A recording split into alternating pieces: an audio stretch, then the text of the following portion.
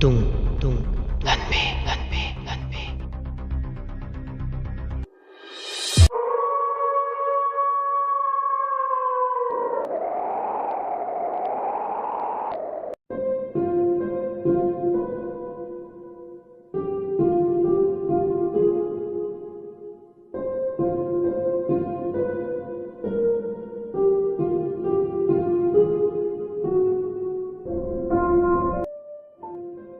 अकीब है करीनो करीगा तोनरगा साबा पोसकनो मसिबो असुग याम मियोबेगी मफमदा पीरिबा अकी कंसिबो हाइदना कानते अकीबगी मगोनसे सैथाबगी लोइबा नाइते अकीबदी मईने इसिंगने नुंसितने हाइबदा लानगद्रा मसिनी खुंजासिंगना तत्तन हाइनबा अकीबना पिकथल खुंगंसिदा दामगी प्रोजेक्टसिना खुंजा आयामबगी थमोइद इरांग लांगे मपालोमदगी लाखिबा अखंग हैना हाइबदा करिगुंबा दामसी सारदि सोइदना मनुंग हंजन लैबा खुंजासिंगी पुंसी मयंगदा अहोंगबा लाकनि सोइदना मई फंगलमदबा मई फंगनी अदुना दामसिना पीगदबा कानबसे यामे इरिगेशन इथै लौखोंगी फिबम फगलकपा अमदी दामसिना पुरकदुरबसे हाइड्रो इलेक्ट्रिक प्रोजेक्ट लाइकी मांगान फंगद्रिबा खुंजा आयामबदी मई हाइबा मईदो थानबा फंगलनी खनबदा असुकी मतिक नुंगाइबा फावे अदुबु तबु तबु हाइड्रो इलेक्ट्रिक प्रोजेक्ट हाइरकपसिददी अहानबा गोयरे हाइबदा खरा लुना थोए खुंगंग असि मनुंग खरा हंजनबा खुंगंग अमने चिंगमी तमी अनि पुन्ना लेमिनबा नुंसी चानना इंगना खुंदाबा खुलसे मैतै अमदी तांखुल पुन्ना लेमिने चिंयागी थेंदुदा पुन्ना लेमिने अदुबु इंगना चिकना लैबा खुंगंग असे दामगी वाहौदगी खुंजासिंग अदो नपाक ताबा होरले खुंजा आयाम बहुजिक्ति नुक्सिनद्रे चिंगमी तमी मोतिनद्रे दामगी वाहौदगी फत्तबा मरु हुनबा होरले कनाना हाय करिसु कानदबदा दामसिना लौरिबा मफम खुदिंग इसिंग थुमजिन खरनी चानिंगाय लेररोय चानबगी अचौबा मरम अमोय खुंजा मसेन नुनरगले कनाना हाय चाक चानिंगाय लेट्रजु मई थालबदि यारे अदुना मसीना मरे हाबदो दु मोयरे दिल्लीदगी लाखिबा मिसिंगदो कुइद्रे हनखिबा दामगी मतंगदा खुंजा मियामदा पाप तानबा बासन पिरमबदो बासन अदु तारुबदगी खुंजासिगी मरकता मोट मानरक्त्रे दाम साबगी थबकसु इकंग थादगी होबा याना लेरि नवेम्बर डिसेम्बर सिदा इसिंग पल थिंगतबा अदुना था खरसिगी ममांगदा खुंजासिंगी अपुन वारे ममा लहौदबा यादबने इम्फालदगी किलोमीटर चनीमुक चलगा लेबा खुन्नी मखोगी खुनसे मनुंग हंजनबा खुल खुनसिदा लेबा खुंजा आयामबसु सुबनो मकले लौ उबा हैरा थाबा मखल मखलगी ओइबा मही मरो हिंसांग नापी अदुगा उरकुल खलसेल पुखलगा योनमना मखोगी मथौने खुनसिगी खुंजा खरसु nga फाबना मखोगी सिनफमने अदुबु खुंजा आयामबा सुर नोमलका चाबने नोंमुगी नुमिने खुंदुगी अवांग ओइरुप चेलिबा सना लोकसाउ तुरेलदा nga फाबा वांगोन अमदी सनारेनिदु चलमे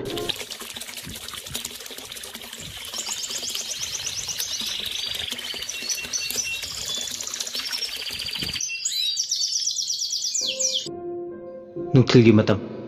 नुंसा खरा लेथरप मतमने मतमदो मेरा था ओइबगा तुरेलसु मबुंग मरा तपना चेल तुरेल लाइजे इपालदुदा वांगोन अमदी सनारे खुत्ता लोंग पाई लेमलेंगाबु फारमे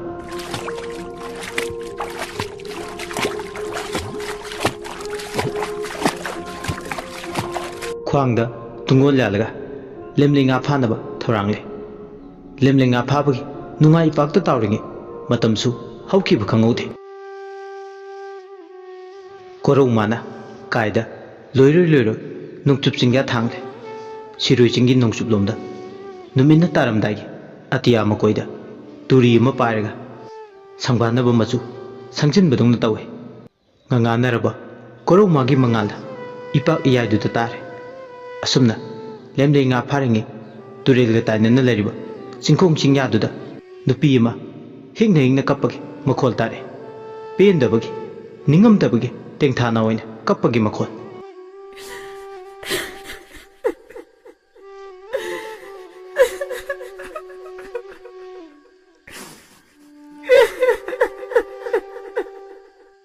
Sanarayna Wangon Tabra Mikap Mirao Kolse Wangon na kume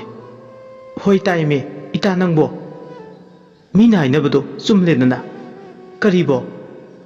Hantak marak Umangi lairambi Matipong inabado Dam sabagi Mi hek thungba Ikan kanadana Kunse Mohong matawrabane Numit hek tarakpaga Kappagi makoltana Nilli habado sumle Wangon Wafam sida kuina Laita roshiba Wangon na kume Hoi Lai roshi Kiye Sanaray madi Wangon Thawai tana Lemlinga phagi thorang toba Lemlinga phabaga changkitre Taha Turel mapalom dagi Kangphal tamda kakhale Aduga mayum yongnaba Prap Kutta long pai Taha mayum yongnaba lai Makoy anidi Nga phabagi Nungaiba marakta tawduna lairinge Numit takhiba khangautre Phana kuina mamsinge Ningtham tha changlakpagi Kahena kharasu Thuna mame Anidu mayum yongnaba Prap lakpa matamdudane Khong macha ama cheliba mapa Urok thong ama leiriba mapa adwaida Yausilakpa matamdudane Mi ama Lepaga leibadongna ure Urok thong mayai Chabuk mapa dumaktadane Lepaga leiribado Hakum Urok thong sidagi taduna Chel sida leiba Thawdu nupaga mada Makuk esinduna sikibi Ningamlagi thawaina Urok thong sigi mapada Numit kudingi thoi hainabado Sanarayna Oh Ngasigi numit sidi Wangon na kume Tu Laire ada Sanarayna Ningamla Kamay tawni sidi Sanarayna Ngamaroida Aidi urok thongche Lanthoka chatpa Wangon na tapna kume Asi mangkhraga Lanthopa aidne Sanarayna kume Adum lairaga Lai haidayne Karigumbada Urok thongchida Makhong yantaragasu Hek fami haidudi Wangon na kume Khangja lakjadreda Adu oirgana Khonglomsido oina Kummaga chalasiro Kaukhalakanu Sanare Irai kanmane Asigi khongche Picture su laidi Nungpaga madi Nungataina Piktan ke marang kaina leiridudi Amu Khujun khunan thokta Ibani Yasillaga turadi Kamai tawni Asumna nido haini Puningdadi Pakhat pathakatpana Amuk toiba loire Wakhalda Tatana landarale Karigumba dum Ningamlagi thawaisina Urok thongsidagi Masi lengdrabdi kamdawba Kananamta laadi fanida Natrabadi Urok thongse natana Khongse lanthoknaba Lambi leite Aduna ahing lekpa soidre Mafam sida Le'e haina sukalo Laifam timfam kanba Mafam amma suhoibata natana Sakaina pik thalaba Mafam amma suhoiri Aduna nido Mawon khalubada Ha uro Mang sula Natung sutia naibido khale Anidu Miyul thawon sudre Urok thonga domda Ningamlagi thawaidu Lairibra Laitrabra haiduna Yengduna le Khangaudana Ningamladu Amuktang kanna lauramdaga Urok thonga dudagi Makhatha cheliba Cheladuda Phallauna chongthe Isingni reidugi Irau khol makhol maraktuda Sabuk lauba makhol amsu tare Adubu Chongthakibada ngairiba Ningamlagi thawaidu Ising manung adudagi Phallauna Urok thong adu tamna chongkhale Isingduna Irau khonga kanbane Ningamlagi Ningamdraba thawaiduna Thong mata adudagi Chongkhat chongtha sanarame Madu ubuda Anido Kibana masabu muduni Tumin Marum mamada Lepammadagi Kari wakhal khalurabanu khangde Kari gumbada Ningamlagi thawaisina Makhoi ani ukiba tarabade Soidana Awaba taragadar khale Aduna nido Tasin Tumin lay Asumna masadu Tasinduna Kiduna layinge Tunglomdagi Saishu suduna lakbagi Makhol Gokuk lauba Makhol amatare Makhol udu tabada Anido Kharaga kiraga laybaduda Hena kiba poe Gokuk lauba Saishu ki makhol duna Anido Amukta chapmanana Mamaidu laythukduna Yenglubu matamdadi Singmi hanubi ama Lepaga layrame Amambaduda Mayek singna ubudi nate Hanubiduna Iya Kaidawriba noy anidi Naraktuda Tinkangna Soidana Chipiba tare Wangon ingangai Singmi ahalsigi Makhol Khangum lakum tawe Khula sidagini Aduna Mayek singna Masa udrasu Haipeti ꯈꯣꯟꯖꯦꯜꯗꯨ ꯈꯪꯒꯨꯝ ꯂꯥꯛꯀꯨꯝ ꯇꯧꯈꯤꯕꯅ ꯀꯣꯏꯗꯅ ꯍꯥꯏꯔꯦ, ꯏꯕꯦꯟ, two ꯑꯥꯗ ꯎꯔꯣꯛ ꯊꯣꯡꯗ ꯑꯁꯤ ꯍꯥꯏꯔꯒ ꯈꯨꯠ ꯊꯤꯜꯂꯤ꯫ ꯌꯦꯡꯊꯣꯛꯂꯨꯕ ꯃꯇꯝꯗꯗꯤ ꯅꯤꯡꯉꯝꯂꯥꯒꯤ ꯊꯋꯥꯏ ꯃꯤꯔꯦꯜꯗꯨ ꯎꯈꯤꯗ꯭ꯔꯦ꯫ ꯁꯅꯥꯔꯩ ꯋꯥꯡꯒꯣꯟ ꯁꯣꯔ ꯁꯥꯡꯅ ꯍꯣꯟꯇꯣꯛꯑꯦ꯫ ꯍꯅꯨꯕꯤꯗꯨ ꯂꯥꯛꯄꯒ ꯅꯤꯡꯉꯝꯂꯥꯒꯤ ꯊꯋꯥꯏꯅ ꯃꯥꯡꯈꯤꯕꯒ ꯋꯥꯔꯝꯕꯒ ꯂꯣꯏꯅ ꯍꯦꯛ ꯐꯩ ꯃꯇꯥꯡ ꯑꯗꯨꯗ꯫ ꯍꯅꯨꯕꯤꯗꯨꯅ ꯃꯈꯥ ꯇꯥꯔꯦ, ꯏꯁꯨ ꯁꯥ, ꯅꯈꯣꯏꯁꯦ ꯅꯤꯡꯉꯝꯂꯥꯒꯤ ꯊꯋꯥꯏ ꯑꯣꯛꯅꯕ꯭ꯔꯥ? ꯑꯅꯤꯗꯨ ꯑꯃꯨꯛꯇ ꯆꯞ ꯃꯥꯟꯅꯅ ꯑꯣꯛꯅꯩ ꯍꯥꯏꯅ ꯑꯍꯜꯗꯨꯒꯤ ꯋꯥꯗꯨ ꯄꯥꯎꯈꯨꯝꯃꯤ꯫ ꯍꯅꯨꯕꯤꯗꯨꯅ, ꯏꯁꯨꯁꯤꯡ, ꯃꯥꯕꯨ ꯀꯤꯕꯗꯒꯤ ꯂꯣꯠꯄ ꯑꯣꯏꯔꯦꯀꯣ? ꯐꯔꯦ, ꯅꯈꯣꯏ ꯑꯅꯤꯕꯨ ꯌꯨꯝꯗ ꯊꯤꯟꯕꯤꯔꯒꯦ, ꯎꯔꯣꯛ ꯊꯣꯡ ꯃꯄꯥꯁꯦ ꯂꯥꯟꯊꯣꯛꯇꯨꯅ꯫ ꯑꯅꯤꯗꯣ ꯑꯍꯜꯗꯨꯒꯤ ꯋꯥꯗꯨ ꯇꯥꯕꯗ ꯍꯔꯥꯎꯕ ꯅꯨꯡꯉꯥꯏꯕꯁꯨ ꯐꯥꯎꯏ꯫ ꯎꯆꯤꯟ ꯅꯥꯆꯤꯟ ꯃꯌꯨꯝ ꯌꯧꯔꯅꯤ ꯈꯜꯂꯨꯕꯗ ꯍꯧꯖꯤꯛꯇꯤ ꯑꯅꯤꯗꯣ ꯑꯍꯜꯗꯨ ꯂꯥꯛꯄꯗꯒꯤ ꯃꯥꯡꯂꯨꯔꯕ ꯊꯧꯅꯥ ꯈꯪꯍꯟ ꯍꯟꯖꯤꯜꯂꯛꯄꯗꯧꯅꯁꯨ ꯇꯧꯏ꯫ ꯍꯧꯖꯤꯛꯇꯤ ꯑꯍꯜꯗꯨꯅ ꯃꯥꯡ ꯊꯥꯔꯒ ꯏꯔꯩ ꯏꯔꯥꯎꯈꯣꯟ ꯀꯟꯕ ꯈꯣꯡ ꯑꯗꯨ ꯂꯥꯟꯊꯣꯛꯄꯤꯔꯛꯂꯦ꯫ ꯎꯔꯣꯛ ꯊꯣꯡ ꯑꯗꯨꯒꯤ ꯃꯊꯛꯇ ꯍꯅꯨꯕꯤꯗꯨꯒꯤ ꯀꯣꯛ ꯀꯣꯛ ꯂꯥꯎꯕ ꯆꯩꯁꯨ ꯃꯈꯣꯜ ꯑꯗꯨꯅ ꯅꯤꯜꯂꯤ꯫ ꯑꯅꯤꯗꯣ ꯍꯅꯨꯕꯤꯗꯨꯅ ꯂꯥꯟꯊꯣꯛꯄꯤꯔꯝꯂꯒ ꯈꯪꯍꯧꯗꯅ ꯃꯥꯡꯗ ꯆꯠꯂꯝꯕꯗꯒꯤ ꯈꯨꯟꯖꯤꯟ ꯌꯧꯔꯝꯗꯥꯏꯒꯤ ꯅꯣꯕꯥꯞ ꯑꯆꯧꯕ ꯑꯃ ꯍꯧꯔꯤꯕ ꯃꯈꯣꯡ ꯃꯄꯥꯗꯨ ꯌꯧꯔꯛꯄꯗ ꯃꯥꯡꯈ꯭ꯔꯦ꯫ ꯍꯅꯨꯕꯤꯗꯣ ꯆꯩꯁꯨꯗꯨ ꯀꯣꯛ ꯀꯣꯛ ꯇꯧꯗꯨꯅ ꯆꯠꯂꯝꯂꯤꯕꯅꯤ꯫ ꯑꯗꯨꯕꯨ ꯃꯤꯠꯅ ꯀꯨꯞꯄꯗ ꯈꯪꯍꯧꯗꯅ ꯃꯥꯡꯈꯤꯕꯗꯨꯗ ꯑꯅꯤꯗꯣ ꯍꯦꯟꯅ ꯃꯤꯍꯨꯜ ꯊꯥꯎꯟ ꯆꯪꯈꯠꯈ꯭ꯔꯦ꯫ ꯈꯪꯂꯥꯎ ꯂꯥꯎꯔꯒ ꯑꯅꯤꯗꯣ ꯃꯥꯒꯤ ꯌꯨꯝꯒꯤ ꯊꯣꯡꯒꯥꯜꯗ ꯆꯦꯟꯁꯤꯟꯅꯈꯤ꯫ ꯋꯥꯡꯒꯣꯟ ꯑꯃꯗꯤ ꯁꯅꯥꯔꯩ ꯌꯨꯝ ꯊꯪꯅꯅ ꯂꯩꯕꯅꯤ꯫ ꯋꯥꯡꯒꯣꯟꯅ ꯃꯕꯣꯛꯀꯇ ꯂꯩ, ꯁꯅꯥꯔꯩꯅ ꯃꯃꯥ ꯂꯨꯈ꯭ꯔꯥꯕꯤꯒ꯫ ꯈꯨꯟꯗꯨꯗ ꯌꯥꯝ ꯂꯥꯏꯔꯅ ꯅꯪꯂꯅ ꯂꯩꯕ ꯈ꯭ꯋꯥꯏꯗꯒꯤ ꯁꯣꯠꯊꯔꯕ ꯏꯃꯨꯡ ꯍꯥꯏꯔꯒꯗꯤ ꯃꯈꯣꯏ ꯑꯅꯤꯒꯤ ꯏꯃꯨꯡꯅꯤ꯫ ꯋꯥꯡꯒꯣꯟ ꯁꯣꯔ ꯊꯕꯦꯠ ꯊꯕꯦꯠ ꯍꯣꯜꯂꯦ꯫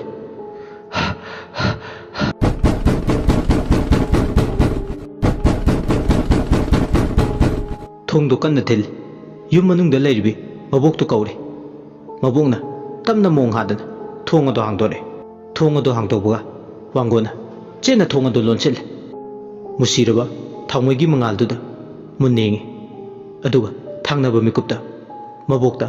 ꯃꯈꯨꯠꯂꯣ ꯃꯁꯥꯋꯣ ꯇꯧꯗꯨꯅ ꯃꯥꯅ ꯅꯤꯡꯉꯝꯂꯥꯒꯤ ꯊꯋꯥꯏ ꯊꯦꯡꯅꯔꯛꯄ ꯑꯃꯗꯤ ꯆꯤꯡꯃꯤ ꯑꯍꯜ ꯑꯃꯅ ꯅꯣꯕꯥꯞ ꯃꯈꯣꯡ ꯐꯥꯎ ꯊꯤꯟꯕꯤꯔꯛꯂꯝꯂꯒ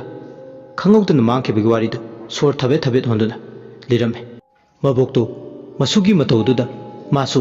ꯍꯥꯏꯐꯝ ꯇꯧꯐꯝ ꯈꯪꯗꯅ ꯃꯌꯥ ꯀꯥꯔꯒ ꯌꯦꯡꯗꯨꯅ ꯂꯩ꯫ ꯋꯥꯔꯤ ꯂꯤꯕ ꯂꯣꯏꯔꯛꯄꯗ ꯃꯁꯨꯒꯤ ꯋꯥꯈꯜ ꯐꯥꯊꯅꯕ ꯀꯕꯣꯛꯂꯩꯅ ꯍꯥꯏꯔꯛꯏ, ꯑꯕꯣꯛꯀꯤ ꯏꯕꯦꯝꯃ, ꯅꯪꯕꯨ ꯊꯤꯟꯕꯤꯔꯛꯂꯤꯗꯣ ꯑꯐꯕ ꯂꯥꯏꯅꯤ꯫ ꯑꯩꯈꯣꯏꯅ ꯑꯉꯥꯡ ꯑꯣꯏꯔꯤꯉꯩꯗꯒꯤ ꯇꯥꯔꯛꯈꯤꯕ ꯋꯥꯔꯤꯗꯣ ꯁꯣꯏꯗꯅ ꯆꯨꯝꯕ ꯑꯣꯏꯒꯅꯤ꯫ ꯈꯨꯟ ꯑꯁꯤꯕꯨ ꯀꯣꯜꯂꯤꯕ ꯂꯥꯏꯔꯦꯝꯕꯤ ꯑꯃ ꯂꯩ꯫ ꯃꯍꯥꯛꯅ ꯇꯥꯏꯕꯪ ꯃꯤꯑꯣꯏꯕꯅ ꯑꯀꯤ ꯑꯈꯪ ꯅꯪꯂꯕ ꯃꯇꯝꯗ ꯉꯥꯛꯄꯤ ꯁꯦꯟꯕꯤ, ꯑꯀꯤ ꯑꯈꯪ ꯈꯛꯄꯤꯗꯦ ꯍꯥꯏꯗꯣ꯫ ꯋꯥꯡꯒꯣꯟꯅ ꯈꯨꯝꯃꯤ, ꯑꯣ, ꯑꯗꯨꯅ ꯑꯣꯏꯕ ꯇꯥꯏꯀꯣ ꯕꯣ, ꯑꯩꯈꯣꯏꯕꯨ ꯌꯨꯝ ꯌꯧꯅꯕ ꯊꯤꯟꯕꯤꯔꯛꯈꯤꯕꯗꯣ꯫ ꯑꯁꯨꯝꯅ ꯃꯁꯨ ꯃꯕꯦꯟ ꯑꯅꯤꯗꯣ ꯂꯥꯏꯔ ꯈꯥꯡꯄꯣꯛꯁꯪ ꯑꯗꯨꯗ ꯋꯥꯔꯤ ꯁꯥꯟꯅꯔꯤ꯫ ꯃꯕꯣꯛꯅ ꯅꯨꯃꯤꯠ ꯌꯥꯆꯪꯂꯛꯄꯗ ꯅꯨꯃꯤꯗꯥꯡꯒꯤ ꯆꯥꯅ ꯊꯛꯅꯕ ꯆꯥꯛ ꯊꯣꯡꯗꯨꯅ ꯊꯧꯔꯥꯡ ꯇꯧꯔꯒ ꯂꯣꯏꯔꯒ ꯊꯝꯂꯕꯅꯤ꯫ ꯃꯨꯁꯤ ꯃꯨꯁꯤ ꯊꯥꯟꯕ ꯊꯥꯎꯃꯩ ꯃꯉꯥꯜꯗꯨꯗ ꯃꯁꯨ ꯃꯕꯦꯟ ꯑꯅꯤꯗꯣ ꯍꯥꯎꯕ ꯍꯥꯎꯇꯕ ꯊꯤꯗꯨꯅ ꯅꯨꯃꯤꯗꯥꯡꯒꯤ ꯇꯔꯥ ꯆꯥꯛꯄꯨ ꯆꯥꯃꯤꯟꯅꯔꯤ꯫ ꯀꯕꯣꯛꯂꯩ ꯃꯤꯠꯂꯨꯗꯒꯤ ꯆꯤꯟꯊꯔꯛꯄ ꯄꯤꯔꯥꯡ ꯑꯗꯨ ꯑꯃꯝꯕꯗꯨꯒꯤ ꯈꯨꯗꯣꯡꯆꯥꯕ ꯂꯧ꯫ ꯃꯁꯨꯅ ꯎꯗ꯭ꯔꯤꯉꯩꯗ ꯂꯣꯟꯅ ꯄꯤꯔꯥꯡ ꯑꯗꯨ ꯇꯩꯊꯣꯛꯏ꯫ ꯃꯁꯨꯁꯤꯒꯇ ꯂꯥꯏꯔ ꯈꯥꯡꯄꯣꯛꯁꯪꯁꯤꯗ ꯅꯨꯡꯉꯥꯏꯅ ꯂꯩꯒꯗꯕ ꯃꯇꯝꯁꯤꯗ ꯌꯥꯝ ꯅꯧꯅ ꯄꯨꯟꯁꯤꯒꯤ ꯑꯋꯥ ꯑꯅꯥ ꯃꯥꯌꯣꯛꯅꯕꯁꯤꯗ ꯅꯨꯡꯉꯥꯏꯖꯔꯝꯗꯦ꯫ ꯍꯌꯦꯡꯋꯥꯏ ꯃꯥꯅ ꯁꯤꯈ꯭ꯔꯒ ꯀꯝꯗꯧꯅ ꯃꯁꯨꯁꯤꯅ ꯃꯊꯟꯇ ꯂꯩꯍꯧꯒꯗꯕꯅꯣ ꯈꯟꯕꯗ ꯑꯋꯥꯕ ꯑꯃꯅꯤ꯫ ꯃꯁꯨ ꯃꯕꯦꯟ ꯑꯅꯤꯗꯣ ꯆꯥꯛ ꯆꯥꯕ ꯂꯣꯏꯔꯗꯨꯅ ꯍꯧꯖꯤꯛꯇꯤ ꯇꯨꯝꯅꯕ ꯊꯧꯔꯥꯡ ꯇꯧꯔꯝꯃꯤ꯫ ꯄꯤꯛꯂꯕ ꯈꯥꯡꯄꯣꯛꯁꯪ ꯑꯗꯨꯒꯤ ꯃꯅꯨꯡꯗ ꯀꯥꯡꯊꯣꯟ ꯑꯃꯟꯕ ꯑꯅꯤ, ꯎꯄꯨ ꯑꯃ, ꯆꯥꯛꯈꯨꯝꯒꯤ ꯀꯣꯜꯂꯤꯛ ꯈꯔ ꯅꯠꯇꯅ ꯑꯇꯩ ꯑꯍꯦꯟꯕ ꯊꯣꯏꯗꯣꯛꯄ ꯃꯃꯜ ꯌꯥꯝꯕ ꯄꯣꯠ ꯆꯩ ꯂꯩꯇꯦ꯫ ꯏꯆꯝ ꯆꯝꯅ ꯍꯤꯡꯕ ꯄꯨꯟꯁꯤ ꯃꯍꯤꯡ ꯑꯃꯅꯤ꯫ ꯃꯁꯨ ꯃꯕꯦꯟꯗ ꯇꯔꯛ ꯇꯔꯛ ꯃꯇꯝꯒꯤ ꯆꯦꯜꯂꯛꯇ ꯃꯇꯝꯁꯨ ꯄꯨꯡ 10 ꯍꯥꯏꯔꯛꯂꯦ꯫ ꯆꯤꯡꯌꯥꯒꯤ ꯊꯦꯟꯒ ꯑꯣꯏꯔꯦ꯫ ꯅꯨꯃꯤꯗꯥꯡꯗꯨꯗ ꯎꯟ ꯄꯨꯕ ꯑꯏꯪꯕ ꯅꯨꯡꯁꯤꯠꯅ ꯃꯔꯥꯡ ꯀꯥꯏꯅ ꯃꯅꯤꯡ ꯇꯤꯟꯅ ꯁꯤꯠꯄꯅ ꯀꯥꯟꯊ ꯁꯨꯞꯇꯨꯅ ꯇꯨꯝꯃꯤ꯫ ꯑꯍꯜꯒꯤ ꯃꯇꯝ ꯑꯣꯏꯔꯤꯕꯤ ꯀꯕꯣꯛꯂꯩꯗꯣ ꯀꯣꯛꯀ ꯃꯣꯟꯒ ꯇꯥꯏꯅꯈꯤꯕꯗ ꯅꯤꯡꯉꯥꯏꯗꯅ ꯇꯨꯝꯂꯤ꯫ ꯑꯗꯨꯕꯨ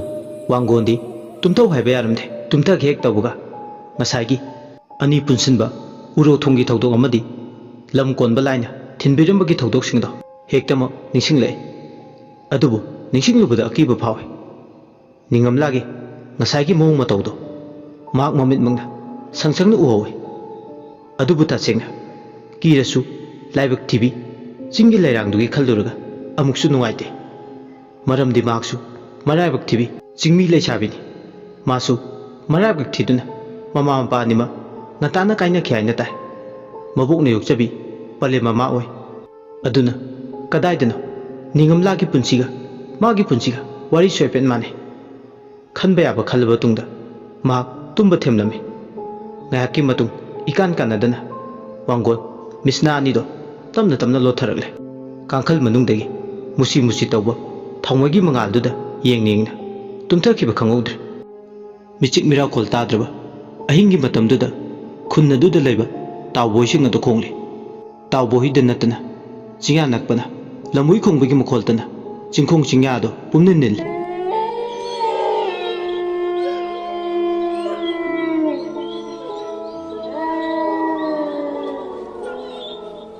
ꯎꯅꯥ ꯋꯥꯅꯥꯕꯨ ꯅꯨꯡꯁꯤꯠꯅ ꯍꯨꯝꯗꯨꯅ ꯄꯨꯕꯒꯤ ꯃꯈꯣꯜꯁꯨ ꯃꯔꯥꯡ ꯀꯥꯏ ꯎꯟ ꯄꯨꯕ ꯅꯨꯡꯁꯤꯠꯅ ꯃꯥꯏꯀꯩ ꯆꯦꯂꯥꯏ ꯈꯪꯗꯅ ꯁꯤꯠꯂꯤ ꯂꯨꯛꯅꯨꯡꯗ ꯆꯦꯟꯕ ꯏꯆꯦꯜꯁꯨ ꯃꯅꯤꯡ ꯃꯈꯥ ꯇꯝꯅ ꯅꯨꯡꯂꯛꯇ ꯐꯥꯎ ꯐꯥꯎꯗꯨꯅ ꯆꯦꯜꯂꯤ ꯀꯔꯤꯒꯨꯝꯕꯗ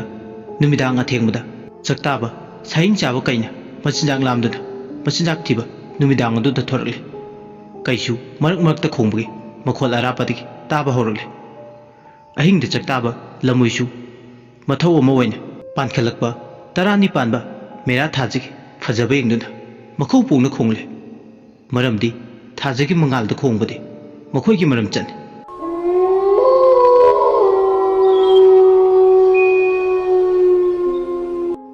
ꯂꯝꯍꯨꯏ ꯃꯈꯣꯜ ꯑꯗꯨꯅ ꯁꯨꯝ ꯑꯀꯣꯏꯕꯗꯨꯗ ꯂꯥꯡꯒꯣꯏ ꯆꯟꯁꯤꯜꯂꯛꯂꯤꯉꯩ ꯇꯥꯟꯖꯥ ꯑꯗꯨꯗ ꯂꯝꯗꯨꯕꯨ ꯀꯣꯟꯕꯤ ꯂꯥꯏꯔꯦꯝꯕꯤꯗꯨ ꯑꯍꯤꯡꯗꯨꯗ ꯆꯤꯡꯌꯥ ꯑꯃꯗ ꯍꯧꯕ ꯈꯣꯡꯅꯥꯡ ꯍꯣꯒꯥꯏꯕꯤ ꯑꯃꯒꯤ ꯃꯅꯨꯡꯗꯒꯤ ꯁꯥꯐꯣꯡꯂꯛꯂꯤ ꯑꯍꯥꯟꯕꯗ ꯃꯩꯔꯥꯟꯕꯤ ꯃꯌꯥꯝ ꯍꯧꯅꯗꯨꯅ ꯑꯣꯏꯅ ꯂꯥꯛꯏ ꯃꯩꯔꯥꯟꯕꯤꯁꯤꯡ ꯑꯗꯨꯅ ꯄꯨꯟꯅ ꯁꯨꯞꯆꯤꯟꯈ꯭ꯔꯒ ꯑꯃꯨꯛꯇ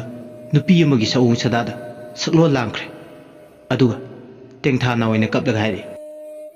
ꯅꯨꯡꯁꯤꯗ ꯂꯣꯏꯕꯤ ꯆꯤꯡꯁꯥꯡ ꯅꯥꯄꯣꯝ ꯆꯦꯜꯂꯤꯕ ꯏꯆꯦꯜ ꯍꯧꯔꯤꯕ ꯎꯄꯥꯜ ꯎꯄꯥꯜ ꯈꯨꯗꯤꯡꯃꯛ ꯇꯂꯥ ꯑꯩꯒꯤ ꯎꯔꯤꯛꯀꯣꯜ ꯄꯥꯃꯦꯜ ꯑꯩꯒꯤ ꯎꯊꯥꯎꯀꯣꯜ ꯇꯥꯏꯕꯪꯅ ꯉꯁꯤꯗꯤ ꯃꯤꯠꯌꯦꯡ ꯆꯪꯂꯛꯂꯦ ꯅꯈꯣꯏꯕꯨ ꯌꯥꯟꯒꯦ ꯇꯨꯞꯀꯦ ꯍꯥꯏꯔꯛꯂꯦ ꯏꯆꯦꯜ ꯅꯪꯕꯨ ꯏꯊꯤꯡꯂꯒꯦ ꯄꯟꯊꯤꯡꯂꯒꯦ ꯍꯥꯏꯗꯨꯅ ꯇꯥꯏꯕꯪꯁꯤꯡꯅ ꯅꯤꯡꯐꯨꯡ ꯅꯤꯡꯐꯨꯡ ꯉꯥꯡꯅꯕ ꯉꯁꯤꯗꯤ ꯑꯩꯒꯤ ꯅꯥꯄꯗ ꯇꯥꯔꯦ ꯀꯔꯝꯅꯣ ꯑꯩꯒꯤ ꯈꯨꯡꯒꯪꯁꯤꯕꯨ ꯁꯛꯂꯣꯜ ꯍꯣꯡꯂꯅꯤ ꯐꯤꯕꯝ ꯁꯣꯛꯂꯅꯤ ꯇꯥꯏꯕꯪꯄꯥꯟ ꯃꯆꯨ ꯃꯃꯦꯟ ꯀꯣꯛꯊꯔꯅꯤ ꯀꯔꯤꯒꯨꯝꯕ ꯏꯁꯤꯡꯁꯤꯅ ꯍꯦꯛ ꯆꯦꯟꯕ ꯂꯦꯞꯈꯤꯕ ꯃꯇꯝꯗ ꯈꯨꯟꯖꯥ ꯄꯨꯝꯕ ꯑꯋꯥ ꯑꯅꯥ ꯇꯥꯗꯧꯔꯤ ꯅꯕꯦꯝꯃ ꯅꯃꯥ ꯑꯩꯅ ꯀꯟꯕ ꯉꯝꯂꯣꯏꯗꯧꯔꯤ ꯀꯔꯝꯅꯣ ꯁꯅꯥ ꯂꯣꯛꯆꯥꯎ ꯇꯨꯔꯦꯜ ꯃꯥꯒꯤ ꯃꯔꯥꯏꯕꯛ ꯇꯨꯡꯂꯝꯆꯠꯇ ꯀꯔꯤ ꯑꯣꯏꯒꯅꯤ ꯇꯨꯔꯦꯜ ꯑꯁꯤꯅ ꯃꯍꯧꯁꯥ ꯀꯧꯕꯤ ꯂꯥꯏꯔꯦꯝꯕꯤ ꯃꯥꯒꯤ ꯑꯊꯣꯏꯕ ꯁꯛꯂꯣꯟ ꯑꯁꯤꯅ ꯀꯥꯏꯊꯔꯛꯄ ꯊꯣꯛꯂꯣ ꯇꯥꯏꯕꯪꯄꯥꯟꯁꯦ ꯇꯥꯏꯌꯣꯟꯅꯔꯅꯤ ꯑꯁꯤ ꯍꯥꯏꯔꯒ ꯂꯝꯁꯤꯒꯤ ꯀꯣꯜꯂꯤꯕ ꯂꯥꯏꯔꯦꯝꯕꯤꯅ ꯍꯤꯡꯅ ꯍꯤꯡꯅ ꯇꯦꯡꯊꯥꯅ ꯑꯣꯏꯅ ꯀꯞꯄꯛꯂꯤ ꯑꯁꯨꯝꯅ ꯑꯍꯤꯡ ꯑꯗꯣ ꯃꯤꯀꯞ ꯃꯤꯔꯥꯎꯈꯣꯜ ꯃꯔꯛꯇ ꯂꯣꯏꯁꯤꯟꯈꯤꯕ ꯈꯪꯍꯧꯗꯦ ꯆꯌꯣꯜ ꯑꯅꯤꯃꯨꯛꯀꯤ ꯃꯇꯨꯡꯗꯅꯤ ꯈꯨꯟ ꯑꯗꯨꯗ ꯗꯥꯝ ꯁꯥꯕꯒꯤ ꯄ꯭ꯔꯣꯖꯦꯛ ꯄꯥꯏꯈꯠꯅꯕ ꯏꯝꯐꯥꯜ ꯑꯃꯗꯤ ꯃꯄꯥꯟꯂꯣꯝꯗꯒꯤ ꯏꯟꯖꯤꯅꯤꯌꯔ ꯑꯃꯗꯤ ꯁꯤꯟꯃꯤ ꯀꯌꯥ ꯂꯥꯛꯄ ꯍꯧꯔꯦ ꯃꯅꯨꯡ ꯍꯟꯖꯤꯟꯕ ꯃꯐꯝ ꯑꯗꯨꯗ ꯏꯝꯐꯥꯜꯗꯒꯤ ꯇꯥꯝꯅ ꯂꯩꯈ꯭ꯔꯕ ꯔꯦꯃꯣꯠ ꯑꯦꯔꯤꯌꯥ ꯑꯗꯨꯗ ꯂꯝꯕꯤ ꯊꯣꯡꯁꯨ ꯅꯤꯡꯊꯤꯅ ꯁꯦꯝꯕꯤ ꯁꯥꯕꯤꯗ꯭ꯔꯤꯕ ꯀꯣꯏꯂꯥꯁ ꯀꯔꯤꯅꯣ ꯍꯥꯏꯕ ꯃꯁꯛ ꯃꯨꯟꯅ ꯈꯪꯗ꯭ꯔꯤꯕ ꯈꯨꯟ ꯑꯗꯨꯗ ꯕꯣꯂꯦꯔꯣ ꯖꯤꯞꯁꯤ ꯃꯊꯪ ꯃꯅꯥꯎ ꯅꯥꯏꯅ ꯊꯧꯖꯤꯜꯂꯛꯂꯦ ꯀꯤꯁꯇꯣꯟ ꯏꯟꯐ꯭ꯔꯥꯁꯇ꯭ꯔꯛꯆꯔ ꯀꯧꯕ ꯀꯝꯄꯅꯤ ꯑꯃꯒꯤ ꯁꯤꯟꯃꯤꯁꯤꯡ ꯑꯃꯗꯤ ꯈꯨꯠꯁꯨ ꯈꯨꯠꯂꯥꯏꯁꯤꯡ ꯍꯣꯟꯖꯤꯜꯂꯛꯂꯦ ꯂꯝꯗꯨꯗ ꯆꯪꯁꯤꯜꯂꯛꯄ ꯃꯇꯝꯗ ꯁꯤꯚꯤꯜ ꯏꯟꯖꯤꯅꯤꯌꯔ ꯑꯣꯏꯕ ꯃꯩꯇꯩ ꯃꯆꯥ ꯅꯔꯦꯁꯅ ꯂꯥꯛꯂꯤꯕ ꯇꯤꯝꯗꯨꯒꯤ ꯂꯨꯆꯤꯡꯕꯅꯤ ꯈꯨꯟꯗꯨ ꯌꯧꯅꯕ ꯂꯣꯛꯆꯞꯀ ꯇꯥꯏꯅꯅ ꯂꯩꯔꯤꯕ ꯀꯣꯏꯂꯥꯁ ꯊꯥꯕꯤꯗ꯭ꯔꯕ ꯅꯨꯡꯖꯦꯡ ꯃꯔꯛ ꯑꯗꯨꯗ ꯒꯥꯔꯤꯒꯤ ꯇꯌꯥꯔꯗꯣ ꯁꯤꯇꯛ ꯁꯤꯇꯛ ꯇꯧꯕꯒꯤ ꯃꯑꯣꯡꯗ ꯈꯨꯟ ꯑꯗꯨ ꯌꯧꯁꯤꯜꯂꯛꯏ ꯈꯨꯟꯗꯨ ꯌꯧꯔꯛꯄꯗ ꯈꯨꯟꯖꯥ ꯈꯔꯅ ꯃꯈꯣꯏꯕꯨ ꯇꯔꯥꯝꯅ ꯎꯏ ꯈꯔꯅ ꯁꯥꯎꯅꯤꯡꯉꯤ ꯑꯗꯨꯕꯨ ꯂꯥꯛꯂꯕꯅꯤꯅ ꯏꯟꯗꯤꯌꯥ ꯑꯃꯗꯤ ꯃꯅꯤꯄꯨꯔ ꯁꯔꯀꯥꯔꯒꯤ ꯂꯩꯉꯥꯛꯀꯤ ꯌꯥꯊꯪ ꯇꯨꯡꯏꯟꯅ ꯈꯨꯟꯖꯥꯁꯤꯡꯗꯨ ꯀꯔꯤꯁꯨ ꯇꯧꯕ ꯉꯝꯗꯦ ꯆꯥꯎꯈꯠꯄꯒꯤ ꯃꯉꯥꯜ ꯐꯪꯅꯤꯡꯕꯅ ꯈꯨꯟꯖꯥ ꯈꯔꯗꯤ ꯗꯥꯝ ꯍꯥꯏꯕꯁꯤ ꯁꯥꯔꯗꯤ ꯈꯨꯟꯁꯤ ꯅꯨꯡꯉꯥꯏꯔꯅꯤ ꯍꯥꯏꯕꯒꯤ ꯋꯥꯈꯜꯗ ꯇꯥꯎꯗꯨꯅ ꯂꯩ ꯄ꯭ꯔꯣꯖꯦꯛ ꯁꯥꯏꯠꯇꯨꯕꯨ ꯌꯦꯡꯕ ꯂꯥꯛꯄ ꯑꯣꯏꯅ ꯇꯨꯡ ꯏꯟꯅꯔꯛꯂꯤꯕ ꯅꯔꯦꯁꯀꯤ ꯃꯅꯥꯎꯅꯨꯄꯥ ꯍꯦꯝꯖꯤꯠꯇꯤ ꯃꯌꯥ ꯀꯥꯗꯨꯅ ꯐꯖꯈ꯭ꯔꯕ ꯈꯨꯟꯗꯨꯒꯤ ꯃꯍꯧꯁꯥꯒꯤ ꯑꯣꯏꯕ ꯁꯛꯂꯣꯟꯁꯤꯡ ꯑꯗꯨ ꯃꯔꯨꯑꯣꯏꯅ ꯁꯤꯅꯔꯤꯗꯨꯗ ꯃꯤꯠꯐꯝ ꯍꯣꯡꯕ ꯉꯝꯗꯅ ꯉꯥꯎꯔꯦ꯫ ꯑꯗꯨꯕꯨ ꯅꯔꯦꯁꯇꯤ ꯃꯗꯨꯒꯤ ꯐꯖꯕ ꯈꯣꯏꯖꯪꯗꯦ꯫ ꯀꯔꯝꯅ ꯄ꯭ꯔꯣꯖꯦꯛꯁꯤꯒꯤ ꯎꯔꯦꯛ ꯎꯌꯨꯡ ꯇꯝꯕ ꯀꯔꯝꯕ ꯅꯨꯃꯤꯠ ꯊꯕꯥꯟꯗꯒꯤ ꯍꯧꯕ ꯍꯥꯏꯗꯅ ꯋꯥꯈꯜꯗ ꯃꯥꯡ ꯊꯥꯗꯨꯅ ꯂꯩ꯫ ꯅꯨꯃꯤꯠ ꯃꯔꯤꯅꯤꯃꯨꯛ ꯃꯐꯝꯁꯤꯗ ꯂꯩꯊꯔꯒ ꯃꯐꯝꯁꯤꯒꯤ ꯖꯤꯑꯣꯒ꯭ꯔꯥꯐꯤꯛ ꯐꯥꯏꯟꯗꯤꯡ ꯀꯌꯥ ꯄꯨꯊꯣꯛꯅꯕ ꯊꯧꯔꯥꯡ ꯇꯧꯕꯅ ꯆꯨꯝꯃꯤ ꯍꯥꯏꯗꯅ ꯄꯨꯛꯅꯤꯡꯗ ꯂꯦꯞꯄꯤ꯫ ꯂꯥꯛꯂꯤꯕ ꯑꯇꯩꯗꯨꯒ ꯗꯥꯝ ꯁꯥꯒꯗꯕ ꯁꯥꯏꯠꯇꯨꯗ ꯆꯠꯂꯒ ꯌꯦꯡꯂꯝꯃꯤ꯫ ꯗꯥꯝ ꯁꯥꯕꯗ ꯌꯥꯎꯒꯗꯕꯁꯤꯡꯒꯤ ꯂꯩꯐꯝ ꯁꯤꯟꯕ, ꯇꯦꯟ ꯈꯟꯗꯣꯛꯄ, ꯄꯣꯠ ꯆꯩ ꯃꯐꯝ ꯆꯥꯅ ꯊꯝꯅꯕ ꯁꯤꯜ ꯂꯥꯡꯉꯤ꯫ ꯃꯐꯝ ꯌꯦꯡꯅ ꯌꯦꯡꯅ ꯃꯥꯅ ꯇꯧꯒꯗꯕ ꯄꯨꯒꯗꯕ ꯊꯕꯛꯀꯤ ꯗꯥꯏꯇꯁꯨ ꯁꯤꯟꯗꯣꯛꯅꯤ꯫ ꯍꯦꯝꯆꯤꯠꯅ "ꯇꯥꯃꯣ, ꯅꯪ ꯀꯩꯗꯧꯔꯒꯦ? ꯑꯁꯨꯛ ꯐꯖꯈ꯭ꯔꯕ ꯃꯐꯝꯁꯤꯗ ꯂꯥꯛꯑꯒ ꯅꯪꯅ ꯁꯨꯡꯇꯣꯛ ꯄꯩꯊꯣꯛꯇꯨꯅ ꯂꯩꯔꯤꯗꯨꯕꯨ ꯀꯔꯤ ꯃꯔꯝꯒꯤꯅꯣ?" ꯅꯔꯦꯁꯅ ꯈꯨꯝꯃꯦ꯫ "ꯗꯥꯝ ꯁꯥꯕꯒꯤꯅꯤ ꯑꯩꯅ ꯀꯣꯛꯃꯩ ꯉꯥꯎꯔꯤꯁꯦ꯫ ꯑꯩꯉꯣꯟꯗ ꯑꯇꯣꯞꯄ ꯀꯔꯤꯁꯨ ꯆꯪꯗꯦ." ꯍꯦꯝꯆꯤꯠꯅ ꯈꯨꯝꯃꯦ꯫ "ꯃꯥꯂꯦꯝ ꯄꯨꯝꯕꯒꯤ ꯑꯋꯥ ꯑꯅꯥꯁꯦ ꯇꯥꯃꯣꯅ ꯀꯣꯛꯊꯛꯇ ꯂꯣꯏꯅ ꯄꯨꯈꯠꯂ ꯃꯥꯜꯂꯦ ꯇꯧꯔꯤꯁꯦ꯫ ꯑꯗꯨꯃꯥꯏꯅ ꯍꯥꯏꯔꯁꯨ ꯌꯥꯕꯖꯥꯠꯅꯤ ꯇꯥꯃꯣ, ꯑꯩꯗꯤ ꯃꯐꯝꯁꯦ ꯄꯥꯝꯃꯨꯔꯦꯗ." "ꯀꯩꯒꯤ?" "ꯇꯥꯃꯣ, ꯑꯁꯨꯛ ꯐꯖꯈ꯭ꯔꯕ ꯃꯐꯝꯁꯦ ꯄꯨꯡꯑꯣꯟ ꯍꯦꯛ ꯑꯣꯜꯂꯅꯤ꯫ ꯂꯥꯏ ꯌꯦꯛꯄ ꯈꯨꯠꯂꯩꯕ ꯀꯅꯥꯒꯤꯗꯤ ꯃꯐꯝꯁꯦ ꯋꯥꯈꯜꯒꯤ ꯄꯣꯊꯥꯐꯝ ꯑꯣꯏꯒꯗꯕ, ꯃꯤꯑꯣꯏꯕꯒꯤ ꯈꯨꯠꯀ ꯆꯤꯛꯇꯐꯥꯎ ꯆꯪꯗ꯭ꯔꯤꯕ ꯃꯍꯧꯁꯥ ꯂꯥꯏꯔꯦꯝꯕꯤꯒꯤ ꯈꯨꯠꯁꯦꯝꯁꯦ ꯀꯥꯏꯊꯔꯛꯅꯤ ꯈꯜꯂꯨꯕꯗ ꯌꯥꯝ ꯅꯨꯡꯉꯥꯏꯇꯦ." ꯅꯔꯦꯁꯅ "ꯉꯁꯤꯗꯤ ꯏꯅꯥꯎꯁꯦ ꯌꯥꯝ ꯁꯦꯟꯇꯤ ꯑꯣꯏꯕꯩ ꯃꯑꯣꯡꯅꯤꯅꯦ." "ꯁꯦꯟꯇꯤ ꯑꯣꯏꯕꯃꯛꯇꯤ ꯅꯠꯇꯦ ꯇꯥꯃꯣ, ꯑꯗꯨꯕꯨ ꯐꯖꯈ꯭ꯔꯕ ꯃꯐꯝꯁꯦ ꯃꯥꯡ ꯇꯥꯛꯂꯅꯤ ꯈꯜꯂꯨꯕꯗ ꯅꯨꯡꯉꯥꯏꯇꯦ." "ꯑꯉꯥꯡ ꯅꯪ ꯑꯃꯀꯣ, ꯑꯦꯟꯊ꯭ꯔꯣꯄꯣꯂꯣꯖꯤ ꯂꯧꯕ ꯅꯈꯣꯏꯁꯦ ꯀꯣꯛꯇꯤ ꯋꯥꯡꯉꯤꯅꯦ." "ꯀꯣꯛ ꯋꯥꯡꯕꯒꯤ ꯋꯥꯐꯝ ꯅꯠꯇꯦ ꯇꯥꯃꯣ, ꯁꯤꯗꯤ ꯀꯃꯟ ꯏꯁꯨ ꯑꯃꯅꯤ꯫ ꯗꯥꯝꯁꯤ ꯁꯥꯔꯛꯄꯗ ꯏꯟꯚꯥꯏꯔꯣꯟꯃꯦꯟ ꯑꯃꯗꯤ ꯏꯀꯣꯁꯤꯁꯇꯦꯝꯗ ꯁꯣꯛꯆꯤꯜꯂꯛꯀꯗꯕꯗꯣ꯫ ꯇꯤꯄꯥꯏꯃꯨꯡ ꯗꯥꯝꯒꯤ ꯃꯇꯥꯡꯗꯁꯨ ꯇꯥꯃꯣ ꯇꯥꯔꯕ ꯅꯠꯇ꯭ꯔꯣ? ꯇꯤꯄꯥꯏꯃꯨꯡ ꯗꯥꯝ ꯁꯥꯕꯗ ꯀꯌꯥꯝ ꯌꯥꯝꯅ ꯗꯥꯝꯗꯨꯒꯤ ꯑꯀꯣꯏꯕꯗ ꯂꯩꯕ ꯆꯝꯖꯈ꯭ꯔꯕ ꯈꯨꯟꯖꯥ ꯀꯌꯥꯒꯤ ꯄꯨꯟꯁꯤ ꯃꯍꯤꯡꯗ ꯀꯔꯤ ꯑꯍꯣꯡꯕ ꯂꯥꯛꯈꯤꯕ, ꯆꯤꯡꯅꯨꯡ ꯃꯥꯅꯨꯡ ꯍꯟꯖꯤꯟꯕ, ꯈꯔ ꯔꯦꯃꯣꯠ ꯑꯦꯔꯤꯌꯥꯗ ꯂꯩꯕ ꯃꯤꯑꯣꯏꯁꯤꯡꯒꯤ ꯃꯔꯝꯗ ꯑꯩꯈꯣꯏ ꯑꯔꯕꯥꯟ ꯑꯦꯔꯤꯌꯥꯗ ꯂꯩꯕꯁꯤꯡꯅ ꯈꯔ ꯈꯟꯕꯤꯐꯝ ꯊꯣꯛꯄ꯭ꯔꯥ ꯍꯥꯏꯗꯨꯅ ꯈꯜꯂꯤ." ꯅꯔꯦꯁꯅ ꯈꯨꯝꯃꯦ꯫ "ꯅꯪꯒꯤ ꯋꯥꯗꯣ ꯀꯗꯥꯏꯗꯅꯣꯃ ꯁꯦꯞꯈ꯭ꯔꯦ꯫ ꯃꯁꯤꯗꯤ ꯗꯤꯕꯦꯂꯞꯃꯦꯟꯅꯤ꯫ ꯊꯕꯛ ꯑꯃ ꯇꯧꯔꯕ ꯇꯥꯔꯕꯗꯤ ꯃꯗꯨꯒꯤ ꯃꯥꯡꯖꯕ ꯇꯣꯡꯖꯕꯗꯤ ꯑꯗꯨꯃꯛ ꯂꯩꯒꯅꯤ꯫ ꯑꯩꯗꯤ ꯃꯤꯒꯤ ꯃꯈꯥꯗ ꯊꯕꯛ ꯇꯧꯕꯅꯤ꯫ ꯂꯥꯏꯟꯁꯤꯗ ꯄꯥꯝꯖꯅ ꯏꯈꯣꯡꯁꯦ ꯊꯥꯡꯖꯤꯜꯂꯛꯈꯤꯕꯅꯤꯅ ꯄꯥꯝꯖꯅ ꯇꯧꯔꯤꯕ ꯊꯕꯛꯁꯦ ꯁꯤꯗ ꯄꯨꯛꯅꯤꯡ ꯆꯪꯅ ꯇꯧꯕ ꯆꯨꯝꯕ꯭ꯔꯥꯅ ꯈꯜꯂꯤ." ꯃꯆꯤꯟ ꯃꯅꯥꯎ ꯑꯅꯤꯗꯣ ꯃꯦꯟꯃꯥꯟ ꯏꯇꯥ ꯇꯥꯟꯅꯗꯦ, ꯃꯔꯩ ꯃꯔꯥ ꯇꯧꯅꯕꯒꯤ ꯃꯑꯣꯡꯁꯨ ꯃꯥꯜꯂꯤ꯫ ꯍꯦꯝꯆꯤꯠꯅ "ꯑꯗꯣ ꯇꯥꯃꯣ, ꯗꯤꯕꯦꯂꯞꯃꯦꯟꯅꯤ ꯍꯥꯏꯗꯨꯅ ꯃꯍꯧꯁꯥꯒꯤ ꯐꯤꯕꯝꯁꯤꯗ ꯑꯇꯣꯏ ꯑꯀꯥꯏ ꯄꯤꯔꯗꯤ ꯀꯩꯗꯧꯗꯣꯏꯕ?" ꯅꯔꯦꯁꯅ ꯈꯨꯝꯃꯦ꯫ "ꯆꯥꯎꯈꯠꯄꯕꯨ ꯀꯤꯗꯨꯅ ꯁꯤꯅꯔꯤꯁꯦ ꯐꯖꯩ, ꯂꯦꯟꯁꯀꯦꯞꯁꯦ ꯃꯥꯡꯍꯟꯕ ꯆꯨꯝꯗꯦ ꯈꯟꯗꯨꯅ ꯑꯗꯨꯃꯛ ꯃꯁꯤꯕꯨ ꯌꯣꯛꯈꯠꯇꯨꯅ ꯊꯝꯂꯒ ꯃꯤꯑꯣꯏꯕ ꯑꯩꯈꯣꯏꯗ ꯆꯥꯎꯈꯠꯄꯒꯤ ꯃꯉꯥꯜ ꯄꯤꯕ ꯉꯝꯗ꯭ꯔꯕꯗꯤ ꯀꯩꯗꯧꯔꯨꯅꯤ?" ꯍꯦꯝꯆꯤꯠ ꯃꯈꯥ ꯇꯥꯅ ꯃꯌꯥꯝꯕꯒ ꯁꯥꯡꯊꯅꯕ ꯄꯥꯝꯗ꯭ꯔꯦ꯫ ꯃꯁꯤꯗ ꯁꯥꯡꯊꯅꯔꯨꯔꯒꯅ ꯉꯁꯤ ꯅꯣꯡꯃꯒꯤꯗ ꯅꯠꯇꯦ, ꯆꯍꯤ ꯆꯨꯞꯄ ꯈꯟꯅ ꯅꯩꯅꯕꯁꯤ ꯂꯣꯏꯔꯔꯣꯏ꯫ ꯈꯟꯅ ꯅꯩꯅꯕꯁꯤ ꯑꯗꯨꯝ ꯇꯧ ꯂꯩꯔꯒꯅ ꯃꯆꯤꯟ ꯃꯅꯥꯎ ꯑꯅꯤꯁꯦ ꯀꯩꯁꯨ ꯅꯠꯇꯕꯗ ꯅꯨꯡꯁꯤꯅꯔꯔꯣꯏ꯫ ꯑꯗꯨꯅ ꯃꯌꯥꯝꯅ ꯉꯝꯖꯔꯁꯅꯨ ꯈꯜꯂꯦ." ꯑꯁꯨꯝꯅ ꯃꯆꯤꯟ ꯃꯅꯥꯎ ꯑꯅꯤꯗꯣ ꯆꯧꯀ꯭ꯔꯤ ꯑꯅꯤꯗ ꯐꯝꯂꯒ ꯃꯈꯣꯏꯅ ꯄꯨꯔꯛꯄ ꯇꯤꯐꯤꯟꯗꯨꯗꯒꯤ ꯂꯟꯆ ꯇꯧꯃꯤꯟꯅꯔꯝꯃꯤ꯫ ꯂꯟꯆ ꯇꯧꯕ ꯂꯣꯏꯔꯝꯗꯥꯏꯗ ꯈꯨꯟꯗꯨꯗ ꯂꯩꯕ ꯆꯤꯡꯃꯤ ꯄꯥꯈꯪ ꯑꯉꯝꯗꯣ ꯃꯈꯣꯏꯅ ꯀꯦꯝꯞ ꯇꯧꯒꯗꯕꯒꯤ ꯁꯦꯝ ꯁꯥꯔꯤꯕ ꯃꯐꯝꯗꯨ ꯇꯝꯅ ꯃꯃꯥꯟꯅꯕ 5ꯒ ꯂꯣꯏꯅꯗꯨꯅ ꯆꯪꯂꯛꯏ꯫ ꯅꯣꯡ ꯅꯤꯅꯤ ꯑꯁꯨꯛꯄ ꯎꯃꯪ ꯃꯅꯨꯡꯗ ꯎꯆꯦꯛ ꯀꯥꯞꯄ ꯆꯠꯂꯨꯕꯅꯤ꯫ ꯈꯨꯟꯁꯤꯗ ꯃꯤꯅꯧ ꯈꯔ ꯏꯝꯐꯥꯜꯗꯒꯤ ꯊꯨꯡꯂꯔꯤ ꯇꯥꯕꯗ ꯂꯥꯛꯂꯤꯕꯅꯤ꯫ ꯑꯉꯝꯅ "ꯅꯣꯏꯔꯥ ꯏꯝꯐꯥꯜꯗꯒꯤ ꯗꯥꯝ ꯁꯥꯕꯒꯤ ꯂꯥꯛꯑꯦ ꯍꯥꯏꯕꯗꯣ?" ꯑꯉꯝꯒꯤ ꯗꯥꯏꯔꯦꯛ ꯍꯦꯛꯇ ꯅꯨꯄꯥ ꯊꯣꯛꯄ ꯃꯥꯟꯕ, ꯃꯤꯀꯤ ꯂꯥꯏꯀꯤꯗꯕ ꯈꯣꯜꯂꯩ ꯈꯣꯟꯗꯥꯗꯗꯤ ꯍꯦꯛꯇ ꯑꯇꯥꯕ ꯃꯤꯅ ꯃꯥꯕꯨ ꯈꯪꯗꯕ ꯃꯤꯅ ꯈꯣꯜꯂꯩ ꯈꯣꯟꯗꯥ ꯐꯥꯎꯗꯦ ꯍꯥꯏꯗꯨꯅ ꯁꯣꯟꯅꯕ ꯁꯛ ꯀꯥꯞꯄ ꯃꯥꯟꯕꯒꯤ ꯃꯑꯣꯡ ꯃꯇꯧꯁꯦ ꯑꯗꯨꯃꯛ ꯅꯔꯦꯁ ꯃꯆꯤꯟ ꯃꯅꯥꯎꯅꯁꯨ ꯈꯟꯈ꯭ꯔꯦ꯫ ꯅꯔꯦꯁꯅ ꯅꯣꯛꯂꯒ ꯈꯨꯝꯃꯦ꯫ "ꯏꯝꯐꯥꯜꯗꯒꯤꯅꯦ, ꯗꯥꯝ ꯁꯥꯕꯒꯤ ꯂꯥꯛꯄꯅꯦ." ꯑꯉꯝ ꯅꯔꯦꯁꯀꯤ ꯋꯥꯗꯨ ꯇꯥꯕꯗ ꯁꯥꯎꯅꯤꯡꯉꯤ꯫ "ꯑꯣꯏ, ꯀꯅꯥꯒꯤ ꯑꯌꯥꯕ ꯌꯥꯎꯔꯒ ꯃꯐꯝꯁꯤꯗ ꯂꯥꯛꯄꯅꯣ?" ꯅꯔꯦꯁ ꯁꯥꯎꯅꯤꯡꯕ ꯐꯥꯎꯏ꯫ "ꯅꯤꯡꯇꯝꯂꯕ ꯂꯩꯕꯥꯛꯅꯤ, ꯗꯦꯃꯣꯀ꯭ꯔꯦꯁꯤ ꯆꯠꯂꯤꯕ ꯒꯣꯔꯃꯦꯟ ꯑꯃꯒꯤ ꯊꯧꯁꯤꯟ ꯑꯃꯗꯤ ꯃꯤꯠꯌꯦꯡ ꯃꯈꯥꯗ ꯃꯐꯝꯁꯤꯗ ꯗꯥꯝꯒꯤ ꯄ꯭ꯔꯣꯖꯦꯛꯁꯦ ꯄꯥꯏꯈꯠꯄ ꯂꯥꯛꯄꯅꯦ꯫ ꯃꯁꯤꯗ ꯀꯅꯥꯒꯤ ꯑꯌꯥꯕ ꯑꯃꯨꯛ ꯂꯧꯈꯣ ꯍꯥꯏꯕꯅꯣ? ꯑꯉꯝꯅ ꯈꯨꯝꯃꯦ, ꯀꯅꯥꯒꯤ ꯒꯣꯃꯦꯟ? ꯀꯅꯥꯒꯤ ꯗꯦꯃꯣꯀ꯭ꯔꯦꯁꯤ? ꯆꯤꯟꯇꯅ ꯗꯦꯃꯣꯀ꯭ꯔꯦꯁꯤ ꯍꯥꯏꯔꯒ ꯈꯨꯟꯁꯤꯒꯤ ꯉꯁꯤ ꯐꯥꯎꯕꯗ ꯅꯈꯣꯏꯒꯤ ꯗꯦꯃꯣꯀ꯭ꯔꯦꯁꯤꯗꯨꯅ ꯃꯐꯝꯁꯤꯗ ꯊꯛꯅꯕ ꯏꯁꯤꯡ, ꯂꯝꯕꯤ ꯊꯣꯡ, ꯆꯥꯅꯕ,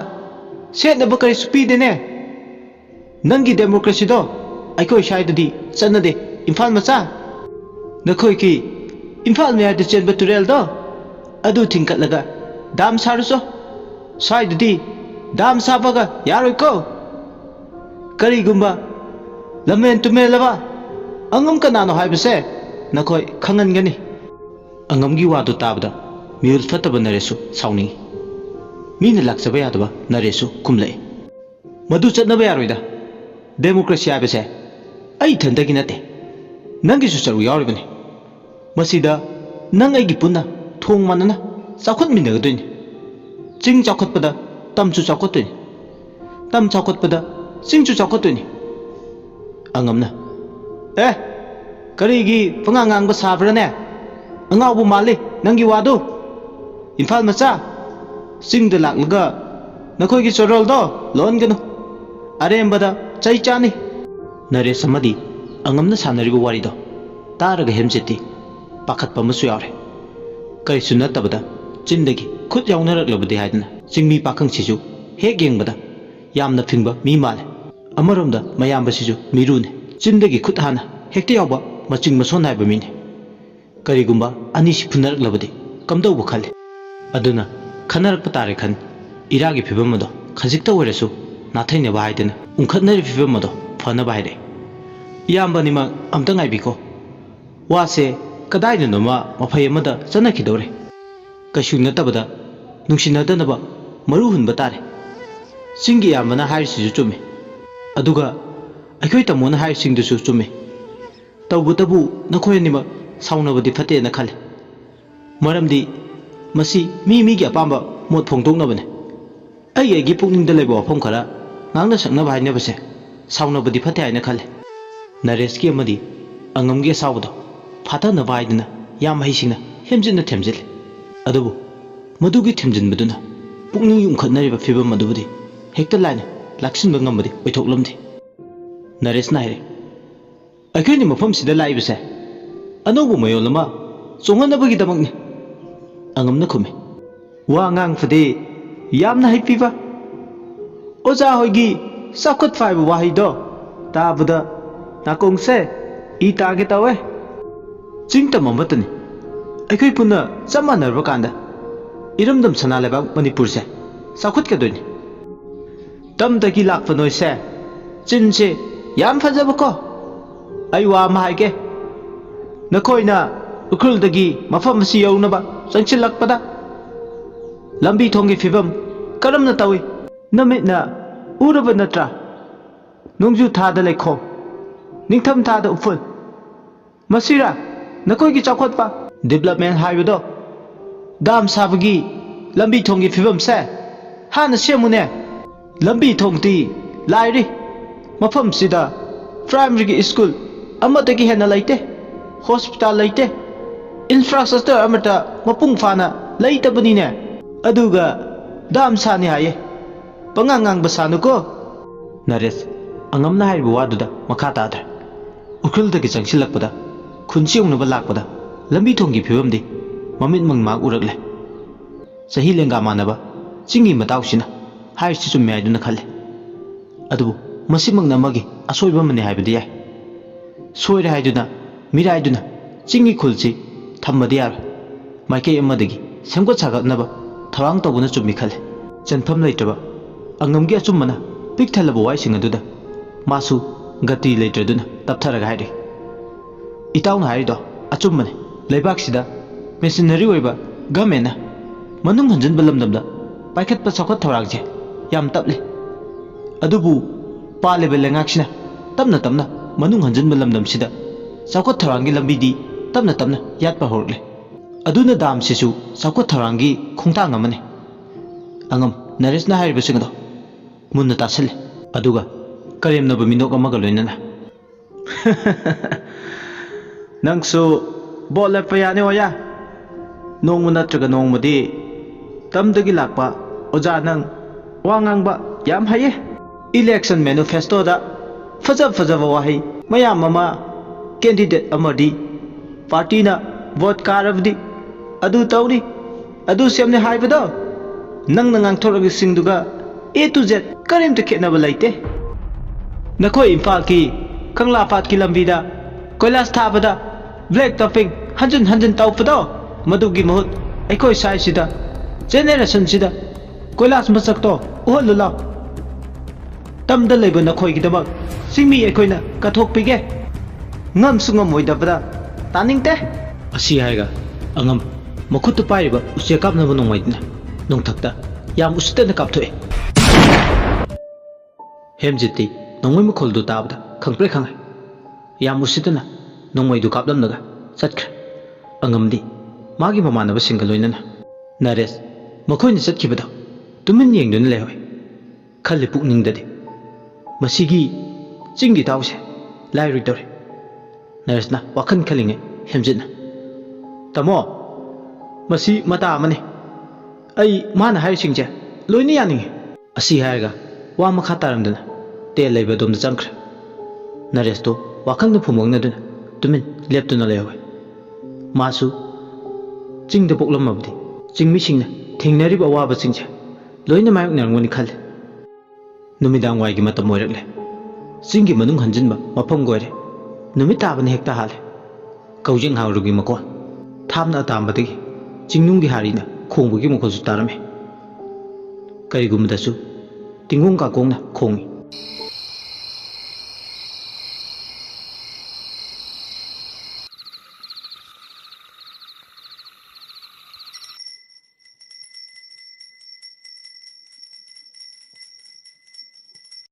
Maibigi sarik manba makholna swing haiduna mafam khudingi maiki khudingda tare.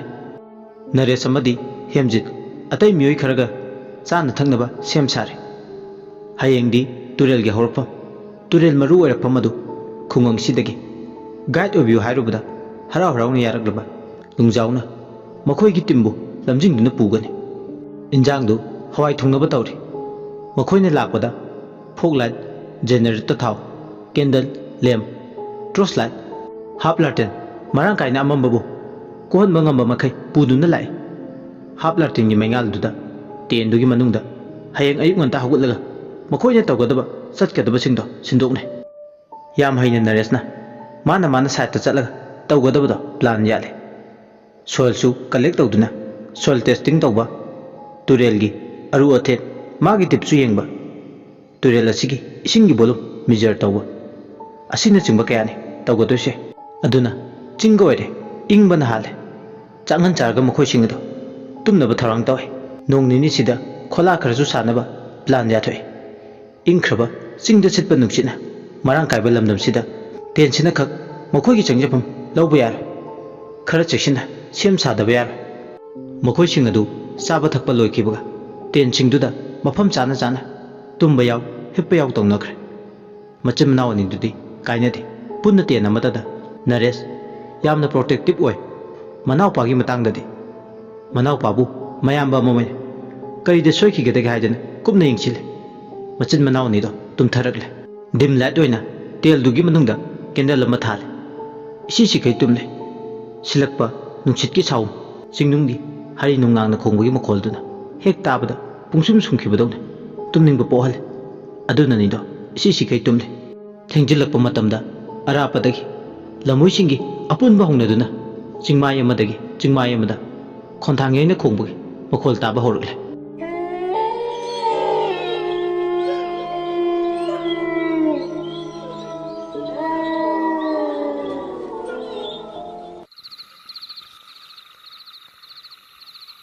ahing isik hunba matam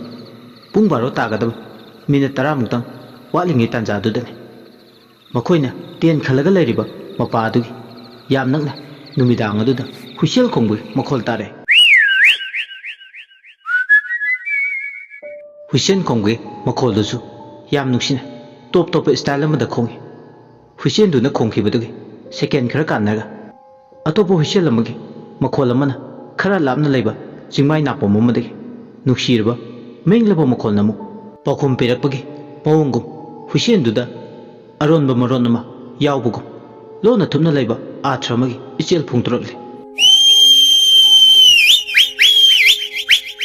ꯍꯨꯏꯁꯦꯜꯗꯨꯅ ꯑꯗꯨꯝꯅ ꯍꯦꯛ ꯈꯣꯡꯂꯛꯄꯒ ꯍꯥꯟꯅꯒꯤ ꯑꯍꯥꯟꯕꯒꯤ ꯍꯨꯏꯁꯦꯟꯗꯣ ꯑꯃꯨꯛ ꯌꯥꯝ ꯅꯛꯅ ꯈꯣꯡꯂꯛꯏ꯫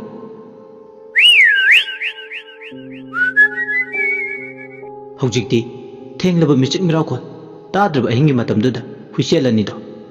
ꯑꯃꯒ ꯑꯃꯒ ꯀꯔꯤ ꯋꯥꯕꯨ ꯍꯥꯏꯅꯔꯤꯅꯣꯗꯤ ꯈꯪꯗꯦ, ꯑꯋꯥꯏ ꯑꯈꯨꯝ ꯇꯧꯅꯔꯛꯏ꯫ ꯍꯨꯏꯁꯦꯜ ꯑꯗꯨꯒꯤ ꯂꯣꯏꯅꯥꯏꯗꯦ ꯑꯋꯥꯏ ꯑꯈꯨꯝꯗꯣ ꯑꯁꯨꯝꯅ ꯌꯥꯝ ꯃꯣꯡ ꯍꯥꯗꯅ ꯑꯋꯥꯏ ꯑꯈꯨꯝ ꯇꯧꯅꯔꯤꯉꯩ ꯍꯦꯝꯖꯤꯠꯇꯨ ꯇꯨꯝꯂꯝꯕꯗꯒꯤ ꯃꯤꯀꯞ ꯊꯣꯛꯂꯛꯑꯦ꯫ ꯍꯨꯏꯁꯦꯜ ꯌꯥꯝ ꯅꯛꯅ ꯈꯣꯡꯕ ꯃꯈꯣꯜ ꯑꯗꯨ ꯇꯥꯔꯨꯔꯦ꯫ ꯍꯦꯛ ꯇꯦꯟ ꯈꯜꯂꯤꯕ ꯅꯥꯀꯟ ꯑꯗꯣꯝꯗꯅꯦ ꯌꯥꯝ ꯅꯛꯅ꯫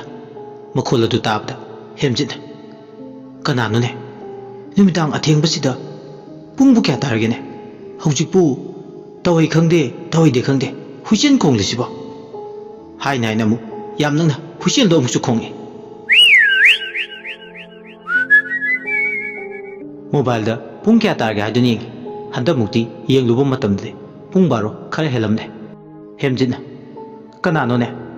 ꯊꯧꯕꯨ ꯑꯣꯟꯊꯣꯛꯅ ꯂꯩꯈꯤꯗ꯭ꯔꯦ." ꯍꯦꯝꯖꯤꯠ ꯀꯅꯥꯅꯣ ꯈꯪꯅꯤꯡꯃꯟꯈ꯭ꯔꯗꯨꯅ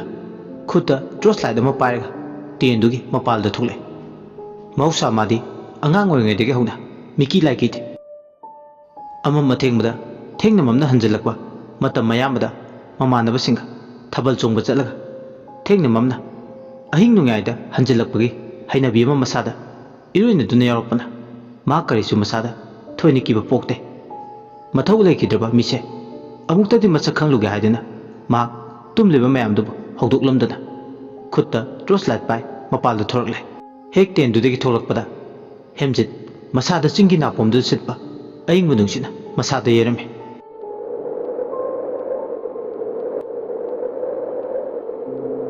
ꯍꯦꯛ ꯅꯨꯡꯁꯤꯠꯇꯨꯅ ꯌꯩꯕꯗ ꯇꯨꯝꯅꯤꯡꯕ ꯑꯃꯗꯤ ꯇꯜꯂꯝꯕꯒꯤ ꯏꯊꯤꯜꯒ ꯃꯌꯤꯡ ꯇꯥꯈꯤꯕꯗꯧꯅ ꯇꯧꯏ꯫ ꯈꯨꯠꯇ ꯄꯥꯏꯔꯤꯕ ꯇꯣꯔꯆ ꯂꯥꯏꯠꯇꯨꯅ ꯑꯀꯣꯏꯕꯗꯨꯗ ꯀꯣꯏꯀꯥꯞ ꯀꯥꯞꯄꯤ꯫ ꯀꯗꯥꯏꯗ ꯀꯔꯤ ꯂꯩ? ꯍꯨꯏꯁꯦꯜ ꯈꯣꯡꯂꯤꯕꯗꯣ ꯃꯤ ꯑꯅꯤ ꯁꯣꯏꯗꯅ ꯑꯣꯏꯒꯅꯤ, ꯑꯗꯨꯅ ꯃꯁꯛꯇꯨꯗ ꯈꯪꯕ ꯈꯪꯂꯗꯤ ꯌꯥꯔꯦ ꯍꯥꯏꯕꯒꯤ ꯃꯇꯥꯒꯨꯝ ꯇꯣꯔꯆ ꯂꯥꯏꯠꯇꯨꯒꯤ ꯃꯩꯉꯥꯜ ꯑꯗꯨ ꯀꯥꯞꯄꯦ꯫ ꯃꯩꯉꯥꯜ ꯑꯗꯨꯒꯤ ꯔꯦꯟꯖ ꯑꯃꯗꯤ ꯀꯤꯂꯣꯃꯤꯇꯔꯗꯁꯨ ꯑꯁꯨꯛꯀꯤ ꯃꯇꯤꯛ ꯁꯥꯡꯅ ꯆꯠꯂꯦ꯫ ꯍꯨꯏꯁꯦꯜꯗꯨꯅ ꯈꯣꯡꯕ ꯇꯥꯔꯤꯕ ꯃꯥꯏꯀꯩ ꯑꯗꯣꯝꯗꯅꯤ ꯃꯥꯅ ꯇꯥꯅ ꯇꯥꯅꯅ ꯇꯣꯔꯆ ꯂꯥꯏꯠꯇꯨ ꯀꯥꯞꯂꯤꯕ, ꯑꯗꯨꯕꯨ ꯀꯅꯥꯁꯨ ꯎꯕꯗꯤ ꯉꯝꯗꯦ꯫ ꯍꯦꯝꯖꯤꯠꯅ "ꯌꯥꯏꯍꯦ, ꯃꯤꯁꯤꯡꯁꯦ ꯃꯁꯛꯇꯤ ꯎꯍꯟꯗꯅ ꯑꯃꯝꯕꯁꯤꯗ ꯍꯨꯏꯁꯦꯜ ꯈꯣꯡꯕꯤ ꯁꯥꯟꯅꯔꯤꯁꯦ ꯊꯧꯗꯤ ꯐꯖꯅ ꯂꯩꯇꯕꯖꯥꯠꯅꯤ, ꯑꯣꯟꯊꯣꯛꯅꯕꯨ ꯇꯟꯈꯤꯗ꯭ꯔꯦ." ꯑꯁꯤ ꯍꯥꯏꯔꯒ ꯇꯣꯔꯆ ꯂꯥꯏꯠꯇꯨ ꯑꯃꯨꯛ ꯁꯤꯟ ꯊꯨꯡꯅꯕ ꯍꯟꯗꯛꯃꯨꯛꯇꯤ ꯀꯥꯞꯄꯦ꯫ ꯏꯈꯪ ꯈꯪꯍꯧꯗꯅ ꯃꯥꯅ ꯀꯥꯞꯂꯤꯕ ꯑꯋꯥꯡ ꯊꯪꯕ ꯃꯥꯏꯀꯩ ꯇꯦꯟꯗꯨꯗꯒꯤꯗꯤ ꯈꯔ ꯂꯥꯞꯇꯛꯅ ꯐꯨꯠ 50ꯃꯨꯛꯀꯤ ꯆꯥꯡꯗ ꯂꯥꯞꯅꯕ ꯔꯦꯟꯖꯇ ꯂꯩꯕ ꯑꯁꯣꯡꯕ ꯅꯥꯄꯤ ꯃꯔꯛ ꯂꯩꯕ ꯑꯗꯣꯝꯗ ꯀꯅꯥꯒꯨꯝꯕ ꯑꯃ ꯆꯪꯈꯤꯕꯗꯧꯅ ꯇꯧꯕ ꯃꯥꯟꯕꯒꯤ ꯁꯃꯤꯠ ꯃꯁꯥꯗ ꯐꯪꯂꯝꯃꯤ꯫ ꯑꯁꯣꯡꯕ ꯅꯥꯄꯤ ꯃꯔꯨꯝꯗꯨ ꯂꯦꯡ ꯂꯦꯡ ꯆꯠꯂꯤ꯫ ꯁꯣꯔ ꯁꯣꯔ ꯂꯥꯎꯕꯒꯤ ꯃꯈꯣꯜ, ꯃꯤꯅ ꯆꯠꯄ ꯃꯥꯟꯕꯒꯤ ꯃꯈꯣꯜ ꯇꯠꯇꯅ ꯇꯥꯔꯛꯏ꯫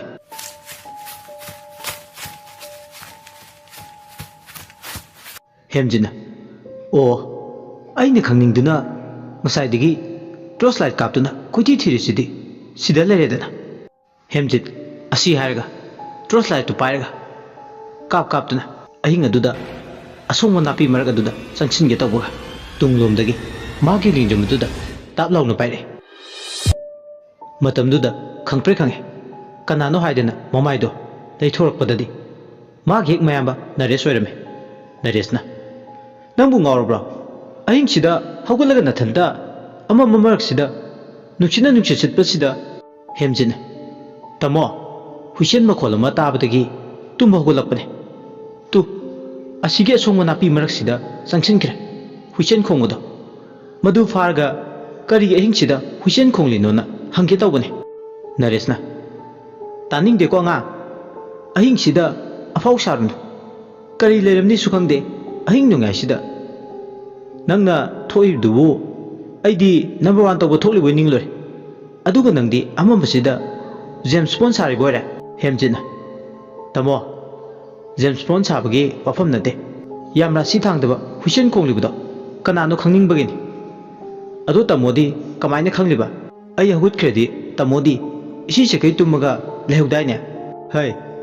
ꯐꯔꯁꯨ ꯐꯠꯇ꯭ꯔꯁꯨ ꯑꯩꯁꯦ ꯅꯪꯒꯤ ꯅꯌꯥꯝꯕꯅꯦ, ꯅꯪꯒꯤ ꯈꯣꯡꯊꯥꯡꯒꯤ ꯁꯃꯤꯟ ꯑꯗꯨꯝ ꯑꯩꯗꯤ ꯈꯪꯉꯤ꯫ ꯑꯉꯥꯡ ꯑꯣꯏꯔꯤꯉꯩꯗꯒꯤ ꯍꯧꯅ ꯑꯩꯅ ꯅꯪꯕꯨ ꯀꯗꯥꯏꯗ ꯀꯔꯤ ꯁꯣꯏꯈꯤꯒꯗꯒꯦ ꯍꯥꯏꯗꯨꯅ ꯁꯦꯟꯅꯔꯒ ꯂꯥꯛꯈꯤꯕꯅꯤ ꯃꯁꯤꯗꯕꯨ ꯀꯔꯤꯒꯤ ꯈꯪꯂꯣꯏ ꯃꯌꯥꯝꯕꯒꯤ ꯋꯥꯗꯨ ꯇꯥꯔꯒ ꯍꯥꯏꯐꯦꯠꯇꯤ ꯄꯨꯛꯅꯤꯡ ꯅꯨꯡꯁꯤ ꯃꯌꯥꯝꯕꯅ ꯃꯥꯕꯨ ꯀꯌꯥꯒꯤ ꯃꯇꯤꯛ ꯅꯨꯡꯁꯤꯕꯒꯦ ꯍꯥꯏꯕꯗꯣ ꯃꯥꯂꯦꯝ ꯇꯥꯏꯕꯪꯄꯥꯜꯗ ꯏꯆꯤꯟ ꯏꯅꯥꯎꯒꯤ ꯅꯨꯡꯁꯤꯅꯕꯒꯤ ꯃꯔꯤꯗꯤ ꯑꯇꯥꯡꯕꯅꯤ ꯍꯦꯝꯖꯤꯠꯅ ꯑꯗꯣ ꯇꯥꯃꯣ ꯉꯁꯥꯏꯗꯒꯤꯅꯦ ꯍꯨꯏꯆꯦꯟꯁꯦ ꯄꯣꯊꯥꯗꯅ ꯈꯣꯡꯂꯤꯁꯦ ꯑꯩ ꯌꯥꯝ ꯈꯪꯅꯤꯡꯉꯦꯕ ꯑꯝꯇꯗꯤ ꯌꯦꯡꯉꯨꯁꯤꯕ ꯌꯥꯝ ꯆꯥꯏꯜꯗꯤꯁ ꯑꯣꯏꯅꯨꯀꯣ ꯅꯪ ꯑꯉꯥꯡ ꯅꯠꯇ꯭ꯔꯕꯅꯦ ꯂꯥꯎ ꯇꯨꯝꯅꯕ ꯊꯧꯔꯥꯡ ꯇꯧꯁꯤ ꯃꯄꯥꯜꯁꯦ ꯌꯥꯝ ꯏꯪꯉꯤ ꯑꯃꯨꯛ ꯅꯥꯅꯤ ꯍꯥꯏꯕ ꯅꯨꯡꯁꯤꯠ ꯑꯏꯪꯕꯁꯤꯗ ꯀꯨꯏꯅ ꯂꯩꯔꯒ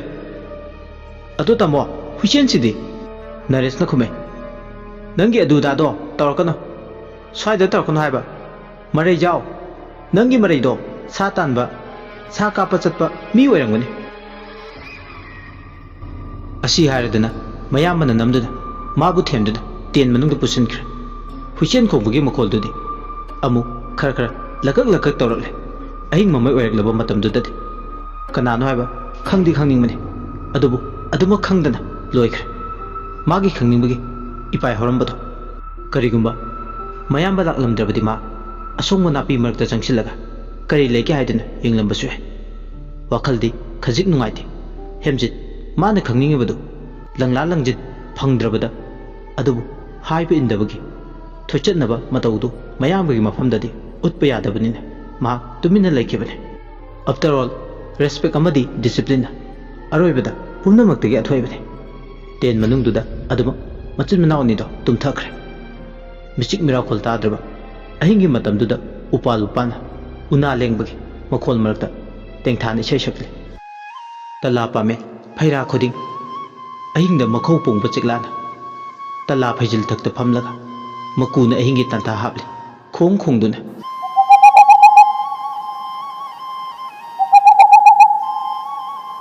ꯏꯔꯩ ꯏꯆꯦꯜ ꯇꯞꯅ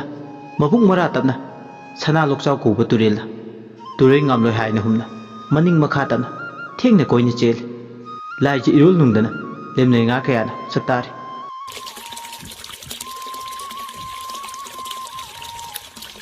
ꯑꯁꯨꯝꯅ ꯑꯍꯤꯡꯒꯤ ꯀꯨꯝꯃꯩꯅ ꯁꯛꯂꯣꯟ ꯅꯥꯏꯗꯨꯅ ꯂꯩꯔꯤꯉꯩ ꯆꯤꯡꯌꯥ ꯑꯃꯒꯤ ꯅꯥꯄꯣꯝꯗꯒꯤ ꯏꯔꯣꯏ ꯃꯀꯣꯛ ꯄꯥꯟꯕ ꯂꯥꯏ ꯑꯃ ꯁꯥꯐꯣꯡꯂꯛꯂꯦ ꯂꯥꯏ ꯑꯗꯨ ꯁꯅꯥ ꯂꯣꯛꯆꯥꯎ ꯇꯨꯔꯦꯜꯒꯤ ꯃꯔꯨ ꯍꯧꯔꯛꯐꯝ ꯑꯗꯨꯗꯒꯤꯅꯤ ꯁꯥꯐꯣꯡꯂꯛꯂꯤꯕꯗꯣ ꯃꯈꯨꯠꯇ ꯇꯤꯃꯦꯟ ꯇꯥꯖꯤꯟ ꯑꯇꯨꯝꯕ ꯑꯃ ꯄꯥꯏ ꯃꯀꯣꯛꯇꯨꯅ ꯆꯤꯔꯣꯡ ꯊꯦꯠꯂꯤ ꯁꯦꯠꯂꯤꯕ ꯐꯤꯖꯣꯜꯗ ꯇꯥꯡꯈꯨꯜꯒꯤ ꯂꯥꯏ ꯑꯗꯨ ꯇꯨꯔꯦꯜ ꯂꯥꯏꯖ ꯏꯔꯣꯜ ꯅꯨꯡꯗꯒꯤ ꯃꯈꯣꯡ ꯑꯗꯨꯅ ꯏꯁꯤꯡ ꯃꯊꯛꯇ ꯊꯥꯡꯂꯗꯨꯅ ꯂꯥꯛꯏ ꯑꯗꯨꯝꯅ ꯂꯥꯛꯄꯗ ꯃꯕꯨꯡ ꯃꯔꯥ ꯇꯞꯅ ꯉꯁꯥꯏꯗꯒꯤ ꯏꯪꯅ ꯆꯤꯡꯅ ꯆꯦꯜꯂꯝꯕ ꯁꯅꯥ ꯂꯣꯛꯆꯥꯎ ꯇꯨꯔꯦꯜꯗꯣ ꯏꯔꯩ ꯏꯔꯥꯎꯈꯣꯜ ꯀꯜꯂꯛꯂꯦ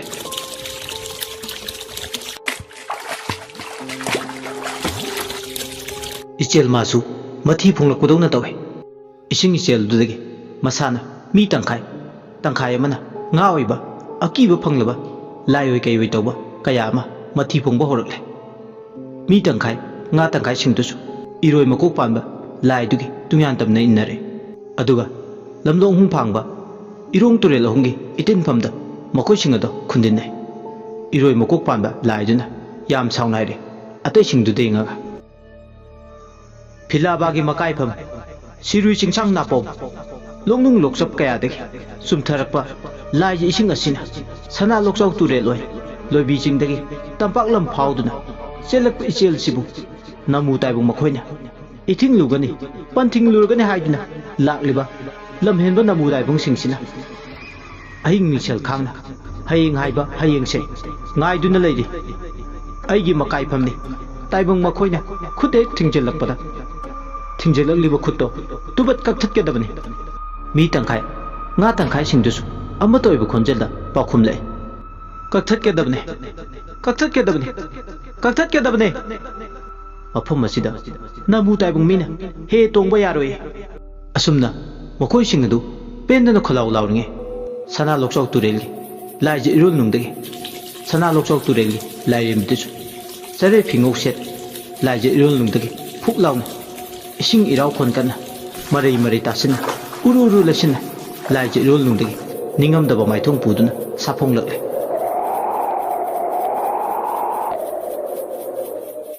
ꯂꯥꯏꯔꯦꯝꯕꯤ ꯃꯥꯅ ꯂꯩꯔꯝꯂꯤꯕ ꯂꯥꯏ ꯃꯌꯥꯝꯗꯣ ꯌꯦꯡꯅ ꯍꯥꯏꯔꯛꯏ ꯆꯤꯡꯎ ꯄꯟꯊꯧ ꯈꯥꯅ ꯆꯥꯎꯕ ꯋꯥꯡꯄꯨꯔꯦ Khoinau ita Ngaraima Nata Yamjing Laibik TV Sana Lokcha Waidi Loiredana Handak Matang Sida Turel Aigi Ichelse Khongchat Kairadra Turel Tukhongpal Taibang Singna Laigi Lairam Khaidan Tingi Tilam Sukhairam Dana Tauning Maning Tauduna Makoigi Kanaba Yengbada Mahausa Lairambi Saktamdi Hongle Masina Muk Malem Sida Lena Tinakaya Tolok Liban Aingasa Onarak Paday Mahausa Kal Kaitarak Pani Kangdabrane Namu Taibang Sing Sivo Kariguba Sana Luksau Ture Lagi Khongchatsina Kaitarak Law Aigi Ichelse Iting Bagum Panting Bagum Ting Bataraba Haurai Nopok Nongsup Animakta Kami May Haurani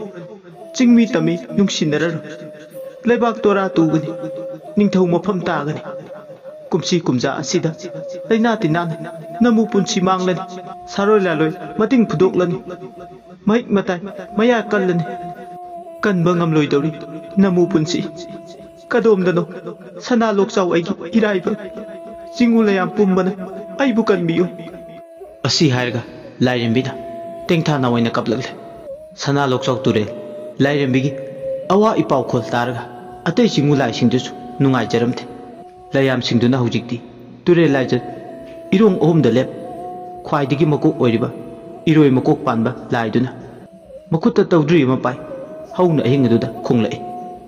Taudrigi Nushiraba Makona Maikei Marida Menglaba Makona Santoi Makol Singsigi Marakta Top Topa Nushiraba Itak Ipomama Sagonari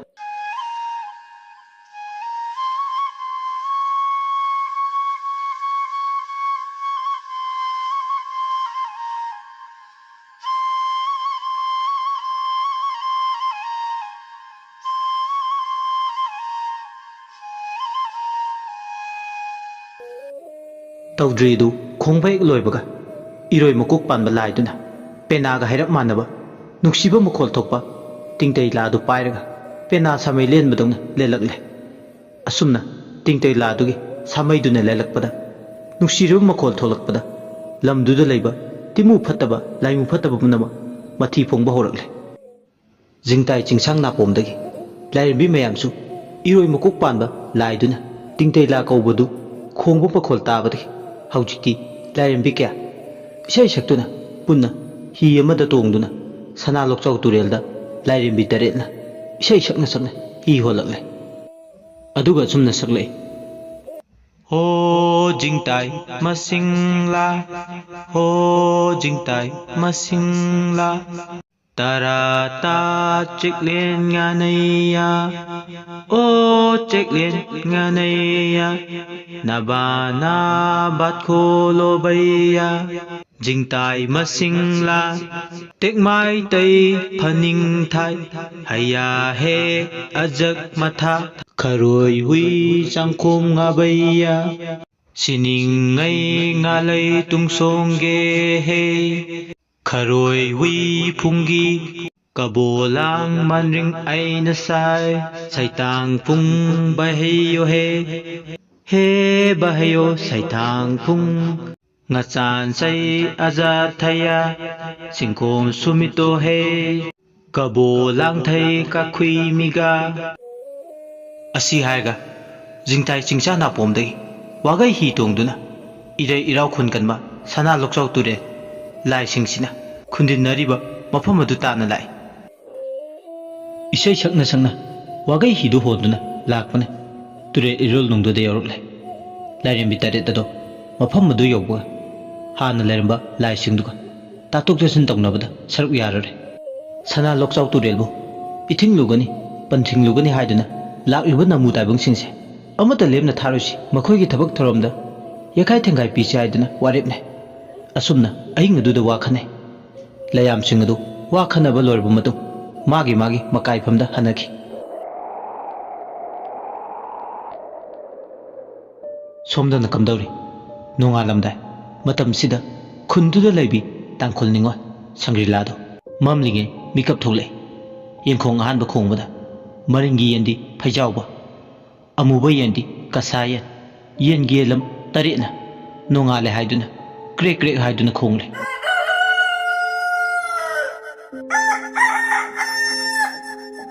ꯁꯪꯒ꯭ꯔꯤꯂꯥ ꯋꯥꯡꯒꯣꯟ ꯑꯃꯗꯤ ꯁꯅꯥꯔꯩꯒ ꯂꯨꯅ ꯇꯤꯟꯅꯩ ꯁꯪꯒ꯭ꯔꯤꯂꯥꯁꯨ ꯃꯔꯥꯏꯕꯛ ꯊꯤ ꯃꯗꯧꯅ ꯌꯣꯛꯏ ꯃꯃꯥ ꯃꯄꯥ ꯑꯅꯤꯃꯛ ꯂꯩꯈꯤꯗ꯭ꯔꯦ ꯃꯃꯥꯅ ꯁꯩꯇꯥꯡꯄꯨꯡ ꯅꯤꯡꯉꯣꯜꯅꯤ ꯅꯍꯥꯟꯒꯩ ꯍꯧꯒꯠꯄ ꯃꯇꯝꯗꯒꯤ ꯉꯁꯤꯅ ꯈꯔ ꯍꯦꯟꯅ ꯉꯟꯅ ꯍꯧꯒꯠꯂꯛꯏ ꯉꯟꯇꯥꯅ ꯍꯧꯒꯠꯇꯨꯅ ꯃꯍꯥꯛ ꯃꯃꯥꯏ ꯃꯃꯤꯠ ꯁꯦꯡꯗꯣꯛꯂꯒ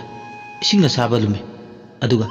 ꯅꯨꯡꯒꯤ ꯒ꯭ꯂꯥꯁ ꯑꯃꯗ ꯍꯩꯔꯒ ꯆꯝꯄ꯭ꯔꯥ ꯃꯍꯤ ꯁꯨꯝꯖꯤꯜꯂꯒ ꯊꯛꯏ ꯃꯗꯨ ꯊꯛꯄ ꯍꯦꯛ ꯂꯣꯏꯕꯒ ꯃꯥꯒꯤꯁꯨ ꯃꯥꯉꯣꯟꯗ ꯏꯌꯣꯡ ꯃꯆꯥ ꯐꯤ ꯁꯥꯅꯕ ꯊꯝꯃꯤꯕꯗꯨꯗ ꯆꯪꯁꯤꯜꯂꯛꯂꯒ ꯊꯥꯎꯃꯩ ꯄꯣꯗꯣꯟꯒꯤ ꯃꯉꯥꯜꯗꯨꯗ ꯈꯔꯣꯏꯕꯤ ꯀꯧꯕ ꯇꯥꯡꯈꯨꯜ ꯅꯨꯄꯤꯁꯤꯡꯅ ꯁꯦꯠꯅꯕ ꯆꯔꯩ ꯐꯤ ꯑꯗꯨ ꯁꯥꯔꯦ ꯆꯔꯩ ꯐꯤꯗꯨ ꯁꯥꯅ ꯁꯥꯅ ꯋꯥꯈꯜꯗ ꯈꯜꯂꯤ ꯉꯁꯤꯗꯤ ꯉꯟꯇꯥ ꯐꯤ ꯁꯥꯕ ꯂꯣꯏꯔꯒ ꯎꯈ꯭ꯔꯨꯜ ꯀꯩꯊꯦꯜ ꯆꯠꯇꯨꯅ ꯌꯣꯟꯕ ꯇꯥꯏ ꯑꯗꯨꯅ ꯉꯟꯇꯥꯅ ꯉꯁꯤ ꯃꯥꯅ ꯍꯧꯒꯠꯂꯤꯕ ꯐꯤꯁꯤ ꯌꯣꯜꯂꯒ ꯃꯁꯤꯗꯒꯤ ꯐꯪꯂꯛꯄ ꯁꯦꯜꯅ ꯃꯗꯧꯒꯤ ꯍꯤꯗꯥꯛ ꯂꯩꯒꯗꯣꯏꯅꯤ ꯑꯁꯨꯝꯅ ꯃꯥ ꯋꯥꯈꯜ ꯅꯨꯡꯉꯥꯏꯅ ꯆꯔꯩ ꯐꯤ ꯁꯥꯔꯤꯉꯩ ꯄꯨꯡ 3:30 ꯇꯥꯔꯦ ꯑꯌꯨꯛꯀꯤ ꯆꯔꯩ ꯐꯤ ꯑꯗꯨ ꯊꯋꯥꯏ ꯌꯥꯎꯅ ꯁꯥꯔꯦ ꯉꯟꯇꯥꯅ ꯂꯣꯏꯔꯗꯤ ꯊꯕꯛ ꯈꯨꯗꯤꯡꯃꯛ ꯅꯪꯉꯤ ꯑꯁꯨꯝꯅ ꯃꯥ ꯏꯌꯣꯡ ꯑꯗꯨꯗ ꯆꯔꯩ ꯐꯤ ꯁꯥꯔꯤꯉꯩ ꯑꯇꯤꯌꯥꯗ ꯅꯣꯡꯊꯥꯡ ꯀꯨꯞꯄꯒꯤ ꯃꯉꯥꯜ ꯎꯔꯦ ꯅꯣꯡꯊꯥꯡ ꯀꯨꯞꯄꯒꯤ ꯃꯉꯥꯜ ꯑꯗꯨꯅ ꯃꯈꯣꯏꯒꯤ ꯀꯣꯟꯊꯣꯡꯗ ꯂꯩꯄꯨꯡ ꯃꯆꯥ ꯑꯃ ꯂꯩꯔꯤꯕ ꯅꯣꯕꯥꯞ ꯍꯧꯕ ꯃꯈꯣꯡ ꯑꯗꯨꯗ ꯅꯨꯄꯤ ꯑꯃ ꯂꯦꯞꯄꯒ ꯂꯩꯕꯗꯣ ꯁꯪꯒ꯭ꯔꯤꯂꯥ ꯎꯔꯦ ꯅꯣꯡꯊꯥꯡ ꯍꯦꯛ ꯀꯨꯞꯂꯛꯄ ꯃꯇꯝꯗ ꯅꯨꯄꯤꯗꯨꯒꯤ ꯁꯛꯇꯝ ꯑꯗꯣ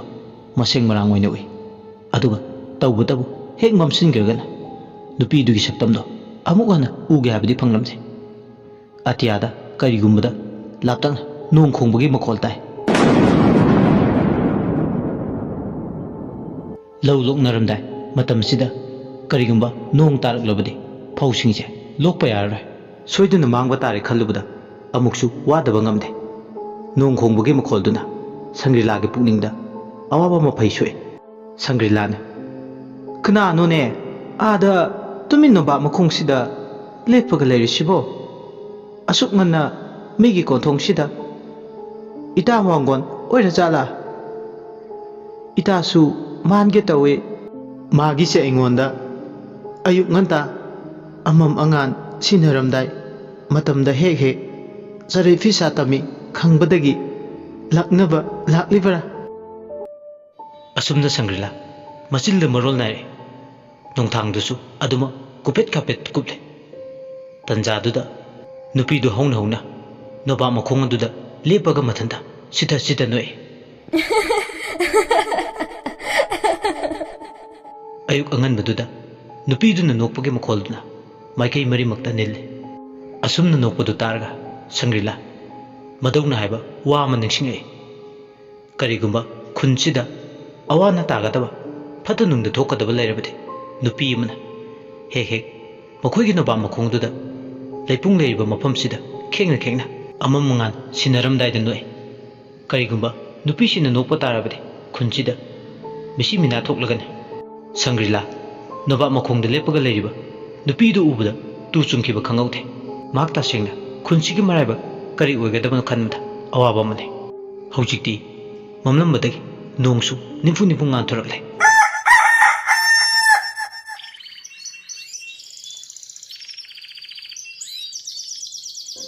ꯅꯣꯡꯉꯥꯜꯂꯛꯄꯗ ꯁꯣꯝꯗꯅ ꯀꯝꯗꯧꯔꯤ ꯅꯔꯦꯁꯅ ꯇꯤꯝꯗꯨꯒꯤ ꯂꯨꯆꯤꯡꯕ ꯑꯣꯏꯔꯒ ꯃꯣꯏꯒꯤ ꯒꯥꯏꯗꯀꯤꯗꯃꯛ ꯂꯝꯃꯤꯠ ꯇꯨꯃꯤꯠ ꯈꯪꯕ ꯂꯨꯡꯖꯥꯎꯒ ꯂꯣꯏꯅꯅ ꯍꯦꯝꯖꯤꯠ ꯑꯃꯗꯤ ꯑꯇꯣꯞꯄ ꯀ꯭ꯔꯤꯎ ꯃꯦꯝꯕꯔ ꯃꯌꯥꯝ ꯑꯃ ꯌꯥꯎꯔꯒ ꯁꯅꯥ ꯂꯣꯛꯆꯥꯎ ꯇꯨꯔꯦꯜꯒꯤ ꯃꯔꯨ ꯍꯧꯔꯛꯐꯝ ꯇꯝꯕ ꯆꯤꯡꯒꯤ ꯅꯥꯄꯣꯝ ꯍꯥꯏꯊꯕ ꯂꯝꯕꯤꯒꯤ ꯑꯗꯣꯝꯗ ꯂꯥꯛꯑꯦ ꯈꯣꯡ ꯂꯝꯕꯤ ꯃꯔꯝ ꯃꯆꯥ ꯑꯃꯗꯒꯤ ꯍꯦꯟꯅ ꯑꯇꯣꯞꯄ ꯂꯝꯕꯤ ꯑꯃꯠꯇ ꯂꯩꯇꯦ ꯒꯥꯔꯤ ꯑꯆꯧꯕ ꯑꯃ ꯐꯥꯎ ꯊꯧꯖꯤꯟꯕ ꯐꯥꯎ ꯆꯟꯗꯦ ꯂꯨꯡꯖꯥꯎꯅ ꯅꯣꯛ ꯅꯣꯛꯇꯨꯅ ꯂꯝꯕꯤꯗꯨꯒꯤ ꯂꯝꯖꯤꯡ ꯃꯩꯉꯥꯜ ꯑꯣꯏꯗꯨꯅ ꯆꯠꯂꯦ ꯆꯤꯡꯌꯥꯒꯤ ꯅꯥꯄꯣꯝ ꯍꯥꯏꯊꯕ ꯂꯝꯕꯤꯗꯨꯒꯤ ꯂꯝꯖꯥꯎꯗ ꯆꯠꯂꯦ ꯑꯗꯨꯕꯨ ꯅꯨꯃꯤꯠꯁꯤꯒꯤ ꯑꯌꯨꯛꯁꯤꯗ ꯊꯣꯛꯂꯤꯕ ꯀꯣꯔꯧ ꯑꯉꯥꯟꯕ ꯃꯥꯁꯨ ꯑꯃꯨꯕ ꯂꯩꯆꯤꯟ ꯃꯔꯝꯗ ꯂꯣꯠꯈ꯭ꯔꯦ ꯃꯁꯦꯛ ꯃꯉꯥꯜ ꯀꯥ ꯍꯦꯟꯅꯁꯨ ꯌꯦꯜꯂꯗ꯭ꯔꯤ ꯇꯨꯐꯛ ꯇꯨꯄꯥꯏ ꯆꯠꯂꯦ ꯑꯇꯤꯌꯥꯁꯨ ꯅꯣꯡ ꯆꯨꯔꯛꯄꯒꯤ ꯃꯃꯤꯗꯤ ꯎꯔꯝꯗꯦ ꯅꯣꯡꯗꯤ ꯃꯪꯂꯤ ꯃꯪꯂꯤ ꯇꯧꯔꯤ ꯐꯖꯈ꯭ꯔꯕ ꯆꯤꯡꯌꯥꯒꯤ ꯅꯥꯄꯣꯝꯗꯨꯁꯨ ꯄꯨꯛꯅꯤꯡ ꯍꯨꯀꯩ ꯐꯖꯩ ꯃꯈꯣꯏꯅ ꯆꯠꯂꯤꯕ ꯈꯣꯡ ꯂꯝꯕꯤ ꯃꯆꯥꯗꯨꯒꯤ ꯅꯥꯀꯟꯗ ꯁꯅꯥ ꯂꯣꯛꯆꯥꯎ ꯄꯨꯕ ꯇꯨꯔꯦꯜꯅ ꯃꯅꯤꯡ ꯃꯈꯥ ꯇꯝꯅ ꯆꯦꯜꯂꯤ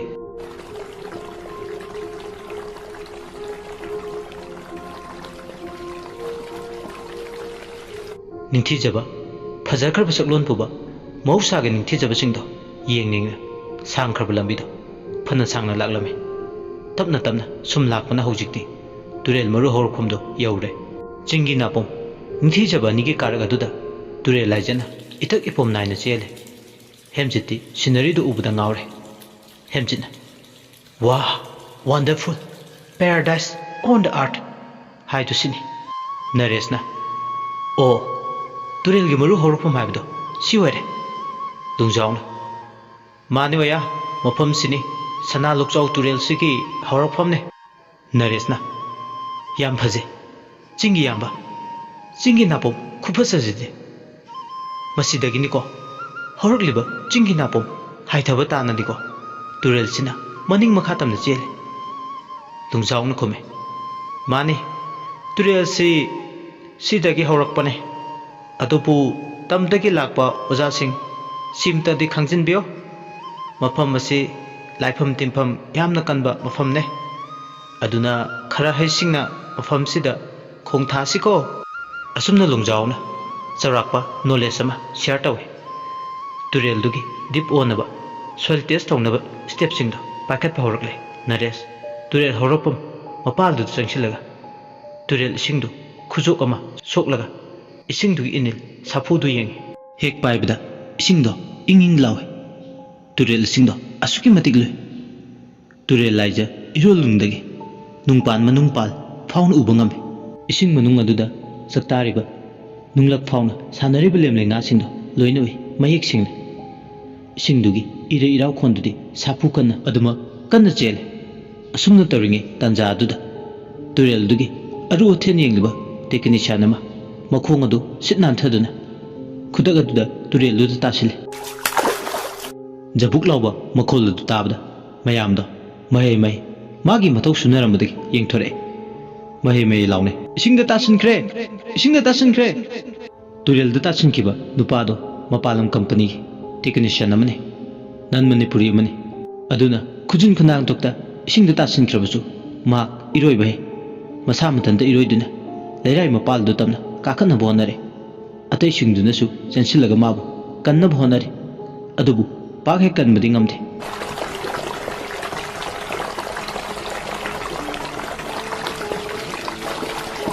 Ising dugi ire iraw khondusu tamna kanchina bonare. Lungjaw na di ngasai haijakibare. Mafam sida section na khong thangchi laifam timpham kalle adubu thausa wasadaba muksu nate. Miyoi bagi soi bai basidi tamba ngamde. Khujun khunan dokta ising aduda tasin kibane. Lungjaw di masado tu kya khok sungba hore. Masada nupasi kanma ngamloi dewi mami amure adubu magi maramne mana hana mang tharga kanna bhonare khangudana nupa dugi matawdo yengba ngamdraduna lakninaba singi maraktudai nupa masu masa kanjaba ngamdaba nipa dubu kannaba singduda chongthaki. Asumne nupa duna chongthaki baga ngasai wai atiyada nongmangbagi mami uramudo haujikti thingba ngamdana atiyadagi maikei salai khangdana nongju laijabi thadana jam ju tharakle.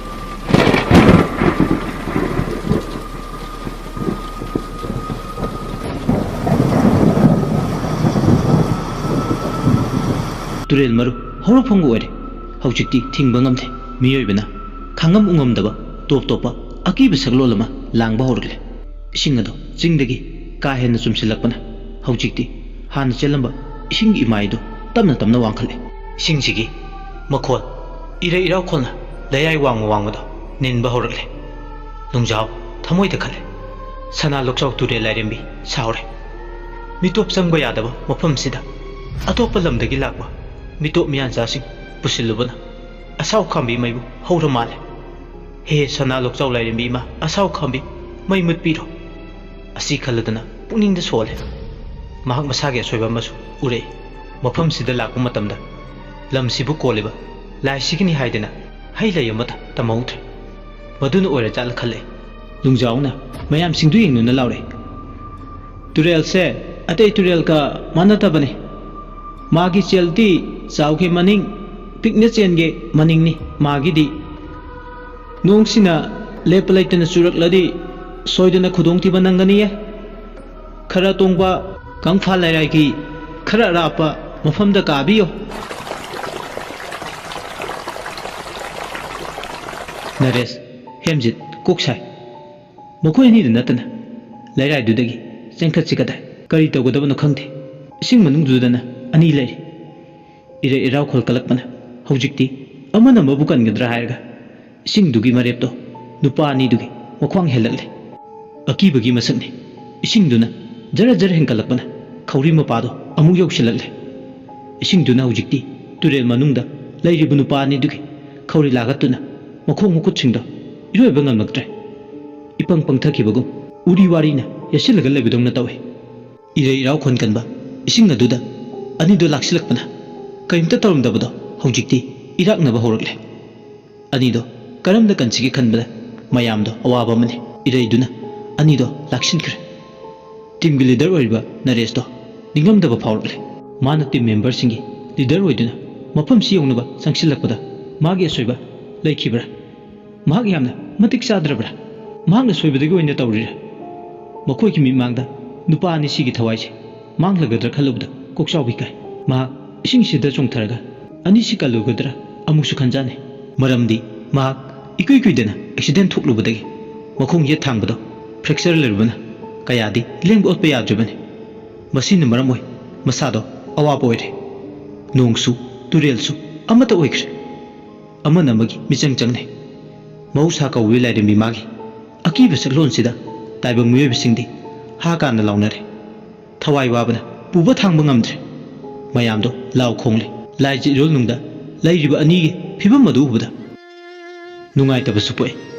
ꯑꯃꯔꯣꯝꯗ ꯑꯃꯨꯛꯁꯨ ꯅꯨꯡꯉꯥꯏꯔꯝꯗꯦ ꯏꯁꯤꯡ ꯑꯗꯨꯅ ꯊꯧꯅꯥ ꯄꯥꯡꯒꯜ ꯄꯨꯝꯅꯃꯛ ꯃꯌꯥꯏ ꯆꯥꯃꯟꯈꯤꯕꯅꯤ ꯃꯔꯤꯜ ꯇꯦꯡꯈꯤꯕꯅꯤ ꯇꯨꯔꯦꯜꯁꯤꯒꯤ ꯑꯀꯤꯕ ꯁꯛꯂꯣꯟ ꯑꯌꯥꯝꯕꯁꯤ ꯎꯕꯗ ꯃꯌꯥꯝꯗꯤ ꯃꯌꯥ ꯀꯥꯔꯦ ꯂꯨꯡꯖꯥꯍꯥꯎ ꯑꯃꯗꯤ ꯑꯇꯩ ꯈꯔꯅꯁꯨ ꯀꯟꯅꯕ ꯍꯥꯏꯗꯅ ꯊꯧꯔꯤ ꯑꯣꯏꯕ ꯌꯥꯕ ꯎꯔꯤ ꯋꯥꯔꯤꯒꯨꯝꯕ ꯑꯃ ꯊꯤꯔꯒ ꯏꯁꯤꯡ ꯑꯗꯨꯗ ꯂꯪꯊꯔꯒ ꯃꯈꯣꯏ ꯑꯅꯤꯗꯣ ꯆꯤꯡꯈꯠꯄ ꯌꯥꯅꯕ ꯐꯤꯕꯝꯗ ꯁꯦꯝꯂꯦ ꯑꯗꯨꯕꯨ ꯁꯦꯝꯖꯩ ꯍꯥꯏꯕꯇꯅꯤ ꯉꯝꯗꯦ ꯅꯣꯡꯗꯨꯅ ꯃꯔꯣꯜ ꯑꯃ ꯍꯣꯠꯅꯔꯤꯕ ꯈꯨꯗꯤꯡꯗꯣ ꯃꯄꯥꯜ ꯁꯥꯔꯒ ꯃꯍꯩ ꯌꯥꯟꯗꯅ ꯀꯦꯜꯍꯟꯅꯕ ꯍꯣꯠꯅꯔꯤ ꯍꯣꯠꯅꯖꯕ ꯑꯃꯗ ꯃꯍꯩ ꯌꯥꯟꯗ꯭ꯔꯦ ꯅꯨꯄꯥ ꯑꯅꯤꯃꯛ ꯀꯟꯕ ꯉꯝꯗꯅ ꯏꯁꯤꯡ ꯏꯔꯦꯟ ꯏꯄꯥꯛ ꯑꯗꯨꯗ ꯏꯔꯥꯛꯅꯗꯨꯅ ꯁꯤꯕ ꯆꯪꯕ ꯇꯝꯕ ꯉꯝꯗ꯭ꯔꯗꯨꯅ ꯃꯈꯣꯏꯒꯤ ꯃꯔꯥꯏꯕꯛ ꯀꯔꯤ ꯑꯣꯏꯅꯤ ꯈꯪꯗꯅ ꯏꯁꯤꯡ ꯏꯔꯩꯗꯨꯅ ꯆꯦꯟꯊꯈ꯭ꯔꯦ ꯇꯨꯔꯦꯜ ꯑꯗꯨꯁꯨ ꯏꯔꯩ ꯏꯔꯥꯎꯈꯣꯜ ꯑꯗꯨꯝ ꯀꯟꯅ ꯆꯦꯜꯂꯦ ꯅꯣꯡꯁꯨ ꯂꯦꯞꯇꯨꯅ ꯆꯨꯏ ꯍꯥꯡꯕꯒꯤ ꯃꯃꯤ ꯎꯗꯦ ꯃꯈꯣꯏ ꯂꯩꯍꯧꯔꯤꯕꯁꯤꯡꯗꯨꯗꯤ ꯀꯞꯄ ꯌꯥꯎ ꯂꯥꯎꯕ ꯌꯥꯎ ꯈꯣꯡꯕ ꯌꯥꯎ ꯇꯨꯔꯦꯜꯗꯨꯒꯤ ꯏꯆꯦꯜꯗꯨꯅ ꯀꯗꯥꯏ ꯇꯥꯟꯅ ꯑꯅꯤꯗꯣ ꯆꯦꯟꯊꯔꯝꯒꯗꯣꯏꯅꯣ ꯈꯪꯗꯦ ꯂꯨꯡꯖꯥꯍꯥꯎꯗꯤ ꯃꯊꯃꯣꯏꯗ ꯈꯜꯂꯦ ꯇꯨꯔꯦꯜ ꯂꯥꯏꯔꯦꯝꯕꯤ ꯁꯥꯎꯔꯦ ꯑꯗꯨꯅ ꯑꯅꯤꯗꯣ ꯀꯩꯗꯧꯅꯨꯡꯗ ꯍꯤꯡꯂꯝꯃꯔꯣꯏ ꯇꯨꯔꯦꯜꯁꯤꯅ ꯅꯤꯄꯥ ꯑꯅꯤꯗꯨꯒꯤ ꯌꯥꯏꯕꯤ ꯊꯋꯥꯏ ꯑꯗꯨ ꯂꯧꯈ꯭ꯔꯦ ꯑꯃꯨꯛ ꯍꯟꯅ ꯑꯍꯤꯡꯕ ꯑꯣꯏꯅ ꯍꯜꯂꯛꯂꯔꯣꯏ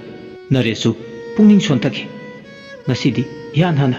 ꯄ꯭ꯔꯣꯖꯦꯛꯁꯤꯒꯤ ꯔꯤꯁꯥꯔꯆ ꯍꯧꯔꯅꯤ ꯈꯜꯂꯨꯕ ꯈꯨꯗꯤꯡꯃꯛ ꯑꯔꯦꯝꯕ ꯑꯣꯏꯔꯦ ꯃꯥꯒꯤ ꯏꯒꯣꯗꯣ ꯍꯔꯠ ꯇꯧꯏ ꯃꯥꯒꯤ ꯁꯤꯟꯃꯤ ꯑꯅꯤꯗꯣ ꯊꯋꯥꯏ ꯃꯥꯡꯈꯤꯕꯒꯤ ꯆꯩꯅꯥ ꯑꯁꯤꯅ ꯆꯩꯅꯥꯈꯣꯜ ꯑꯣꯏꯍꯧꯔꯦ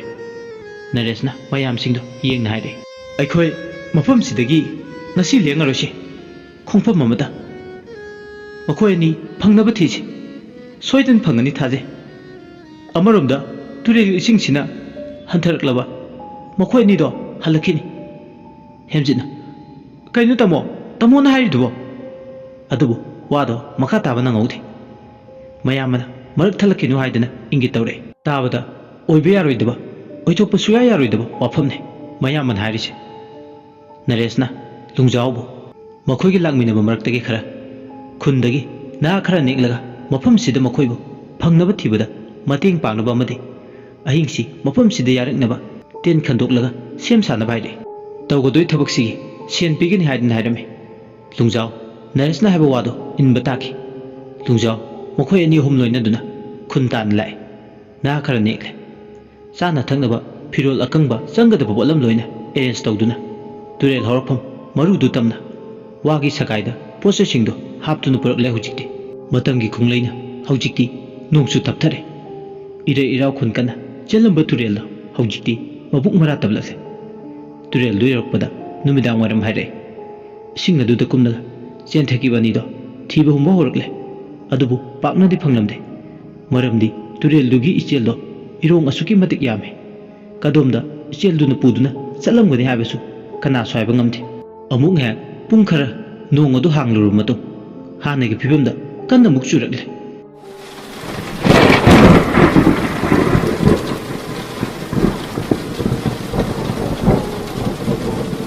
ꯃꯍꯩ ꯇꯦꯟ ꯈꯜꯂꯤꯕꯗꯨꯗ ꯆꯪꯁꯤꯜꯂꯒ ꯁꯩꯗꯥꯡꯐꯝ ꯂꯧꯏ Naresh wakalna ten manungduda ungi mamita ngasai sian thakraba ras amadi Suresh ki maithong ani do aduta ure wakalda khale makhoi do kaisu kutung tiba nanglama kadai da noni do pallaga lerangane nungsina hankiba tarabadi soijana phangnaba thige Naresh ke waba matawdu urga hemji chu nungai jaramde mayamagi achobo manglani sana lokchok tureli dam project manglan lasi mongphawng dringi soijana kai khidra khalubda wada bangamde matam nadi thengjilak numidangi pung nipal tarakle mai mai ten manungduda inge matik chaba arumba firolsing se chadna manung hanjinba mafamdugi turel hobamgi ingkraba environment aduda khangli nongna marolama lakminariba team members sing ado atai sing dusu anina ising chen thakibaduna wakhal nungai jaramde nongsina thawna pumba maying tahale nungjausu nungai jaramde maramdi mahake soiba masule mafam si yoropada haitha laitagi wafam charang na ringeda haudu haudu numisida khungi oiba khana nainaba ma khulakpagida dam sabagi matangda meeting laibana khunja yamba yaukibana atai amatasu mafam sida yaushilakidabane mahak matanta atadai oiduna mayam sigi gai tawduna mafam si yognaba pusilakibane mahak makhutta use kapnaba yar rifle du paiga tuminna famlagale nungju sida turel da thiyugudabasu mafam si tinkang din marangkai taibang migi samin hek phangbada uda nap tuna leremadi pop lemai de kelakla maduna miyoibada pigadaba ayat apan charang khoirang nabado khalubada tanmane asina nungjau tumil laikibane mai tumil laine nongchubagi makol tanthadu tana thengjilakpaga hojikti anakpa arapa haba malaitre lamui khongbagi makol taba horle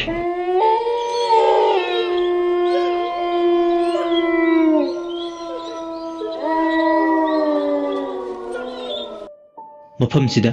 athengbada machinjak thiba lindagi hendokna sawamsu he sangu sangongnadna machinjak thiba thoklai ahingi matam su oirakle nongdi lepagi mamidi uramde mayamdasu nong chubuduna manung hanjin mafamda lakpana maram oi tumningbagi itel phawba horakle misna singdo tamna ushinba horakle asumna tumna himnaraba matam sida khairoi sabau kharasu numidang aduda machinjak thiba thoklai lungjaungna leiriba tendugi nakanda karigum ama lakpagi haibadi sa kai changsilakpagi samin masada phangba hore lungjau ngayakti tumdurabane nong aduda adubu khanguduna mamitto singlai makhol adu tabadada amaromda makhut pairiba yar rifle do section pai mahak tendugi ahoba maram adudagi kari lege haiduna haifetan yenglakpa kayema machinjak thiba lakpagi mamito irang langna ama maduda laribudu ure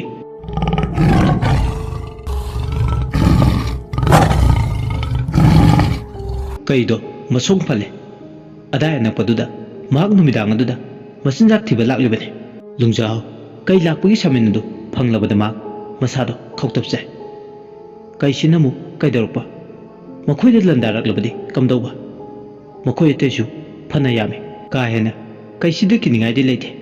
atai maga ten da punna leminarese tumba huduklasira amusu makale wakhal mafang ngayakhtang dadi mak topum khangdana khallibado mafang khanba wakhal mara aduda kaidunamu ngarang ngangbe makhol tare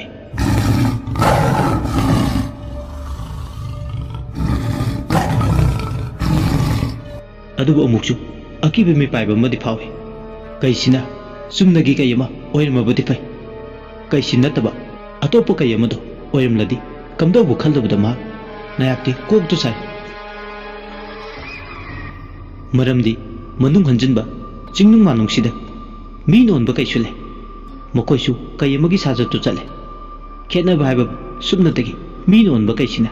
leiwatinwa sijinar ko onba kaini kaisina numidang khudingi machinjak thiba sumnagi kaiga chapmanana koina saktaba madi thiba chale sumnagi kai uradi nongmaina kaptuna hatlubada thoini waninga leite adubu min onba kaisidi ayamana matai mana oi ama he kapluba matamda kaisina soibadagi sirabadi magi mapang aduna kaisigi asi bagjangdo khudung lire aduga mapang kapliba misak tuduna tana khun pumba sarak tamduna ꯌꯥꯏꯕꯤ ꯊꯋꯥꯏ ꯃꯥꯡꯅꯕ ꯑꯃꯨꯛ ꯍꯣꯠꯅꯔꯦ ꯑꯗꯨꯅ ꯃꯤꯅ ꯑꯣꯟꯕ ꯀꯩꯁꯤ ꯍꯥꯠꯄꯗ ꯂꯣꯏ ꯃꯔꯝ ꯑꯁꯤꯅ ꯂꯨꯡꯖꯥꯎꯗꯣ ꯃꯈꯣꯡ ꯃꯈꯨꯠ ꯄꯨꯝꯕ ꯄꯨꯟꯁꯤꯟꯈꯤꯕꯗꯧꯅ ꯇꯧꯔꯦ ꯆꯍꯤ ꯆꯥ ꯀꯌꯥꯒꯤ ꯃꯃꯥꯡꯗꯒꯤ ꯆꯠꯅꯕꯤ ꯊꯥꯖꯅꯕꯤ ꯑꯃ ꯆꯤꯡꯒꯤ ꯃꯅꯨꯡ ꯍꯟꯖꯤꯟꯕ ꯃꯐꯝꯗ ꯀꯩ ꯑꯣꯟꯕ ꯉꯝꯕꯒꯤ ꯂꯩꯋꯥ ꯇꯤꯟꯋꯥ ꯁꯥꯟꯅꯕ ꯃꯤꯑꯣꯏ ꯀꯥꯡꯂꯨꯞ ꯐꯨꯔꯨꯞ ꯑꯃꯗꯤ ꯂꯩ ꯍꯥꯏꯔꯤꯕ ꯑꯣꯟꯕ ꯉꯝꯕ ꯅꯨꯄꯥ ꯅꯨꯄꯤꯁꯤꯡꯗꯨꯒꯤ ꯃꯁꯛ ꯃꯃꯤꯡ ꯇꯥꯛꯊꯣꯛꯅꯗꯦ ꯂꯣꯟ ꯑꯔꯣꯟꯕꯁꯦ ꯉꯥꯛꯇꯨꯅ ꯆꯠꯂꯦ ꯀꯅꯥꯅꯁꯨ ꯃꯥꯅ ꯑꯣꯟꯕꯅꯤ ꯑꯗꯨꯅ ꯑꯗꯥꯅ ꯍꯥꯏꯗꯨꯅ ꯈꯨꯠ ꯊꯤꯟꯗꯨꯅ ꯇꯥꯛꯅꯗꯦ ꯃꯔꯝꯗꯤ ꯀꯩ ꯑꯣꯟꯕꯒꯤ ꯆꯠꯅꯕꯤꯁꯦ ꯑꯔꯥꯏꯕ ꯅꯠꯇꯦ ꯂꯨꯡꯖꯥꯎ ꯈꯪꯉꯤ ꯃꯗꯨꯗꯤ ꯀꯧꯕꯤ ꯃꯦꯂꯨꯜ ꯍꯧꯂꯤ ꯋꯦꯠꯁꯣ ꯍꯥꯏꯕ ꯁꯥꯒꯩ ꯑꯍꯨꯝꯁꯤꯒꯤ ꯄꯤꯕꯥ ꯃꯈꯩꯅ ꯃꯅꯨꯡ ꯍꯟꯖꯤꯟꯕ ꯈꯨꯟꯗ ꯀꯩ ꯑꯣꯟꯕ ꯉꯝꯕꯒꯤ ꯃꯇꯤꯛ ꯃꯌꯥꯏ ꯂꯩ ꯑꯗꯨꯒ ꯑꯃꯨꯛꯁꯨ ꯃꯤꯅ ꯑꯣꯟꯕ ꯀꯩꯕꯨ ꯃꯈꯣꯏꯒꯤ ꯃꯔꯣꯟꯗ ꯇꯦꯈꯨ ꯃꯌꯥꯕꯤ ꯍꯥꯏꯅ ꯀꯧꯏ ꯃꯤ ꯑꯃꯅ ꯀꯩ ꯑꯣꯟꯕꯒꯤ ꯂꯩꯋꯥ ꯇꯤꯟꯋꯥꯁꯦ ꯍꯩꯔꯕ ꯃꯇꯨꯡ ꯀꯩ ꯑꯃ ꯃꯄꯨꯡ ꯃꯔꯩ ꯐꯥꯅ ꯑꯣꯟꯅꯕ ꯍꯣꯠꯅꯕꯗ ꯁꯥꯡꯂꯕ ꯆꯍꯤ ꯀꯌꯥ ꯆꯪꯉꯤ ꯏꯔꯥꯏ ꯂꯥꯏꯅ ꯀꯩ ꯍꯦꯛꯇ ꯑꯣꯜꯂꯨ ꯍꯥꯏꯔꯒ ꯑꯣꯟꯈꯤꯕꯗꯤ ꯅꯠꯇꯦ ꯑꯍꯥꯟꯕꯗ ꯍꯧꯗꯣꯡꯗꯧꯅ ꯍꯥꯟꯅ ꯑꯣꯜꯂꯦ ꯍꯧꯗꯣꯡꯗꯒꯤ ꯇꯞꯅ ꯇꯞꯅ ꯀꯩꯒꯤ ꯁꯑꯣꯡ ꯁꯥꯗꯥꯗ ꯃꯑꯣꯡ ꯃꯔꯤꯜ ꯅꯥꯏꯅ ꯇꯥꯔꯛꯈꯤꯕꯅꯤ ꯀꯩ ꯑꯣꯟꯕꯒꯤ ꯂꯩꯋꯥ ꯇꯤꯟꯋꯥ ꯁꯥꯟꯅꯕ ꯍꯧꯔꯛꯄꯗ ꯂꯩꯋꯥ ꯁꯥꯟꯅꯔꯤꯕ ꯃꯤꯗꯣ ꯑꯌꯥꯝꯕ ꯃꯇꯝꯗ ꯇꯨꯃꯤꯟꯅ ꯂꯩꯒꯜꯂꯦ ꯌꯦꯡꯈꯤꯕ ꯄꯣꯠꯁꯛ ꯑꯃꯗ ꯄꯨꯛꯅꯤꯡ ꯆꯪꯁꯤꯟꯗꯨꯅ ꯃꯗꯨꯕꯨ ꯃꯤꯠ ꯀꯨꯞꯇꯨꯅ ꯑꯗꯨꯃꯛ ꯌꯦꯡꯗꯨꯅ ꯂꯩ ꯑꯅꯝꯕ ꯃꯇꯝꯗ ꯃꯈꯣꯏ ꯁꯥ ꯁꯟ ꯎꯕ ꯌꯥꯗꯦ ꯆꯣꯡꯁꯤꯜꯂꯒ ꯌꯨꯝꯗ ꯂꯣꯏꯕ ꯁꯥ ꯁꯟ ꯏꯔꯣꯏꯗ ꯆꯣꯡꯁꯤꯜꯂꯒ ꯈꯨꯖꯤꯟꯅ ꯈꯣꯠꯄꯁꯨ ꯌꯥꯎꯏ ꯃꯤꯑꯣꯏꯕꯒꯤ ꯁꯥꯖꯠꯇꯒꯤ ꯑꯗꯨ ꯈꯔ ꯇꯣꯈꯥꯏꯅ ꯇꯥꯒꯜꯂꯦ ꯇꯣꯉꯥꯟꯅ ꯇꯥꯏ ꯃꯤꯒꯤ ꯃꯆꯠꯇꯒꯤ ꯈꯔ ꯗꯨꯛ ꯅꯥꯊꯩ ꯑꯉꯥꯃꯤ ꯍꯥꯏꯕ ꯃꯤꯑꯣꯏ ꯐꯨꯔꯨꯞꯁꯤꯁꯨ ꯀꯩ ꯑꯣꯟꯕ ꯌꯥꯝꯅ ꯉꯝꯃꯤ ꯀꯔꯤꯒꯨꯝꯕꯗ ꯃꯁꯥꯒꯤ ꯈꯣꯟꯖꯦꯜ ꯑꯗꯨ ꯃꯥꯡꯈ꯭ꯔꯒ ꯍꯧꯗꯣꯡꯗꯧꯅ ꯈꯣꯡꯕ ꯀꯩꯗꯧꯅ ꯉꯔꯪ ꯉꯔꯪ ꯉꯪꯕꯁꯨ ꯌꯥꯎꯏ ꯌꯥꯎꯗꯕ ꯅꯠꯇꯦ ꯇꯣꯞ ꯇꯣꯞꯄ ꯁꯥꯖꯠꯅꯤ ꯀꯩꯅ ꯑꯣꯟꯕ ꯃꯤ ꯑꯌꯥꯝꯕ ꯌꯨꯝꯗ ꯂꯣꯏꯕ ꯁꯥ ꯁꯟ ꯄꯥꯛꯇꯛꯅꯅ ꯃꯔꯥꯡ ꯀꯥꯏꯅ ꯆꯥꯏ ꯑꯗꯨꯅ ꯁꯥ ꯁꯟꯒꯤ ꯃꯁꯤꯡꯁꯨ ꯅꯣꯡꯃ ꯅꯣꯡꯃꯒꯤ ꯃꯌꯦꯡ ꯁꯨꯝ ꯇꯥꯁꯤꯜꯂꯛꯑꯦ ꯑꯀꯤꯕꯒꯤ ꯁꯛꯂꯣꯟꯅ ꯄꯤꯛ ꯊꯜꯂꯕ ꯎꯃꯪ ꯑꯗꯨꯗ ꯋꯥꯈꯜꯅꯕꯨ ꯈꯟꯖꯤꯟꯕ ꯍꯧꯔꯨꯕꯗꯤ ꯍꯥꯂꯦꯡꯕ ꯂꯩꯇꯦ ꯑꯀꯤꯕ ꯃꯥꯒꯤ ꯃꯤꯅ ꯀꯩ ꯑꯣꯟꯕꯒꯤ ꯋꯥꯔꯤ ꯂꯨꯡꯖꯥꯎꯒꯤ ꯃꯄꯥ ꯃꯄꯨꯁꯤꯡꯅ ꯃꯪꯂꯝꯆꯠꯇ ꯂꯤꯕꯗ ꯇꯥꯈ꯭ꯔꯦ ꯃꯍꯥꯛꯅ ꯑꯉꯥꯡ ꯑꯣꯏꯔꯤꯉꯩ ꯃꯄꯨꯅ ꯂꯤꯔꯝꯕꯗꯣ ꯃꯁꯥꯒꯤ ꯆꯍꯤ 12 ꯍꯧꯅ ꯑꯉꯥꯡ ꯅꯨꯄꯥ ꯃꯆꯥ ꯐꯥꯎ ꯀꯩ ꯑꯣꯟꯕ ꯉꯝꯕꯒꯤ ꯋꯥꯔꯤ ꯑꯁꯤꯗꯁꯨ ꯅꯠꯇꯦ ꯃꯤ ꯈꯔꯗꯤ ꯀꯩꯗ ꯅꯠꯇꯅ ꯂꯤꯟ ꯑꯃꯗꯤ ꯌꯣꯡ ꯐꯥꯎꯕ ꯑꯣꯟꯕ ꯉꯝꯕꯒꯤ ꯂꯩꯋꯥ ꯇꯤꯟꯋꯥ ꯁꯥꯊꯤꯅ ꯍꯩꯕ ꯌꯥꯎꯏ ꯃꯤꯅ ꯀꯩ ꯑꯣꯟꯈ꯭ꯔꯕ ꯃꯇꯨꯡ ꯀꯩꯗꯒꯤ ꯃꯤ ꯑꯣꯜꯂꯛꯄ ꯍꯥꯟꯅꯒꯤ ꯐꯤꯕꯝꯗ ꯍꯟꯖꯤꯜꯂꯛꯅꯕ ꯍꯣꯠꯅꯕꯁꯦ ꯑꯁꯨꯛꯀꯤ ꯃꯇꯤꯛ ꯋꯥꯏ ꯊꯋꯥꯏ ꯍꯛꯆꯥꯡ ꯁꯦꯠꯅ ꯈꯥꯏꯅꯕꯗꯧꯅ ꯋꯥꯏ ꯁꯣꯝꯗꯅ ꯀꯝꯗꯧꯔꯤ ꯀꯩꯗꯨꯅ ꯃꯥꯒꯤ ꯇꯦꯟ ꯃꯌꯥꯗꯨꯗ ꯉꯔꯪ ꯉꯔꯪ ꯉꯪꯕ ꯍꯦꯟꯖꯤꯜꯂꯛꯂꯦ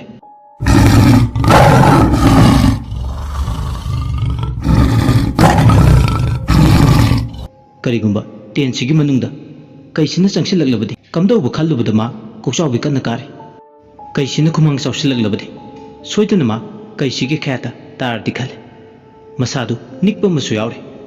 ꯍꯧꯖꯤꯛꯇꯤ ꯃꯥ ꯋꯥꯈꯜꯗ ꯆꯞ ꯌꯨꯡꯂꯦ ꯀꯔꯤꯒꯨꯝꯕ ꯀꯩꯁꯤꯅ ꯃꯥꯕꯨ ꯁꯔꯥꯛ ꯇꯝꯒꯦ ꯍꯣꯠꯅꯔꯕꯗꯤ ꯆꯨꯝꯅꯒꯤ ꯀꯩ ꯑꯣꯏꯒꯦꯔꯥ ꯅꯠꯇ꯭ꯔꯒꯅ ꯃꯤꯅ ꯑꯣꯟꯕ ꯀꯩ ꯑꯣꯏꯒꯦꯔꯥ ꯃꯈꯨꯠꯇ ꯄꯥꯏꯔꯤꯕ ꯅꯣꯡꯃꯩ ꯑꯁꯤꯅ ꯆꯥꯟꯅꯅ ꯀꯩꯁꯤ ꯍꯥꯠꯂꯒꯦ ꯑꯗꯨꯕꯨ ꯀꯩꯗꯨ ꯉꯥꯏꯍꯥꯛꯇꯤ ꯇꯦꯟ ꯃꯌꯥꯗꯨꯗ ꯉꯔꯪ ꯉꯔꯪ ꯉꯪꯂꯝꯂꯒ ꯃꯈꯣꯏꯒꯤ ꯂꯥꯏꯕꯛ ꯐꯕ ꯍꯥꯏꯒꯗ꯭ꯔꯥ ꯀꯩꯗꯨꯅ ꯂꯥꯟꯗꯥꯕꯤꯔꯝꯗ꯭ꯔꯦ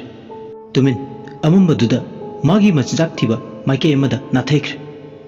ꯀꯩ ꯆꯠꯈꯤꯕꯒꯤ ꯁꯥꯃꯤꯟ ꯐꯪꯕꯗ ꯂꯨꯡꯖꯥꯎ ꯃꯁꯥꯗꯣ ꯅꯦ ꯍꯦꯛ ꯇꯥꯏ ꯅꯤꯡꯁꯥ ꯁꯣꯔ ꯑꯆꯧꯕ ꯑꯃ ꯍꯣꯟꯗꯣꯛꯏ ꯃꯍꯥꯛ ꯋꯥꯈꯜ ꯇꯥꯔꯕ ꯃꯇꯨꯡ ꯇꯨꯡꯒꯤ ꯊꯧꯔꯥꯡ ꯇꯧꯕꯒꯅꯤ ꯑꯔꯥꯞꯄꯗꯒꯤ ꯅꯨꯄꯤ ꯑꯃꯒꯤ ꯃꯈꯣꯜ ꯇꯥꯔꯛꯏ ꯏꯁꯩ ꯁꯛꯄ ꯉꯪꯕꯒꯤ ꯃꯑꯣꯡꯗ ꯊꯥ ꯊꯥ ꯊꯥꯕꯨꯡꯇꯣꯟ ꯅꯆꯥ ꯃꯣꯔꯥꯝꯕꯤ ꯄꯣꯕꯤꯒꯦ ꯄꯣꯕꯤ ꯁꯅꯝ ꯅꯝꯕꯤꯒꯦ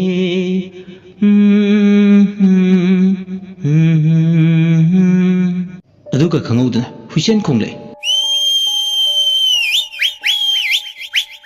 ꯍꯨꯏꯁꯦꯜ ꯈꯣꯡꯕꯒꯤ ꯃꯈꯣꯜ ꯑꯗꯨꯅ ꯑꯃꯨꯛ ꯂꯨꯡꯖꯥꯎꯗꯣ ꯃꯁꯥꯗꯣ ꯏꯊꯛ ꯊꯛꯀꯠꯂꯦ ꯂꯨꯡꯖꯥꯎꯅ ꯑꯣ ꯑꯃ ꯂꯣꯏꯈꯤꯕꯗ ꯉꯥꯏꯔꯤ ꯑꯃ ꯑꯃꯨꯛ ꯍꯧꯒꯠꯂꯛꯑꯦ ꯇꯧꯔꯤꯁꯦ ꯍꯨꯏꯁꯦꯜꯁꯤꯅ ꯈꯣꯡꯉꯤꯁꯤꯅ ꯀꯅꯥꯔꯥ ꯑꯊꯦꯡꯕꯁꯤꯗ ꯑꯩꯈꯣꯏ ꯅꯠꯇꯕ ꯑꯇꯩ ꯑꯇꯣꯞꯄꯁꯨ ꯎꯃꯪꯁꯤꯒꯤ ꯃꯅꯨꯡꯗ ꯑꯍꯤꯡ ꯌꯥꯔꯦꯛꯄꯒꯤ ꯂꯩꯄꯤꯕ ꯑꯣꯏꯕ꯭ꯔꯥꯅꯦ ꯑꯁꯤ ꯈꯜꯂꯗꯅ ꯂꯨꯡꯖꯥꯎ ꯍꯨꯏꯁꯦꯜ ꯈꯣꯡꯕꯒꯤ ꯃꯈꯣꯜꯗꯨ ꯇꯠꯇꯅ ꯍꯟꯖꯤꯟ ꯍꯟꯖꯤꯟ ꯇꯥꯔꯛꯄꯗꯒꯤ ꯃꯍꯥꯛ ꯀꯅꯥꯅꯣ ꯈꯣꯡꯂꯤꯗꯣ ꯍꯥꯏꯗꯅ ꯇꯦꯟꯗꯨꯒꯤ ꯃꯄꯥꯜꯗ ꯊꯣꯛꯂꯛꯏ ꯑꯁꯨꯝꯅ ꯍꯦꯛ ꯊꯣꯛꯂꯛꯄꯒ ꯃꯈꯨꯠꯇ ꯄꯥꯏꯔꯤꯕ ꯑꯆꯧꯕ ꯇꯣꯔꯆ ꯂꯥꯏꯠꯇꯨꯅ ꯑꯀꯣꯏꯕꯗꯨꯗ ꯀꯣꯏꯀꯥꯞ ꯀꯥꯞꯄꯦ ꯀꯅꯥ ꯂꯩꯒꯦ ꯍꯥꯏꯗꯨꯅ asumna koying yengi tros light ti mangal duna taruba yenglu maikayda asumna koitan tham duna yengli amamba duda nupi ama lepaga leibudu ure lungjawne kanarane asuk thenglaba ahingki matam sida asongma napi marakta lepaga leirisibo kanaki masanu ne oi kanara amamba duda haitoi makong tuda tumil lepaga leirido nangra haujik numidang sida huisen khongbado asi haraga lungjaw nupi du tanaba kanna laurame adubu nupi dudi hoi mai haidana tumin tungon thoklaga leptuna leibna magi mamang dudi uba nate nupi dugi saktam dudi uba nate tungyan taba magi sawung sada amadi amuba samlang du natana atai karasu amamba duda mayik sing naude aduna ma nupi duda khutta paiba tros light tu kapsile nupi dudi chap lepaga tumin le machi lengde lungjawna masipu kanarane mamay thok tumin lepaga lairisibo masibu kidra umang sida asi haida namu lungjawdo nupido kanano masak khangda di khanglega habagi matago prap sangchile lungjawna tamna nupido ki manak tamna sangchile asumna magna sangchin bahubuga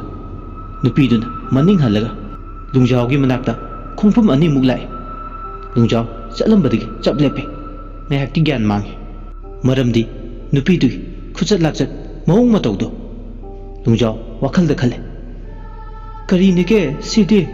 mawung amani man hek lepaga nupidu su khongthang anira ahumlak thanglamlaga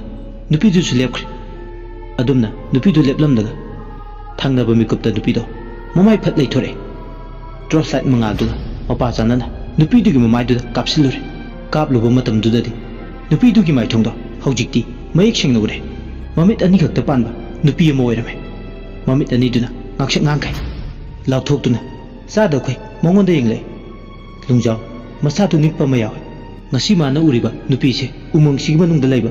phatraba mahu puba thawai amane nupidu hek uba matamda khongpam ani hum handok ma khudi thiduna tusele makhutta pairiba tros light tugi mangalduna nupidugi maithongda kapadi lepte nupidu sap leptuna tumil leiramdagi khangauduna tunghalaga mu chatpa hore khajik tagi lapthokibadongna tawe nupiduna adumna tunghanna chatpadu uraga lungjaw masa matanda wakhal tare ngasi mana uriba mamit tamak panbi tunghalaga chatpi nupi sigi mami tunghan bi kawe mayamna itatta nainaba tunghan bi haiba umang sibu maning makhatam da panbi thawai phattaba nupi duni haiba ma khangle chahi chamagi mamanga nupi ma singchanba chatpada kaina chadun siki magi thawai sine tunghan bi haidun miyamna khangnaba horaki adubu khwaidagi ngakpa mana nupi sina kaina sarak tamduna yathong londuna sikiba mafamduda miyamta changba ngamlamde karigumba changsiluba tarabde mafam aduda tunghalaga chatpa yade amuksu chatpa matamda kana lai haiduna tunghalaga yengbasu yade karigumba mafam sida tunghalaga yengluba tarabde mido yaibi thawai mangmana hale asigumba phatraba thawai sina mitmangda leptuna lerbada lungjaw kari tawgadam haifum khanglamde nupi sinamu mongonda kari torpa haiduna khale nupi sina mongonda muninglaga amuk haide nakhoi gi thabak thoram tawbada aigi mafamda atoy kai piraklaba aigi mafamda nakhoina semkat chaganabagi thabak hek pakhalaklaba nakhoi amda hingdre khangum hana mangjongna wafam masi nakhoi gi nafamda thamba laklibani khangjilu karigumba aigi mafam sida hek lanchilaklaba nakhoi amda hingdre khangum asi haramlaga nupido mafam dudagi mangkhre lungjaw masado tu kyaw kyaw sungba hore mak amambaduda kuina panthaduna leitre prap ten khanduna leiba manungduda mak changchilagle aduga magi tumpham aduda changlaga mak tumthaba yadana ungduna le karino masado haipum khangde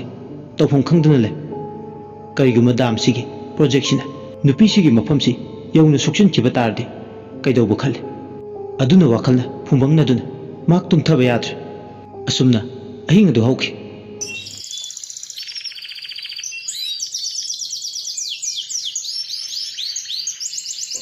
ꯃꯊꯪꯒꯤ ꯅꯨꯃꯤꯠꯅꯤ ꯃꯌꯥꯝꯗꯨ ꯅꯣꯡꯉꯥꯟꯕꯒꯤ ꯏꯔꯥꯡ ꯂꯥꯡꯉꯤ ꯃꯍꯩ ꯃꯍꯩ ꯏꯁꯤꯡꯗ ꯏꯔꯥꯛꯅꯗꯨꯅ ꯆꯦꯟꯊꯈꯤꯕ ꯅꯨꯄꯥ ꯑꯅꯤꯗꯣ ꯊꯤꯕ ꯐꯪꯅꯕ ꯅꯔꯦꯁꯅ ꯃꯈꯣꯏꯒꯤ ꯄꯨꯟꯅ ꯂꯥꯛꯃꯤꯟꯅꯕ ꯀ꯭ꯔꯤꯎ ꯃꯦꯝꯕꯔꯁꯤꯡꯗꯣ ꯁꯤꯟꯗꯣꯛꯅꯩ ꯂꯨꯡꯖꯥꯎꯅ ꯄꯨꯔꯛꯄ ꯈꯨꯟꯒꯤ ꯅꯍꯥꯁꯤꯡꯗꯨꯒ ꯂꯣꯏꯅꯅ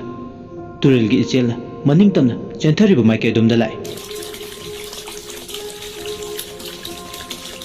ꯇꯨꯔꯦꯜꯒꯤ ꯏꯆꯦꯜꯗꯤ ꯍꯪꯀꯠꯅ ꯈꯛ ꯆꯦꯟꯗꯦ ꯃꯥꯒꯤ ꯏꯆꯦꯜꯗꯤ ꯃꯅꯤꯡ ꯃꯈꯥ ꯇꯝꯅ ꯆꯦꯟꯊꯔꯤ ꯇꯨꯔꯦꯜꯗꯨꯒꯤ ꯁꯥꯐꯨ ꯁꯥꯎꯝ ꯏꯆꯦꯜꯗꯨꯒꯤ ꯇꯣꯔꯩ ꯇꯨꯊꯨꯞ ꯇꯨꯡꯏꯟꯅ ꯊꯤꯕ ꯂꯥꯛꯂꯦ ꯍꯧꯅꯗꯨꯅ ꯏꯆꯦꯜꯁꯤꯒꯤ ꯏꯔꯩ ꯁꯥꯐꯨ ꯁꯥꯎꯝꯗꯤ ꯇꯞꯊꯈ꯭ꯔꯦ ꯉꯔꯥꯡꯗ ꯀꯜꯂꯝꯕ ꯏꯆꯦꯜꯗꯨꯒꯤ ꯏꯊꯛ ꯏꯔꯩꯅ ꯍꯟꯊꯈ꯭ꯔꯕꯗ ꯃꯈꯣꯏꯁꯤꯡꯗꯣ ꯅꯦ ꯍꯦꯛ ꯇꯥꯏ ꯇꯨꯔꯦꯜꯒꯤ ꯏꯆꯦꯜꯗꯨ ꯍꯧꯖꯤꯛꯇꯤ ꯌꯥꯝ ꯊꯦꯟꯅ ꯆꯦꯜꯂꯦ ꯃꯅꯨꯡꯗ ꯂꯩꯔꯤꯕ ꯅꯨꯡꯖꯤꯡ ꯅꯨꯡꯒꯥꯏꯗꯨꯁꯨ ꯃꯃꯤꯠꯅ ꯎꯕ ꯐꯪꯂꯦ ꯇꯨꯔꯦꯜ ꯂꯥꯏꯖ ꯏꯔꯣꯜ ꯅꯨꯡ ꯑꯗꯨꯗ ꯆꯦꯟꯊꯈꯤꯕ ꯍꯛꯆꯥꯡ ꯑꯅꯤꯗꯣ ꯂꯩꯕ꯭ꯔꯥ ꯍꯥꯏꯗꯨꯅ ꯏꯆꯦꯜꯗꯨꯗ ꯀꯣꯌꯦꯡ ꯌꯦꯡꯉꯤ ꯏꯆꯦꯜꯗꯨꯒꯤ ꯏꯔꯣꯜ ꯅꯨꯡꯗꯨꯗ ꯅꯨꯡꯁꯥꯒꯤ ꯃꯩꯁꯥꯅ ꯐꯥꯎꯖꯤꯜꯂꯛꯄꯗ ꯏꯆꯦꯜꯗꯨꯒꯤ ꯃꯅꯨꯡꯗ ꯏꯔꯣꯏꯗꯨꯅ ꯁꯥꯟꯅꯔꯤꯕ ꯂꯦꯝꯂꯩꯉꯥꯁꯤꯡꯗꯨꯁꯨ ꯏꯔꯥꯏ ꯂꯥꯏꯅ ꯍꯦꯛꯇ ꯎꯕ ꯐꯪꯉꯤ ꯇꯨꯔꯦꯜꯗꯨꯒꯤ ꯇꯣꯔꯩ ꯇꯨꯊꯨꯞꯇꯨꯗ ꯃꯈꯣꯏꯁꯤꯡꯗꯣ ꯌꯦꯡꯕꯗ ꯑꯋꯥꯕ ꯑꯣꯏ ꯍꯧꯖꯤꯛꯇꯤ ꯃꯈꯣꯏꯁꯤꯡꯗꯣ ꯇꯨꯔꯦꯜ ꯃꯔꯨ ꯍꯧꯔꯛꯐꯝꯗꯒꯤ ꯐꯅ ꯁꯥꯡꯅ ꯂꯥꯛꯂꯦ ꯑꯁꯨꯝꯅ ꯂꯦꯞꯇꯅ ꯂꯥꯛꯄꯅ ꯐꯠꯇꯕ ꯊꯋꯥꯏ ꯅꯨꯄꯤ ꯇꯨꯡꯍꯟꯕꯤ ꯍꯥꯏꯗꯨꯒꯤ ꯃꯤꯅ ꯆꯪꯕ ꯌꯥꯗꯕ ꯍꯪꯒꯣꯏꯕ ꯃꯐꯝꯅꯤ ꯃꯄꯥꯗꯨ ꯐꯥꯎꯅ ꯇꯨꯔꯦꯜꯒꯤ ꯏꯆꯦꯜꯗꯣ ꯐꯥꯎꯗꯨꯅ ꯆꯠꯂꯦ ꯇꯨꯔꯦꯜꯒꯤ ꯏꯆꯦꯜꯁꯤꯅ ꯁꯨꯛꯂꯕ ꯎꯃꯪꯗꯨ ꯐꯥꯎꯔꯒ ꯃꯅꯤꯡ ꯃꯈꯥ ꯇꯝꯅ ꯆꯦꯜꯂꯤ ꯇꯨꯔꯦꯜꯁꯤꯒꯤ ꯏꯆꯦꯜꯂꯛꯇ ꯆꯪꯁꯤꯜꯂꯒ ꯊꯤꯒꯗꯕꯗꯣ ꯑꯀꯤꯕ ꯐꯥꯎꯏ ꯏꯆꯦꯜꯁꯤꯒꯤ ꯏꯔꯩ ꯏꯄꯣꯝꯅ ꯄꯨꯁꯤꯟꯈꯤꯕꯁꯤꯅ ꯂꯨꯡꯖꯥꯎꯗꯤ ꯃꯄꯥꯁꯤ ꯐꯥꯎꯔꯒ ꯍꯛꯆꯥꯡ ꯑꯅꯤꯁꯤ ꯊꯤꯒꯅꯤ ꯈꯜꯂꯨꯕꯗ ꯀꯣꯛꯆꯥꯎꯕꯤ ꯀꯥꯏ ꯃꯌꯥꯝꯗꯨꯗ ꯃꯐꯝ ꯑꯗꯨ ꯐꯥꯎꯔꯒ ꯆꯪꯕ ꯌꯥꯗꯦ ꯍꯥꯏꯗꯨꯅꯁꯨ ꯀꯔꯝꯅ ꯃꯁꯤꯟꯅ ꯊꯣꯛꯅ ꯍꯥꯏꯔꯨꯅꯤ ꯍꯥꯏꯕꯗ ꯌꯥꯝ ꯂꯨꯅ ꯊꯣꯛꯑꯝꯃꯤ ꯃꯤꯔꯝꯗꯒꯤ ꯑꯃꯗꯤ ꯏꯝꯐꯥꯜꯗꯒꯤ ꯂꯥꯛꯄ ꯃꯈꯣꯏꯅꯗꯤ ꯂꯝꯁꯤꯒꯤ ꯂꯩꯕꯥꯛ ꯂꯩꯍꯥꯎꯗ ꯊꯣꯛꯈꯤꯕ ꯋꯥꯔꯤ ꯁꯤꯡꯕꯨꯜꯁꯤ ꯑꯃꯠꯇ ꯍꯦꯛ ꯊꯥꯖꯕꯤꯔꯣꯏ ꯑꯗꯨꯅ ꯃꯍꯥꯛ ꯑꯋꯥꯕ ꯑꯃꯅꯤ ꯂꯨꯡꯖꯥꯎꯗꯤ ꯈꯜꯂꯨꯕꯗ ꯀꯣꯛꯇꯨ ꯉꯥꯎꯏ ꯒꯥꯏꯗ ꯑꯃ ꯑꯣꯏꯅ ꯃꯌꯥꯝꯁꯤꯕꯨ ꯃꯥꯛꯅ ꯃꯐꯝꯁꯤ ꯇꯥꯟꯅ ꯂꯝꯖꯤꯡꯗꯨꯅ ꯂꯥꯛꯂꯒ ꯐꯠꯇꯦ ꯃꯍꯤ ꯃꯌꯥꯏ ꯀꯟꯕ ꯇꯨꯡꯍꯟꯕꯤ ꯍꯥꯏꯕ ꯊꯋꯥꯏ ꯑꯗꯨꯒꯤ ꯑꯀꯤꯕ ꯁꯛꯂꯣꯟ ꯃꯔꯛ ꯑꯗꯨꯗ ꯃꯈꯣꯏꯁꯤꯡꯁꯤ ꯃꯥꯅ ꯄꯨꯁꯤꯟꯗꯨꯅ ꯆꯪꯂꯒꯗ꯭ꯔꯥ ꯆꯪꯂꯨꯔꯒꯅ ꯀꯔꯤ ꯊꯣꯛꯂꯕ ꯉꯔꯥꯡ ꯑꯍꯤꯡ ꯋꯥꯔꯅꯤꯡ ꯄꯤꯕ ꯂꯥꯛꯄꯒ ꯆꯞ ꯃꯥꯟꯅꯩ ꯅꯨꯄꯤꯗꯨꯒꯤ ꯊꯋꯥꯏꯗꯨꯅ ꯑꯗꯨꯅ ꯃꯍꯥꯛ ꯈꯧꯇꯞ ꯆꯥꯔꯦ ꯃꯥꯒꯤ ꯃꯐꯝꯁꯤ ꯂꯥꯟꯁꯤꯜꯂꯒ ꯏꯁꯤꯡꯅ ꯆꯦꯟꯊꯈ꯭ꯔꯕ ꯑꯁꯤꯕ ꯍꯛꯆꯥꯡ ꯑꯅꯤꯗꯣ ꯊꯤꯕ ꯐꯪꯅꯕ ꯍꯣꯠꯅꯗꯣꯏꯁꯤ ꯈꯨꯟꯖꯥ ꯅꯥ ꯈꯔꯗꯤ ꯃꯄꯥꯗꯨ ꯌꯧꯕꯗ ꯃꯔꯩ ꯃꯔꯥ ꯇꯧꯕ ꯍꯧꯔꯛꯂꯦ ꯃꯐꯝꯗꯨꯗꯒꯤ ꯁꯃꯥꯏ ꯂꯩꯗꯨꯅ ꯆꯠꯅꯤꯡꯂꯛꯂꯦ ꯃꯩ ꯃꯆꯤꯟꯅ ꯁꯣꯟꯅꯔꯦ ꯂꯨꯡꯖꯥꯎ ꯉꯝꯃꯣꯏꯇ ꯃꯄꯥꯁꯤ ꯐꯥꯎꯔꯒ ꯆꯠꯄꯗꯤ ꯃꯁꯤꯒꯤ ꯇꯨꯔꯦꯜ ꯃꯔꯦꯜꯁꯤꯒꯤ ꯃꯄꯥ ꯐꯥꯎꯅ ꯂꯩꯔꯤꯕ ꯎꯃꯪꯁꯤꯗꯤ ꯏꯆꯝ ꯆꯝꯕ ꯏꯔꯥꯏ ꯂꯥꯏꯕ ꯎꯃꯪꯗꯤ ꯅꯠꯇꯦ ꯃꯈꯣꯏ ꯃꯁꯦꯜ ꯃꯈꯣꯏꯒꯤ ꯇꯥꯡꯈꯨꯜ ꯃꯔꯣꯟꯗ ꯃꯔꯩ ꯇꯧꯅꯔꯦ ꯁꯥꯎꯅꯔꯦ ꯂꯨꯡꯖꯥꯎꯅ ꯇꯞꯊꯅꯕ ꯍꯥꯏꯕꯁꯨ ꯌꯥꯔꯝꯗꯦ ꯑꯃꯅ ꯍꯥꯏ ꯑꯩꯈꯣꯏ ꯅꯍꯥ ꯌꯥꯝ ꯑꯣꯏꯔꯦ ꯁꯤꯕ ꯉꯝꯈꯤꯔꯣꯏ ꯅꯨꯄꯤ ꯑꯉꯥꯡ ꯊꯤꯒꯗꯕ ꯋꯥꯠꯂꯤ ꯑꯩꯈꯣꯏ ꯆꯠꯄꯤꯒꯦ ꯈꯨꯟ ꯌꯧꯅꯕ ꯃꯐꯝꯁꯤ ꯂꯥꯟꯁꯤꯜꯂꯒ ꯊꯋꯥꯏ ꯃꯥꯡꯗꯧ ꯁꯔꯨꯛ ꯃꯈꯣꯏꯁꯤꯡꯅ ꯉꯥꯡꯅ ꯁꯛꯅꯔꯤꯕꯁꯤꯡꯗꯣ ꯇꯥꯔꯒ ꯅꯔꯦꯁ ꯑꯉꯛꯄ ꯑꯃ ꯐꯥꯎꯏ ꯅꯔꯦꯁꯅ ꯀꯔꯤꯅꯣꯅꯦ ꯉꯥꯡꯅꯔꯤꯁꯤꯡꯗꯨꯕꯣ ꯂꯨꯡꯖꯥꯎꯅ ꯈꯨꯝꯃꯤ ꯃꯐꯝꯁꯤꯗ ꯂꯩꯕ ꯎꯃꯪꯁꯦ ꯐꯥꯎꯗꯨꯅ ꯊꯤꯕ ꯆꯠꯄ ꯇꯜꯂꯤ ꯍꯥꯏꯕꯒꯤꯅꯤ ꯀꯩꯒꯤ ꯍꯥꯏꯕ ꯋꯥꯍꯩꯁꯤꯅ ꯉꯥꯏꯍꯥꯛ ꯇꯨꯃꯤꯜꯂꯦ ꯀꯔꯤ ꯄꯥꯎꯈꯨꯝ ꯄꯤꯒꯗꯕꯅꯣ ꯈꯪꯗꯦ ꯑꯗꯨꯕꯨ ꯄꯤꯗꯕꯗꯤ ꯌꯥꯗꯕꯅꯤ ꯂꯨꯡꯖꯥꯎꯅ ꯇꯝꯒꯤ ꯑꯣꯌꯥ ꯃꯐꯝꯁꯤꯗ ꯐꯠꯇꯕ ꯊꯋꯥꯏ ꯑꯃ ꯂꯩꯌꯦ ꯃꯄꯥꯁꯤ ꯑꯩꯈꯣꯏꯗꯤ ꯐꯥꯎꯗꯨꯅ ꯅꯣꯡꯇ ꯆꯠꯇꯤꯌꯦ ꯀꯔꯤꯒꯨꯝꯕ ꯐꯥꯎꯗꯨꯅ ꯃꯐꯝꯁꯤꯗ ꯆꯠꯄ ꯇꯥꯔꯗꯤ ꯑꯋꯥ ꯑꯅꯥ ꯇꯥꯏꯌꯦ ꯈꯨꯗꯣꯡꯊꯤꯕ ꯅꯪꯉꯦ ꯑꯣꯌꯥ ꯊꯋꯥꯏ ꯐꯥꯎꯕ ꯊꯥꯕ ꯃꯃꯥꯡꯗ ꯌꯥꯎꯈ꯭ꯔꯦ ꯑꯣꯌꯥ ꯑꯗꯨꯅ ꯃꯄꯥꯁꯤ ꯂꯥꯜꯂꯒ ꯆꯠꯄꯗꯤ ꯑꯋꯥꯕ ꯍꯥꯏꯕꯗꯨ ꯑꯣꯏꯌꯦ ꯂꯨꯡꯖꯥꯎꯒꯤ ꯋꯥꯗꯨ ꯇꯥꯕꯗ ꯅꯔꯦꯁꯇꯣ ꯌꯥꯝ ꯅꯣꯛꯅꯤꯡꯕ ꯐꯥꯎꯏ ꯆꯤꯟꯕꯥꯟꯗꯗꯤ ꯀꯥꯡꯗꯅ ꯋꯥꯈꯜꯗ ꯈꯜꯂꯤ ꯃꯤꯅ ꯌꯥꯝꯅ ꯄꯥꯈꯠꯅ ꯍꯥꯏꯖꯔꯤꯕ ꯋꯥꯍꯩꯁꯤꯡꯗꯣ ꯃꯥꯗꯤ ꯀꯩꯁꯨ ꯊꯧꯁꯥꯕ ꯆꯥꯔꯝꯗꯦ ꯌꯥꯝ ꯅꯣꯛꯅꯤꯡꯕ ꯑꯃ ꯐꯥꯎꯔꯝꯃꯤ ꯑꯁꯨꯛ ꯁꯥꯏꯟꯁꯀꯤ 4G 5Gꯅ ꯈꯝꯇꯦꯡꯅ ꯆꯥꯎꯈꯠꯂꯕ ꯃꯇꯝ ꯃꯤꯑꯣꯏꯕꯅ ꯑꯇꯣꯞꯄ ꯄ꯭ꯂꯥꯅꯦꯠꯇ ꯈꯨꯟꯗꯥ ꯂꯩꯇꯥꯅꯕ ꯍꯣꯠꯅꯕꯗ ꯔꯤꯁꯥꯔꯆ ꯇꯧꯔꯨꯕ ꯃꯇꯝꯁꯤꯗ ꯍꯧꯖꯤꯛꯀꯤ ꯃꯇꯝꯁꯤꯗ ꯀꯗꯥꯏꯗꯒꯤ ꯑꯁꯤꯕ ꯊꯋꯥꯏꯅꯣ ꯆꯤꯡꯒꯤ ꯃꯅꯨꯡ ꯍꯟꯖꯤꯟꯕ ꯃꯐꯝꯗ ꯂꯩꯕꯅ ꯃꯔꯝ ꯑꯣꯏ ꯄꯪꯍꯥꯏꯗ ꯍꯥꯏꯕ ꯑꯣꯏꯔꯝꯅꯤ ꯂꯥꯏꯔꯤꯛꯀꯤ ꯃꯉꯥꯜ ꯐꯪꯂꯝꯂꯕꯗꯤ ꯈꯨꯟꯖꯥꯁꯤꯡꯒꯤ ꯋꯥꯈꯜꯗ ꯑꯁꯤꯒꯨꯝꯕ ꯋꯥꯈꯜ ꯊꯥꯖꯅꯕꯤ ꯂꯩꯔꯝꯂꯣꯏ ꯑꯗꯨꯅ ꯁꯣꯁꯥꯏꯇꯤ ꯑꯃꯒꯤ ꯈꯨꯟꯅꯥꯏ ꯑꯃꯒꯤ ꯋꯥꯈꯜꯂꯣꯟꯕꯨ ꯃꯌꯣꯟ ꯆꯨꯝꯅꯕ ꯍꯣꯠꯅꯕꯗ ꯏꯖꯨꯀꯦꯁꯟꯒꯤ ꯃꯉꯥꯜ ꯌꯥꯝꯅ ꯃꯊꯧ ꯇꯥꯏ ꯃꯁꯤ ꯃꯈꯣꯏꯒꯤ ꯑꯁꯣꯏꯕ ꯅꯠꯇꯦ ꯅꯤꯡꯊꯤꯅ ꯂꯩꯉꯥꯛꯅ ꯌꯦꯡꯁꯤꯟꯕꯤꯗꯕꯗꯒꯤ ꯊꯣꯛꯈꯤꯕ ꯑꯣꯏꯅꯤ ꯑꯩ ꯏꯁꯥꯁꯨ ꯃꯐꯝꯁꯤꯗ ꯄꯣꯛꯂꯝꯂꯕꯗꯤ ꯃꯈꯣꯏꯒꯤ ꯂꯥꯏꯐ ꯁ꯭ꯇꯥꯏꯜ ꯑꯃꯗꯤ ꯋꯥꯈꯜꯂꯣꯟꯁꯤꯗ ꯂꯝꯖꯤꯡꯗꯨꯅ ꯁꯣꯏꯗꯅ ꯄꯨꯔꯝꯒꯅꯤ ꯃꯈꯣꯏꯒꯤ ꯋꯥꯈꯜꯂꯣꯟꯅ ꯃꯈꯣꯏꯕꯨ ꯑꯃꯝꯕꯗ ꯊꯥꯖꯗꯨꯅ ꯁꯨꯄꯔꯁꯇꯤꯁꯟꯗ ꯍꯨꯝꯗꯨꯅ ꯄꯨꯔꯤ ꯑꯗꯨꯅ ꯃꯁꯤꯕꯨ ꯆꯨꯝꯊꯣꯛꯅꯕ ꯍꯣꯠꯅꯕꯅ ꯆꯨꯝꯃꯤ ꯑꯁꯨꯝꯅ ꯁꯨꯝ ꯋꯥꯈꯜꯅ ꯑꯔꯥꯟꯕ ꯂꯝꯕꯤꯗ ꯂꯝꯖꯤꯡꯗꯨꯅ ꯆꯠꯈ꯭ꯔꯕꯗꯤ ꯗꯤꯕꯦꯂꯞꯃꯦꯟ ꯑꯃꯒꯤ ꯆꯥꯎꯈꯠ ꯈꯣꯡꯊꯥꯡ ꯊꯥꯡꯕ ꯃꯇꯝꯗ ꯑꯇꯣꯏ ꯑꯀꯥꯏ ꯊꯣꯛꯂꯒꯅꯤ ꯑꯌꯦꯠ ꯑꯄꯟ ꯂꯩꯔꯒꯅꯤ ꯑꯁꯤꯅꯤ ꯃꯍꯥꯛꯀꯤ ꯋꯥꯈꯜ ꯅꯔꯦꯁꯇꯨ ꯇꯨꯃꯤꯟꯅ ꯂꯩꯔꯨꯔꯒ ꯑꯃꯨꯛ ꯂꯨꯡꯖꯥꯎ ꯌꯦꯡꯂꯒ ꯂꯨꯡꯖꯥꯎ ꯅꯈꯣꯏꯅ ꯍꯥꯏꯔꯤꯗꯣ ꯂꯩꯔꯝꯕ ꯌꯥꯏ ꯑꯗꯣ ꯃꯗꯨ ꯐꯅ ꯑꯣꯏꯔꯒꯁꯨ ꯃꯗꯨꯗꯤ ꯇꯣꯉꯥꯟꯕ ꯃꯦꯇꯔ ꯑꯃꯅꯤ ꯃꯉꯣꯟꯗ ꯌꯦꯠꯀꯦ ꯍꯥꯏꯕꯁꯨ ꯅꯠꯇꯦ ꯑꯩꯈꯣꯏꯒꯤ ꯃꯥꯡꯈꯤꯕ ꯃꯤ ꯑꯅꯤꯗꯣ ꯃꯥꯒꯤ ꯃꯄꯥ ꯂꯥꯟꯅ ꯊꯤꯕ ꯈꯛꯇꯅꯤ ꯊꯋꯥꯏꯗꯨꯗ ꯗꯤꯁꯇꯔꯕ ꯇꯧꯕꯁꯨ ꯅꯠꯇꯦ ꯃꯥꯁꯨ ꯃꯥꯒꯤ ꯊꯣꯛꯄ ꯂꯩꯖꯁꯅꯨ ꯑꯩꯈꯣꯏꯁꯨ ꯑꯩꯈꯣꯏꯒꯤ ꯊꯣꯛꯄ ꯆꯠꯂꯒ ꯇꯧꯐꯝ ꯊꯣꯛꯄ ꯊꯕꯛꯇꯨ ꯈꯛꯇꯅꯤ ꯄꯥꯡꯗꯣꯏꯁꯦ ꯃꯁꯤꯗ ꯊꯋꯥꯏꯗꯨꯗ ꯑꯩꯈꯣꯏꯅ ꯀꯔꯤ ꯌꯦꯠꯀꯅꯤ ꯂꯨꯡꯖꯥꯎꯅ ꯈꯨꯝꯃꯛꯏ ꯇꯝꯀꯨ ꯑꯌꯥ ꯅꯈꯣꯏꯗꯤ ꯈꯨꯟꯁꯤꯗ ꯃꯤꯅꯧꯅꯦ ꯃꯤꯇꯣꯞꯅꯦ ꯆꯤꯡꯁꯤꯒꯤ ꯑꯔꯣꯟꯕ ꯋꯥꯔꯤ ꯅꯈꯣꯏꯅ ꯀꯔꯤꯝꯇ ꯈꯪꯂꯣꯏ ꯁꯅꯥꯂꯣꯛꯆꯥꯎ ꯇꯨꯔꯦꯜ ꯃꯔꯤꯜꯁꯦ ꯌꯥꯝꯅ ꯂꯨꯄꯅꯤꯅꯦ ꯂꯥꯏꯐꯝ ꯇꯤꯟꯐꯝ ꯌꯥꯝꯅ ꯀꯜꯂꯦ ꯑꯗꯨꯒꯤꯁꯨ ꯃꯊꯛꯇ ꯃꯐꯝꯁꯤꯗ ꯁꯛꯎꯗꯕ ꯂꯥꯏ ꯐꯠꯇꯕ ꯊꯋꯥꯏ ꯐꯠꯇꯕ ꯀꯌꯥꯁꯨ ꯂꯩꯌꯦ ꯅꯔꯦꯁꯅ ꯂꯥꯏ ꯇꯤꯟꯒꯤ ꯋꯥꯁꯦ ꯇꯣꯛꯁꯦ ꯃꯁꯤꯗ ꯁꯨꯝ ꯈꯟꯅ ꯅꯩꯅꯗꯨꯅ ꯂꯩꯔꯗꯤ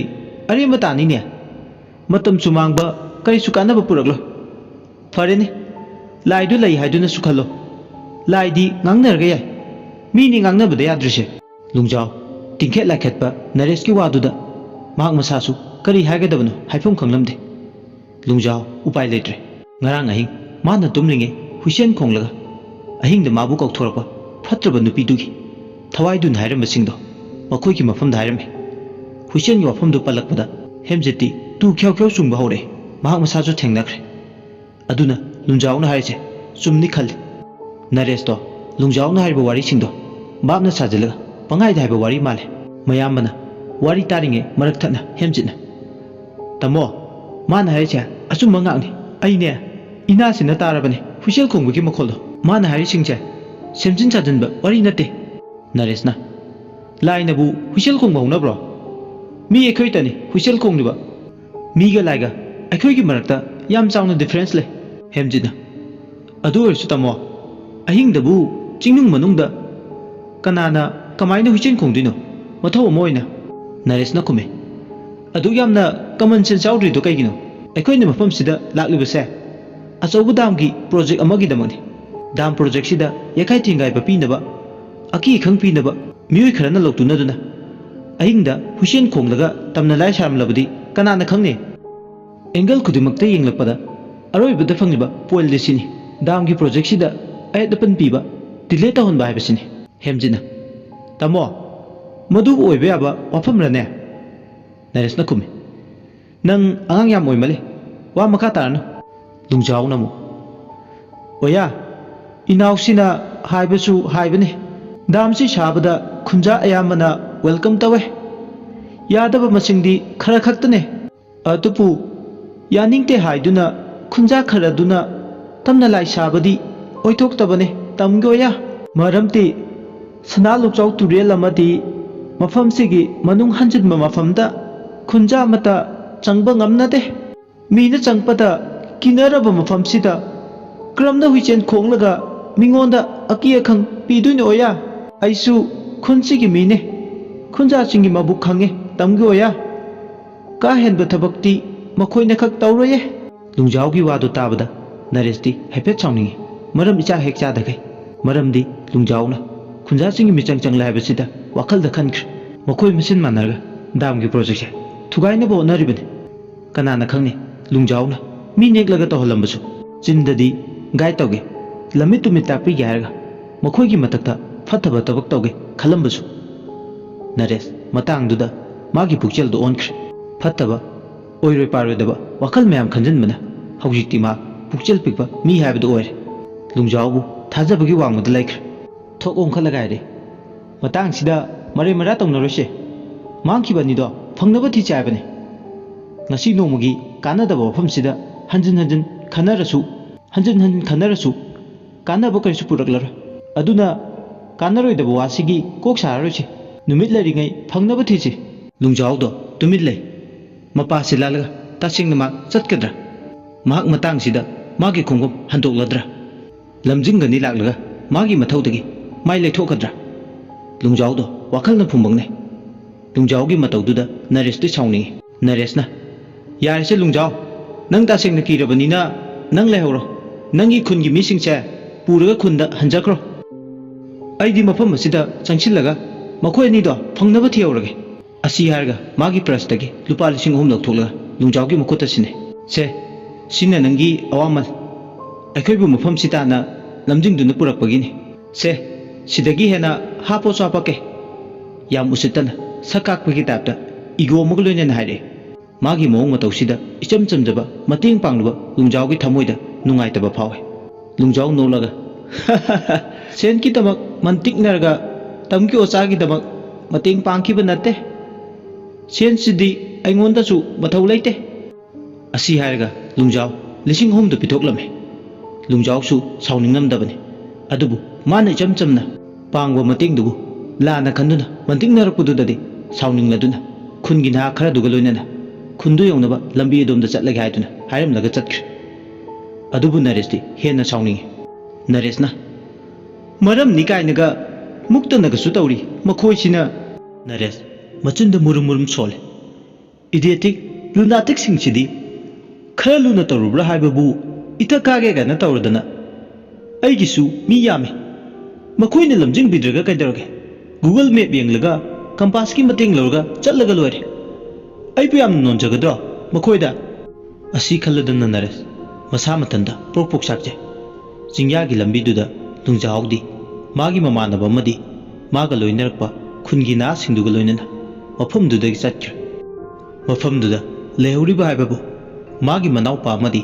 maga langminariba team member singdu khakta ngaire ka lefu kandrapu isingi ireida chenthakibado thidana karamda tuminda leithokani mi oigera lai oigera khudima mayoknaba mathau amata Naresh maramdi damgi project si magi manglane masina mai paklabdi ma future da center dagi lakadaba project kya amagi manglan nomfau hananaba mangona sinar kadawne aduna ma tangai fadana khudong thiba ma thokra aduna tumin leithokpadi yaro siriba sinmi singdu report iraga mu thaba makhoi gi kheti puron piba asigumba kya amasu tawgadabale damgi project habisiti yam risky oiba project amani siba changba marai bakini asi khaladana masida thoina ka hena khanjanduna masabu awaba pibo ina thokle aduna topic sidagi na thaiga chapne phai haina khali maramdi thokliba isingda iraknabagi chentabagi thodok singsina magidi ngasina hanba nate siba changba mi dugi marai bagi makha pole haiduna magi wakhalda khali kok sadu sharu numit leringi changsillaga ising ireida chenthakibado thiobuna phai khaladuna manoina lamjingduna haujikti mang tharduna ming changba kinarba lai amadi thawai gi masai kol oidiba asungba umangdugi manung phawna cheliba turelgi tuthup adomda mahangna mang thaduna masada thajaba magaloina duna lai hemjiti masada chingnar phawe yei hena dabadona su tawi kaigi nodi khangde umang sigi manungda changsilakpada yam hangoiba phawe turel tutup si phawna asungba umung phawna chatkani khallubada awaba mane lungjawgi matung ilobuna pharamgadabani khal adubo muksu oiriba fibam sida matau karamna magi mayamba sibu mafam sida thadoklamnaga chatkadabano khanbada khongthangba thokkidabani adubu ma hoi mai haidana tumin mayamana chatliba mai kai domda inaduna tumin chatli turel do masidi mabuk mara tapna chele asumna leptana turel dugi tutu phawna satpana haujikti phana sangna manung hanjinna changlagle adubu singda chenthakibado thibabu phangba kobudi leitre turelomda yengbadadasu makhoi singdo ngaksham mari nare haina haina ningtham thagi matam moibana haujikti numitsu tamna tamna tasilale maikei khudingda amambana fijol hongba horakle tandal mangal kaujing harogi makhosu tapna tapna numit ke tarakpaduda mathi phongba horakle ayuk nungtil chupa koina chatpagi awaba phawba horakle haujikti amambaduda mu changsinba yaroidabagi phibam ama ichau chawna leibadu ubada haujikti makhoina loinaraba backpack tu lakthoklaga ten khadongnaba thawrang tawre ten du mafam chana khallaga haujikti chaba yaba kaido chanaba thawrang tawre aduga ukang wakang khoiti thiraga haujikti bon fire semnaba mai hauraga tiknaba thorang torame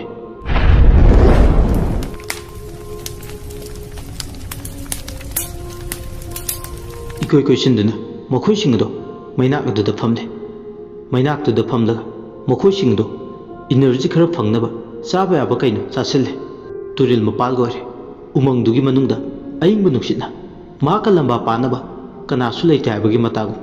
fuina nungshitto sitpa horakle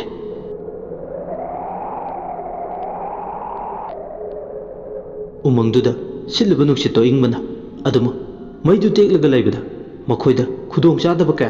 mayok nagadaba achobu phibam ma lakpado urai ayingba nungshina aduma masada kuina yahinduna laibadi soidana naba yakpa yawkani khanduna makhoi singdo khandokliba ten singdugi manungda tumna himnaba haiduna changnare ten singduda ngasidi ingbana khara lumna baiduna ani ani punsinduna tumme matamsu numidangi pung nipan khara helagle ningtham thagi matam moibana matamsu un phamdongna phamjin budong su tawi matamgi khongjel sisu chen chen da budong tawi kadai tena pan budong machi lengdena le matam masu pangthing thingbom natrabasu pung nipan khara helakpado yam thegba ahingi matamga pangkak oire makhoi mayam si ke loina tumnarame chekmuk lauda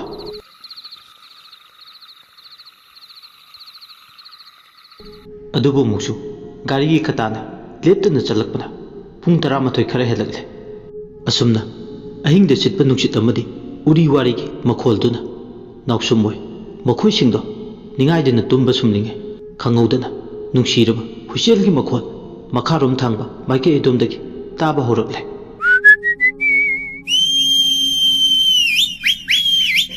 pungning huba makholduna maike khudingda sinba horakle makha thangba maike digi khonglakliba hushel gi makholduna maike edomdagi lachinna sandorakpugum tamna tamna sandorakba horakle nungsiraba hushel gi makholduna asumna makholsina leptana sandorakpa maike khudingda tumduna leiba naresto mikap thokle machinda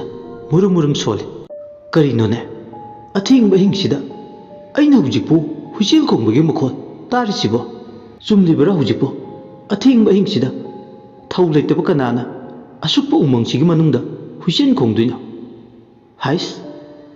aigi naupan haibado sumdui jala ahing ama ikui kuidringaida hushel khongbagi makhol tai hainabado asi khaludana nares mana kongdu wangda thangkatuna khonglakliba hushel gi makholdo kadok maikeidigi malang khudung induna tarakliba nuningi makholsi kadomdagino haidana manado thangkatuna tari ikhang khangaudana mana tariba hushel makholdo yam nangna tarakpadongna tawre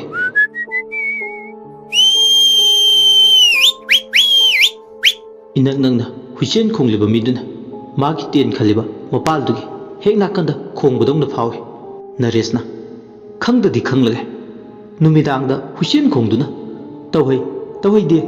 phaifate khangdaba makhai hushel khongliba misaksina aki khangpinaba hotnaribane aduna masite pharga ngasigi hingsida thabak toge masi warake khangniduna asi khaladuna makuta troslight ma pai yam phingna nares masado tendugi mapanda tholakle hek thoklakpaga hujikti ma mana kongna tariba hushel dugi tantha narekliba maike domna troslight kaptune ngakpa matamda umagi marumda masak masa mayek singna uba ngamdaba nupi yama lepaga leibadongna tawbado nares mamita ure nupi duna lepliba maike domda troslight to kape sabandu ubada nupi ni haibadi irai laina khangi megi mamaida direct troslight kapubadi nate adugakna wakhal leitaba midi nate naresna kanano aduda lepido nang natra nasaidigi ahingsida hushel khongduna tamna lai sariba aina ngise khumune nachin pandro asawba magaloinana nares troslight to mamai mapama kaptragasu mage troslight mangal du kaple asumna troslight mangal du kapa nupi dude aduma thawa sada umarum maduda mahak machi lengdana le nupi duna hoi mai haidana tumi leptuna leibadu ubada hena dum sauni ꯃꯁꯤ ꯃꯇꯥ ꯑꯃꯅꯤꯅꯦ ꯀꯌꯥꯗ ꯑꯅꯝ ꯀꯜꯂꯤꯅꯣꯅꯦ ꯃꯤꯅ ꯍꯪꯂꯤꯁꯦ ꯈꯨꯝꯗꯕ ꯃꯈꯩ ꯇꯨꯃꯤꯟ ꯃꯥꯒꯤ ꯊꯣꯛꯄ ꯑꯃ ꯂꯦꯞꯄꯒ ꯂꯩꯔꯤꯁꯦ ꯑꯁꯤ ꯍꯥꯏꯔꯒ ꯅꯔꯦꯁ ꯈꯪꯗꯗꯤ ꯈꯪꯗꯨꯔꯒ ꯍꯥꯏꯕꯒꯤ ꯃꯇꯥꯒꯨꯝ ꯎ ꯃꯔꯨꯝ ꯑꯗꯨꯗ ꯂꯦꯞꯇꯨꯅ ꯂꯩꯕ ꯅꯨꯄꯤꯗꯨꯒꯤ ꯃꯅꯥꯛ ꯇꯝꯅ ꯆꯪꯁꯤꯜꯂꯛꯑꯦ ꯃꯥꯅ ꯍꯦꯛ ꯎ ꯃꯄꯥꯗꯨ ꯇꯝꯅ ꯆꯪꯁꯤꯟꯕꯒ ꯇꯨꯃꯤꯟ ꯂꯦꯞꯇꯨꯅ ꯂꯩꯕ ꯅꯨꯄꯤꯗꯣ ꯃꯆꯤ ꯂꯦꯡꯉꯛꯑꯦ ꯃꯃꯥꯏꯗꯨꯗꯤ ꯑꯗꯨꯃꯛ ꯑꯣꯜꯂꯒ ꯇꯨꯡꯍꯟꯗꯨꯅ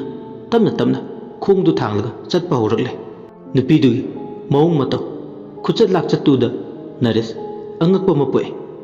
ꯃꯆꯤꯟꯗ ꯁꯣꯜꯂꯦ ꯀꯩꯅꯣ ꯃꯥꯒꯤ ꯈꯨꯆꯠ ꯂꯥꯛꯆꯠꯁꯤꯅ ꯃꯥꯅ ꯇꯧꯔꯤꯕ ꯁ꯭ꯇꯥꯏꯜꯁꯤꯕꯨ ꯀꯔꯝꯕ ꯃꯈꯜꯒꯤ ꯁ꯭ꯇꯥꯏꯜꯅꯣ ꯑꯁꯤꯕꯨ ꯃꯀꯣꯛꯁꯦ ꯈꯔ ꯈꯔ ꯆꯥꯛꯄ ꯖꯥꯠꯂꯣ ꯅꯠꯇ꯭ꯔꯒꯅ ꯃꯥꯒꯤꯁꯤꯕꯨ ꯆꯥꯟꯅꯅ ꯅꯠꯂ ꯁ꯭ꯀ꯭ꯔꯨꯔ ꯑꯃꯗꯤ ꯀꯣꯝꯕ ꯖꯥꯠꯂ ꯍꯣꯏꯗꯦ ꯅꯠ ꯀꯣꯝꯕ ꯑꯣꯏꯔꯅꯤ ꯑꯗꯨꯕꯨ ꯑꯍꯤꯡꯁꯤꯗ ꯍꯨꯏꯆꯦꯟ ꯈꯣꯡꯕꯤ ꯇꯝꯅ ꯂꯥꯏꯁꯥꯕꯤꯁꯦ ꯀꯅꯥꯅꯣ ꯈꯪꯗꯗꯤ ꯈꯪꯗꯣꯛꯂꯒꯦ ꯈꯪꯗꯕ ꯁꯨꯌꯥꯃꯛꯁꯨ ꯌꯥꯗ꯭ꯔꯦ ꯃꯥꯒꯤꯁꯦ ꯉꯥꯎꯁꯤꯟꯅꯔꯤꯅꯤꯗ ꯑꯁꯤ ꯈꯜꯂꯗꯨꯅ ꯅꯔꯦꯁ ꯉꯥꯎꯁꯤꯟꯅꯕꯤ ꯋꯥꯈꯜ ꯆꯣꯏꯔꯤꯕꯤ ꯅꯨꯄꯤꯁꯤꯒꯤ ꯇꯨꯡ ꯏꯜꯂꯒ ꯑꯍꯤꯡꯁꯤꯗ ꯃꯊꯧ ꯑꯃ ꯑꯣꯏꯅ ꯑꯁꯦꯡꯕ ꯑꯃꯗꯤ ꯈꯪꯗꯣꯛꯂꯒꯦ ꯆꯞꯌꯨꯡꯅ ꯂꯦꯞꯂꯦ ꯑꯃꯔꯣꯝꯗ ꯃꯍꯥꯛꯅ ꯃꯊꯧ ꯑꯃ ꯑꯣꯏꯅ ꯑꯍꯤꯡꯁꯤꯗ ꯌꯥꯝ ꯇꯟꯗꯅ ꯅꯨꯄꯤꯁꯤꯒꯤ ꯃꯔꯝꯗ ꯈꯪꯅꯤꯡꯂꯤꯕꯁꯦ ꯑꯇꯩ ꯊꯣꯏꯅꯒꯤ ꯃꯔꯝꯕꯨꯗꯤ ꯅꯠꯇꯦ ꯈꯨꯟꯁꯤꯗ ꯃꯤ ꯑꯌꯥꯝꯕ ꯕꯨꯠ ꯂꯥꯏ ꯇꯤꯟꯒꯤ ꯋꯥꯔꯤ ꯁꯥꯏ ꯑꯗꯨꯅ ꯑꯁꯤꯒꯨꯝꯕ ꯃꯇꯝꯁꯤꯒ ꯌꯥꯝꯅ ꯆꯥꯁꯤꯟ ꯆꯨꯁꯤꯟꯅꯗꯕ ꯑꯃꯝꯕꯗ ꯀꯨꯌꯣꯝ ꯑꯣꯏꯕ ꯋꯥꯈꯜꯂꯣꯟꯁꯤꯕꯨ ꯃꯥꯡꯍꯟꯅꯕ ꯕꯨꯠ ꯂꯥꯏ ꯇꯤꯟ ꯂꯩꯇꯦ ꯍꯥꯏꯕꯗꯣ ꯇꯥꯛꯅꯕ ꯉꯁꯤꯒꯤ ꯑꯍꯤꯡꯁꯤꯗ ꯄ꯭ꯔꯃꯥꯟ ꯆꯞ ꯆꯥꯅ ꯄꯨꯊꯣꯛꯀꯦ ꯈꯟꯗꯨꯅ ꯅꯔꯦꯁ ꯃꯁꯥꯗ ꯑꯆꯦꯠꯄ ꯊꯥꯖꯕ ꯑꯃꯒ ꯂꯣꯏꯅꯅ ꯃꯥꯡꯗ ꯆꯠꯂꯤꯕꯤ ꯅꯨꯄꯤꯗꯨꯒꯤ ꯇꯨꯡꯌꯥꯟ ꯇꯝꯅ ꯇꯣꯔꯆ ꯂꯥꯏꯠꯇꯨ ꯃꯥꯡꯗ ꯀꯥꯞ ꯅꯨꯄꯤꯗꯨꯅ ꯆꯠꯂꯤꯕ ꯃꯥꯏꯀꯩ ꯃꯥꯁꯨ ꯂꯦꯞꯄ ꯂꯩꯇꯅ ꯅꯨꯄꯤꯁꯤ ꯃꯥꯒꯤ ꯈꯨꯠꯇꯒꯤ ꯅꯥꯟꯊꯣꯛꯍꯟꯕ ꯌꯥꯗꯦ ꯐꯪꯅꯕ ꯇꯥꯟꯗꯗꯤ ꯇꯥꯟꯅꯔꯒꯦ ꯈꯟ ꯍꯧꯖꯤꯛꯇꯤ ꯃꯥ ꯂꯦꯞꯄ ꯂꯩꯇꯅ ꯆꯪꯁꯤꯜꯂꯛꯑꯦ ꯅꯨꯄꯤꯗꯨꯁꯨ ꯇꯨꯡ ꯍꯟꯅ ꯌꯦꯡꯂꯒ ꯍꯨꯏꯆꯦꯟ ꯈꯣꯡꯗꯨꯅ ꯆꯠꯄ ꯍꯧꯔꯛꯂꯦ ꯑꯗꯨꯝꯅ ꯃꯥꯒꯤ ꯃꯤꯃꯥꯡꯗꯨꯗ ꯍꯨꯏ ꯈꯣꯡꯂꯒ ꯆꯠꯄꯗꯣ ꯆꯥꯅꯃꯛꯅ ꯍꯟꯗꯛꯃꯨꯛꯇꯤ ꯎꯔꯕꯅꯤꯅ ꯃꯥ ꯈꯪꯂꯦ ꯑꯣ ꯑꯍꯤꯡꯁꯤꯗ ꯍꯨꯏ ꯈꯣꯡꯗꯨꯅ ꯑꯩꯒꯤ ꯇꯨꯝꯕ ꯊꯨꯒꯥꯏꯕꯗꯨ ꯅꯠꯇꯅ ꯑꯇꯩꯒꯤꯁꯨ ꯇꯨꯝꯕ ꯊꯨꯒꯥꯏꯔꯤꯕ ꯑꯀꯤ ꯑꯈꯪ ꯄꯤꯗꯨꯅ ꯇꯝꯅ ꯂꯥꯏ ꯁꯥꯔꯤꯕꯁꯦ ꯃꯥ ꯑꯣꯏꯔꯦ ꯃꯥꯅꯤ ꯁꯣꯏꯗꯅ ꯑꯣꯏꯒꯅꯤ ꯐꯩ ꯐꯩ ꯅꯪ ꯈꯨꯟꯖꯥ ꯃꯌꯥꯝ ꯃꯥꯡꯗ ꯄꯨꯊꯣꯛꯀꯦ ꯑꯁꯤ ꯈꯜꯂꯗꯨꯅ ꯍꯧꯖꯤꯛꯇꯤ ꯅꯔꯦꯁꯇꯨ ꯐꯥꯗꯗꯤ ꯐꯥꯔꯒꯦ ꯍꯪꯗꯗꯤ ꯍꯪꯂꯒꯦ ꯃꯥꯒꯤ ꯃꯔꯝꯗ ꯍꯥꯏꯕꯒꯤ ꯃꯇꯥꯒꯨꯝ ꯆꯟꯆꯠ ꯆꯠꯇꯨꯅ ꯅꯔꯦꯁ ꯏꯟꯅꯔꯛꯂꯦ ꯅꯨꯄꯤꯗꯨꯅ ꯑꯁꯣꯡꯕ ꯎꯃꯪ ꯂꯩꯕ ꯑꯗꯣꯝꯗ ꯃꯥꯕꯨ ꯂꯝꯖꯤꯡꯗꯨꯅ ꯄꯨꯏ ꯃꯤꯅꯠ 15ꯃꯨꯛꯇꯤ ꯂꯦꯞꯄ ꯂꯩꯇꯅ ꯅꯨꯄꯤꯗꯨꯒꯤ ꯇꯨꯡ ꯏꯟꯅꯔꯛꯂꯒ ꯈꯪꯍꯧꯗꯅ ꯑꯁꯣꯡꯕ ꯎꯃꯪꯗꯨꯒꯤ ꯃꯔꯛꯇ ꯅꯨꯄꯤꯗꯨ ꯁꯨꯝ ꯏꯟꯅꯔꯝꯕꯗꯒꯤ ꯃꯥꯡꯊꯣꯛꯈ꯭ꯔꯦ ꯑꯁꯨꯝꯅ ꯃꯤꯃꯥꯡꯗꯒꯤ ꯈꯪꯍꯧꯗꯅ ꯃꯥꯡꯈꯤꯕ ꯃꯁꯥꯗꯣ ꯁ꯭ꯋꯥꯏ ꯂꯥꯎꯋꯦ ꯍꯥꯏꯁ ꯀꯩꯅꯦꯒꯦ ꯍꯧꯖꯤꯛꯀꯤꯗꯨꯗꯤ ꯑꯣꯟꯊꯣꯛꯅ ꯌꯥꯡꯅꯁꯨ ꯃꯥꯡꯉꯤꯗ ꯁ꯭ꯋꯥꯏ ꯑꯀꯣꯏꯕꯁꯤꯗ ꯗꯦꯃꯤꯠ ꯑꯁꯤ ꯍꯥꯏꯔꯒ ꯃꯈꯨꯠꯇꯨ ꯈꯨꯇꯨꯝ ꯁꯨꯔꯒ ꯇꯣꯔꯆ ꯂꯥꯏꯠꯇꯨꯅ ꯑꯀꯣꯏꯕꯗꯨꯗ ꯅꯨꯄꯤꯗꯣ ꯀꯥꯏꯗ ꯂꯩꯒꯦ ꯍꯥꯏꯗꯨꯅ ꯀꯣꯏꯀꯥꯞ ꯀꯥꯞꯂꯒ ꯌꯦꯡꯕ ꯍꯧꯔꯛꯂꯦ ꯇꯣꯔꯆ ꯂꯥꯏꯠꯇꯨ ꯍꯦꯛ ꯀꯥꯞꯄꯒ ꯁꯦꯀꯦꯟ ꯋꯥꯔꯜ ꯋꯥꯔ ꯃꯃꯥꯡꯗ ꯁꯤꯖꯤꯟꯅꯕ ꯃꯥꯟꯕ ꯕꯣꯝ ꯊꯥꯗꯕꯗ ꯁꯤꯖꯤꯟꯅꯕ ꯐꯥꯏꯇꯔ ꯄ꯭ꯂꯦꯟꯁꯨ ꯃꯥꯟꯕ ꯑꯃ ꯀꯥꯏꯔꯒ ꯂꯩꯕꯗꯨ ꯎꯔꯦ ꯃꯥꯒꯤ ꯃꯤꯠꯇ ꯑꯀꯣꯏꯕꯗꯨꯗ ꯌꯣꯠꯇꯦꯛ ꯊꯥꯡꯇꯦꯛ ꯑꯇꯦꯛ ꯑꯀꯥꯏ ꯄ꯭ꯂꯦꯟꯗꯨꯒꯤ ꯃꯁꯥꯁꯤꯡ ꯑꯀꯣꯏꯕꯗꯨꯗ ꯂꯩꯔꯒ ꯂꯩꯕꯗꯧꯅ ꯎꯔꯦ ꯄ꯭ꯂꯦꯟꯗꯨꯗ ꯑꯇꯝꯅꯅ ꯇꯣꯔꯆ ꯂꯥꯏꯠꯇꯣ ꯀꯥꯞꯄꯦ ꯃꯅꯥꯛ ꯅꯥꯀꯟꯗꯅ ꯁꯅꯥ ꯂꯣꯛꯆꯥꯎ ꯇꯨꯔꯦꯜꯅ ꯃꯅꯤꯡ ꯃꯈꯥ ꯇꯝꯅ ꯆꯦꯟꯊꯕꯒꯤ ꯏꯔꯩ ꯏꯔꯥꯎꯈꯣꯜꯁꯨ ꯇꯥꯔꯛꯂꯦ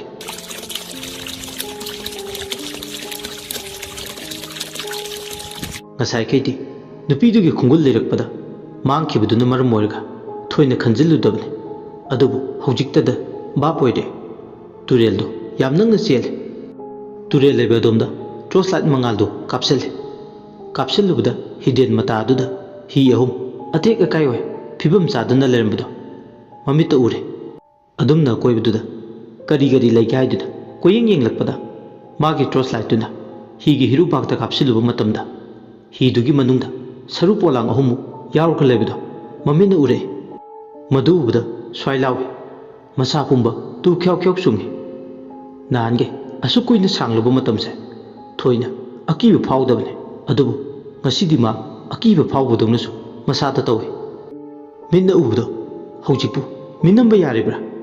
ꯑꯇꯦꯛ ꯑꯀꯥꯏꯗꯅ ꯄꯤꯛ ꯊꯜꯂꯕ ꯃꯐꯝꯁꯤꯗ ꯍꯧꯖꯤꯛꯄꯨ ꯀꯔꯥꯏꯗꯒꯤ ꯁꯔꯨ ꯄꯣꯂꯥꯡ ꯑꯣꯏꯔꯤꯕ ꯃꯌꯥꯝꯁꯤꯅ ꯃꯉꯣꯟꯗ ꯂꯣꯏꯅꯥꯏꯗ꯭ꯔꯕ ꯋꯥꯍꯪ ꯂꯤꯁꯤꯡ ꯍꯪꯕꯗꯧꯅ ꯇꯧꯕꯒ ꯄꯥꯡꯀꯛ ꯑꯣꯏꯔꯛꯂꯦ꯫ ꯃꯍꯥꯛ ꯇꯧꯐꯝ ꯈꯪꯗꯦ꯫ ꯍꯤ ꯂꯩꯔꯤꯕꯗꯨ ꯇꯝꯅ ꯃꯍꯥꯛ ꯆꯪꯁꯤꯜꯂꯦ꯫ ꯑꯗꯨꯒ ꯍꯤꯔꯨꯕꯥꯛ ꯃꯅꯨꯡꯗ ꯌꯥꯎꯔꯤꯕ ꯁꯔꯨ ꯄꯣꯂꯥꯡꯁꯤꯡꯗꯨꯗ ꯇꯣꯔꯆꯂꯥꯏꯠ ꯃꯉꯥꯜꯗꯨ ꯀꯥꯞꯁꯤꯜꯂꯒ ꯃꯤꯠ ꯀꯨꯞꯇꯕ ꯃꯈꯩ ꯆꯃꯝꯅꯕ ꯋꯥꯈꯜ ꯑꯃꯒꯤ ꯃꯥꯏꯀꯩ ꯈꯪꯗꯅ ꯁꯤꯠꯄ ꯅꯣꯡꯂꯩꯗꯨꯒꯤ ꯃꯔꯛꯇ ꯃꯍꯥꯛ ꯇꯨꯃꯤꯟ ꯃꯃꯤꯠ ꯀꯨꯞꯇꯕ ꯃꯈꯩ ꯌꯦꯡꯗꯨꯅ ꯂꯩ꯫ ꯃꯆꯤꯟꯗ ꯁꯣꯜꯂꯦ꯫ ꯃꯔꯥꯏꯕꯛ ꯊꯤꯕ ꯀꯅꯥꯒꯤ ꯁꯔꯨ ꯄꯣꯂꯥꯡꯅꯣ? ꯇꯝꯊꯤꯕ ꯐꯤꯕꯝꯁꯤꯗ ꯂꯩꯔꯤꯕ ꯑꯣꯟꯊꯣꯛꯅ ꯅꯨꯡꯉꯥꯏꯈꯤꯗ꯭ꯔꯦ ꯐꯤꯕꯝꯁꯤꯗ ꯌꯦꯡꯕꯨ ꯌꯦꯡꯉꯩꯗ꯭ꯔꯦ꯫ ꯃꯤꯁꯤ ꯆꯥꯗꯨꯅ ꯁꯤꯕꯗꯤ ꯁꯣꯏꯗꯅ ꯑꯣꯏꯔꯅꯤ ꯇꯧꯔꯤꯁꯦ꯫ ꯑꯁꯤ ꯈꯜꯂꯗꯨꯅ ꯃꯍꯥꯛ ꯁꯔꯨ ꯄꯣꯂꯥꯡꯁꯤꯡꯗꯣ ꯎꯕꯗ ꯋꯥꯈꯜ ꯌꯥꯝꯅ ꯅꯨꯡꯉꯥꯏꯖꯗꯦ꯫ ꯁꯔꯨ ꯄꯣꯂꯥꯡꯗꯨꯒꯤ ꯈꯨꯠ ꯅꯥꯝꯃꯗ ꯈꯨꯗꯥꯡ ꯘꯔꯤ ꯑꯃꯟꯕ ꯑꯃꯁꯨ ꯎꯐꯨꯜ ꯋꯥꯏꯐꯨꯜ ꯊꯥꯡꯂꯒ ꯁꯤꯔꯒ ꯂꯩꯕꯗꯨ ꯎꯔꯦ꯫ ꯖꯄꯥꯟ ꯂꯥꯟꯒꯤ ꯃꯇꯝꯗ ꯂꯥꯟꯃꯤ ꯀꯌꯥ ꯑꯃ ꯆꯪꯁꯤꯜꯂꯛꯇꯨꯅ ꯃꯐꯝꯁꯤꯗ ꯒꯦꯝ ꯁꯥꯟꯅꯔꯝꯃꯤ꯫ ꯃꯍꯥꯛ ꯋꯥꯔꯤꯗ ꯍꯥꯏꯐꯦꯠ ꯈꯔꯗꯤ ꯇꯥꯈ꯭ꯔꯦ꯫ ꯑꯗꯨꯅ ꯃꯗꯨ ꯁꯣꯏꯗꯅ ꯑꯣꯏꯔꯝꯒꯗ꯭ꯔꯥ ꯍꯥꯏꯗꯨꯅ ꯑꯃꯨꯛꯁꯨ ꯋꯥꯈꯜꯗ ꯈꯜꯂꯤ꯫ ꯈꯟꯐꯝ ꯑꯃꯗꯤ ꯈꯪꯕ ꯅꯠꯇꯦ꯫ ꯆꯨꯝꯅꯒꯤ ꯃꯤꯆꯝ ꯑꯣꯏꯔꯗ꯭ꯔꯥ ꯅꯠꯇ꯭ꯔꯒꯅ ꯂꯥꯟ ꯇꯧꯕ ꯂꯥꯛꯄꯗ ꯁꯤꯈꯤꯕ ꯂꯥꯟꯃꯤꯁꯤꯡꯗꯨꯒꯤ ꯊꯋꯥꯏ ꯑꯣꯏꯔꯤꯗ꯭ꯔꯥ ꯈꯜꯂꯨꯕꯗ ꯃꯥ ꯍꯦꯟꯅ ꯑꯗꯨꯝ ꯑꯃꯝꯕꯗꯨꯗ ꯆꯃꯝꯅꯕꯁꯨ ꯏꯇꯠ ꯇꯠꯇꯅ ꯐꯥꯎꯕ ꯍꯧꯔꯛꯂꯦ꯫ ꯀꯩꯒꯤꯅꯣ ꯈꯪꯗꯦ ꯁꯔꯨ ꯄꯣꯂꯥꯡꯁꯤꯅ ꯃꯥꯒꯤ ꯄꯨꯛꯅꯤꯡꯕꯨ ꯌꯥꯝ ꯂꯨꯝꯅ ꯆꯤꯡꯁꯤꯟꯕꯗꯧꯅ ꯇꯧꯏ꯫ ꯁꯔꯨ ꯄꯣꯂꯥꯡꯗꯨ ꯌꯦꯡꯅ ꯍꯤꯔꯨꯄꯥꯛꯇ ꯌꯥꯇꯥꯗꯨꯅ ꯂꯩꯕ ꯁꯔꯨ ꯄꯣꯂꯥꯡꯗꯨ ꯃꯥꯒꯤ ꯃꯅꯥꯎꯅꯨꯄꯥ ꯍꯦꯝꯖꯤꯠꯀꯤ ꯁꯛꯇꯝ ꯑꯣꯏꯅ ꯎꯔꯛꯑꯦ꯫ ꯍꯦꯝꯖꯤꯠ ꯑꯣꯏꯅ ꯁꯤꯔꯒ ꯃꯥꯒꯤ ꯑꯁꯤꯕ ꯍꯛꯆꯥꯡꯅ ꯃꯇꯝ ꯂꯣꯏꯔꯦ ꯍꯥꯏꯗꯨꯅ ꯑꯁꯤꯕꯒꯤ ꯈ꯭ꯌꯥꯇ ꯇꯥꯗꯨꯅ ꯂꯩꯕꯗꯧꯅ ꯎꯔꯛꯂꯦ꯫ ꯃꯤꯠꯇ ꯎꯔꯤꯕ ꯃꯤꯇ꯭ꯔꯪꯗꯨꯅ ꯅꯔꯦꯁꯄꯨ ꯀꯟꯇ꯭ꯔꯣꯜ ꯇꯧꯈ꯭ꯔꯦ꯫ ꯃꯥꯒꯤ ꯍꯦꯛ ꯄꯣꯛꯃꯤꯟꯅꯕ ꯃꯅꯥꯎ ꯑꯣꯏꯔꯕꯣꯏ ꯈꯟ ꯃꯤꯀꯨꯞ ꯑꯗꯨꯗ ꯅꯔꯦꯁ ꯃꯤꯠꯂꯨ ꯄꯤꯔꯥꯡ ꯏꯍꯧꯅꯔꯦ꯫ ꯑꯗꯨꯒ ꯍꯤꯡꯅ ꯀꯞꯇꯨꯅ ꯍꯧꯖꯤꯛꯇꯤ ꯍꯤꯔꯨꯕꯥꯛꯇ ꯌꯥꯎꯔꯤꯕ ꯁꯔꯨ ꯄꯣꯂꯥꯡꯗꯣ ꯃꯅꯥꯎꯄꯥꯒꯤ ꯑꯁꯤꯕ ꯍꯛꯆꯥꯡ ꯑꯣꯏꯔꯕꯣꯏ ꯈꯟ ꯍꯤꯡꯅ ꯀꯞꯂꯛꯂꯦ꯫ ꯄ꯭ꯔꯞ ꯆꯪꯁꯤꯜꯂꯒ ꯖꯤꯠ ꯖꯤꯠ ꯍꯧꯒꯠꯂꯣ ꯁꯦ ꯍꯧꯒꯠꯂꯣ ꯁꯦ ꯑꯩꯅ ꯀꯧꯔꯤꯕꯁꯦ ꯇꯥꯕ꯭ꯔꯣ? ꯇꯥꯔꯕꯗꯤ ꯅꯪꯕꯨ ꯑꯃꯨꯛꯇꯗꯤ ꯍꯧꯒꯠꯂꯣ ꯖꯤꯠ ꯍꯦꯝꯖꯤꯠ ꯁꯦ ꯍꯧꯒꯠꯂꯣ ꯁꯦ꯫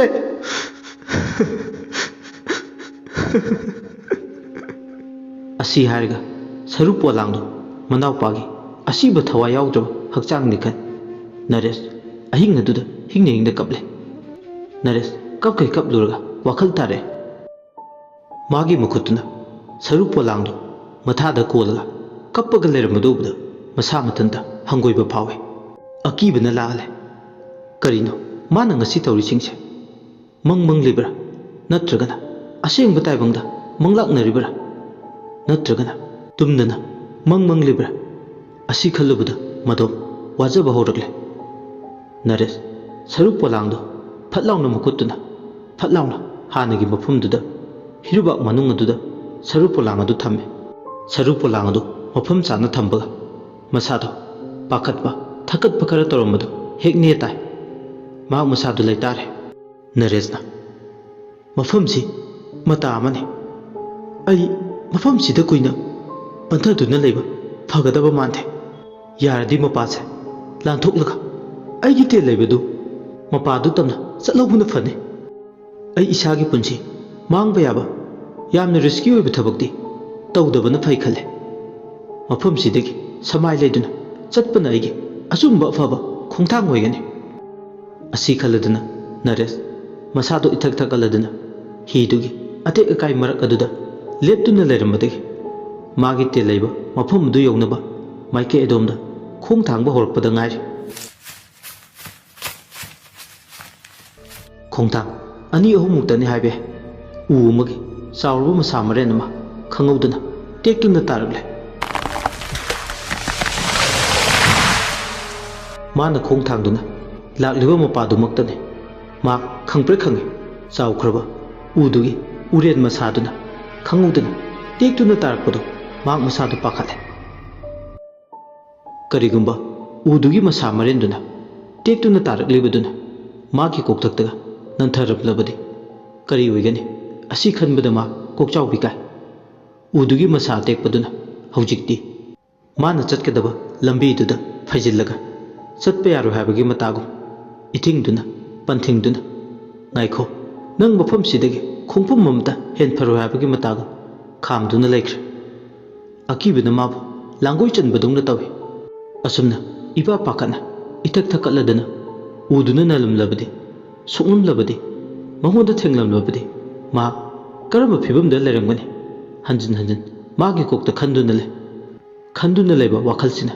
माबु हंजन हंजन ओतपदौना तवे वाखलना फाव नरेश की मिचंग चंगबिद्र वाखल फावा मागे ब्रेन की एक्टिविटी दुदा हंजन हंजन खनख्रब वाखल अमदा लिसिंगरक हंजन हंजन तुंगहलगा चत्तुना वाखल खनबदौना फावे मागे वाखल अरेप लेते मांगदा तारिबो उदो हंजन हंजन लिसिंगरक उसा टेक्तुना तारखिबदो उबा हौरक्ले मतमदुदा नरेश कोकतो पुबा ngamlagdre करिनो मंगोंदा वाखल अमा खनबा हौरक्ले करिनो ngasi mana tawrise tachengna minna uriba singse mitrangla natragana magi wakhalse wakal choirba misak amaga manarabra